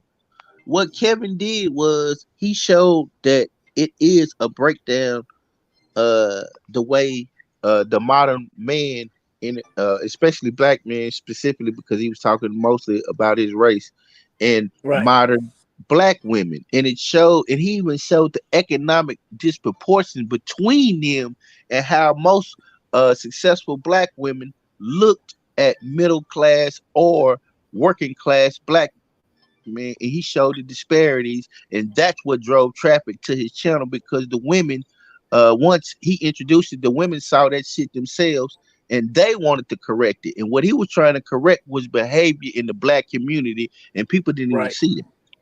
That was the goal, to correct the behavior and the dating and the marital and the relationship habits between black men and black women, no matter the economic status, because he said that was granted by access to education and also ultimately white people. Well, I threw that in there. And I think a lot of people haven't missed a screw because, even though, like, when a lot of people say he was talking down to black women, it was like, man, I saw plenty of episodes where dudes would call in and he would just like, because, like, say a dude who's like a sucker who is not on top of his game, you get what I'm saying? Like, living at home with mom or whatever the hell. They will call in and then he will shit on them, saying, you got to get your shit together. Like, you shouldn't even be dating right now. What are you doing with yourself? You know what I mean? So it was stuff I saw. It seemed like it was like an even playing field on a lot of things, but a lot of people take all the, the shock jock shit that he did and they just run with that to blow their channels up instead of the good things that he talked about. You know what I mean? Yeah, especially when he talked about the disparities. Think about it, Mark. If I don't want to think about it. I kind of want to end the show and do something. Get your final thoughts. Salute to everybody. I appreciate the show. Girl behind the mic, D Belva, Reg. You already know what it is. My brother, my sisters, everybody salute. Appreciate the show, Mark. And I guess we'll do it again tomorrow night. Yeah, you could say your final point. I just don't want to. I'm fucking with you because like Right Side said, I could be wrong, and at the end of the day, you was like, think about it. Like, think about it, Mark. Think of like you said that like 8 times early when you was going. It's like when you talk about Egypt. Think about it. White people. You know when that's when I start going into my diatribe. So I don't want to keep doing that. So yeah, I do it. Shit, me and Victor go back and forth. Victor said, "Oh, y'all want to get on some intellectual shit? Okay, I got this. No. Y'all want to get on some intellectual shit? That's what Reggie. I was like, damn, Reggie fired up. For sure, man. Yeah, but I think that's how we should always talk, man. Get on these intellectual convos, man. And Reggie started out, y'all dumb niggas got to pay a fucking attention. See, the problem is with y'all niggas, y'all don't listen. Like he does the same superior black shit that old boy do. He just don't call us inferior black. Reggie I don't be trying to mean. Brandon be know where I'm coming from. If y'all niggas get y'all master's degree like me, then y'all can talk. I don't even speak about that degree shit. So I don't be doing that shit. I'm fucking with you. Nah, I think I talk about it more than you. Exactly. Yeah. We're proud of you, bro. We're proud I know of you, bro.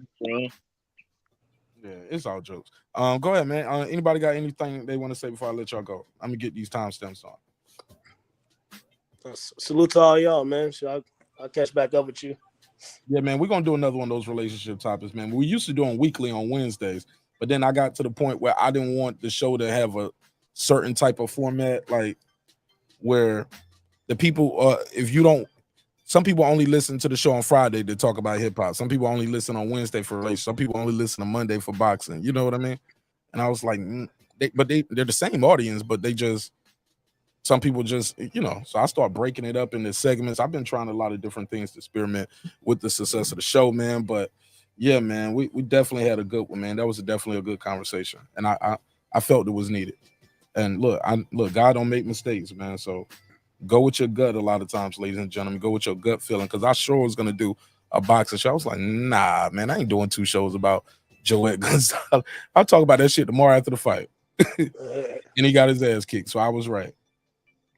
Definitely was right. That was a good show, man. And I'm glad I'm not one of those people that I don't know you, so I can't let you on. Nah, let them come on. Have a conversation. Like Reg said earlier, like it's the internet, man. Shit, you're gonna meet all kind of motherfuckers up here. Let them speak, let them get their bars off. Shit, we can agree, disagree, but we're not here to change nobody's opinion, right? Like, no matter what we say, we're not gonna change the opinion, but damn sure we can have some fun, crack some jokes, and at the end of the day, if we keep it some sort of way of respect, man, we can come back and do this shit again, right? So D-Bevel the Champ, plug your IG, man. Oh yeah, just Instagram D-Bevel. There's no more champ in it, man. I lost my title via robbery, so it's just D-Bevel now. You got robbed? Yeah, I got robbed, man. Horrible decision, man. I fucked this fool up, and the ref, not the ref, the judges gave it to the other person. So even though it says D-Bevel the Champ, it's just D-Bevel now, man. Oh, you had a real fight? Yeah, I lost my belt, man. I was undisputed at heaveweight, even though I'm 5'8". Yeah, he was the Instagram. He was the video remix heavyweight champion of the world. He remixed the hell out of people's music. DJ Khaled came in and took his shit. Yeah, he the best, man. Yeah. Absolutely. But shout out to my guy D-Bevel, man. I'm gonna drop some more members only content too, man, just for y'all. Appreciate that, man. We got a lot of new members, so we're gonna be doing a members live too very soon, another one. So I appreciate y'all, man. Thank you so much. Shout out you, D-Bevel the Champ. Brandon Washington, plug anything you want to plug. Plug Mark Nash, plug Reggie Owens, because that's probably the only place you're gonna see me at. And salute to everybody. Peace. Salute to the inferior black. I mean, salute to Brandon Washington. Reggie Owens, you got anything you want to plug and promote before I let you go? No, man, drop them damn drops, man. Listen to that classic show from yesterday. That's For sure. Thank you, bro. God bless. D-Bevel the Champ. I appreciate y'all. Appreciate everybody for pulling up. Been another great episode of Breaking Beats, where we break down business, entertainment, art, technology, sports, anything else you and I feel like talking about. It's your man Martin Nash, Breaking Beats. I'll see you on the next one. Peace. Subscribe. I don't care how many subscribers he has. Support him. So he made all this possible. He made this possible. Nah, Dr. Mark, God made it possible, and so did viewers like you. I'll see y'all on the next one. Thanks. This that squad sound.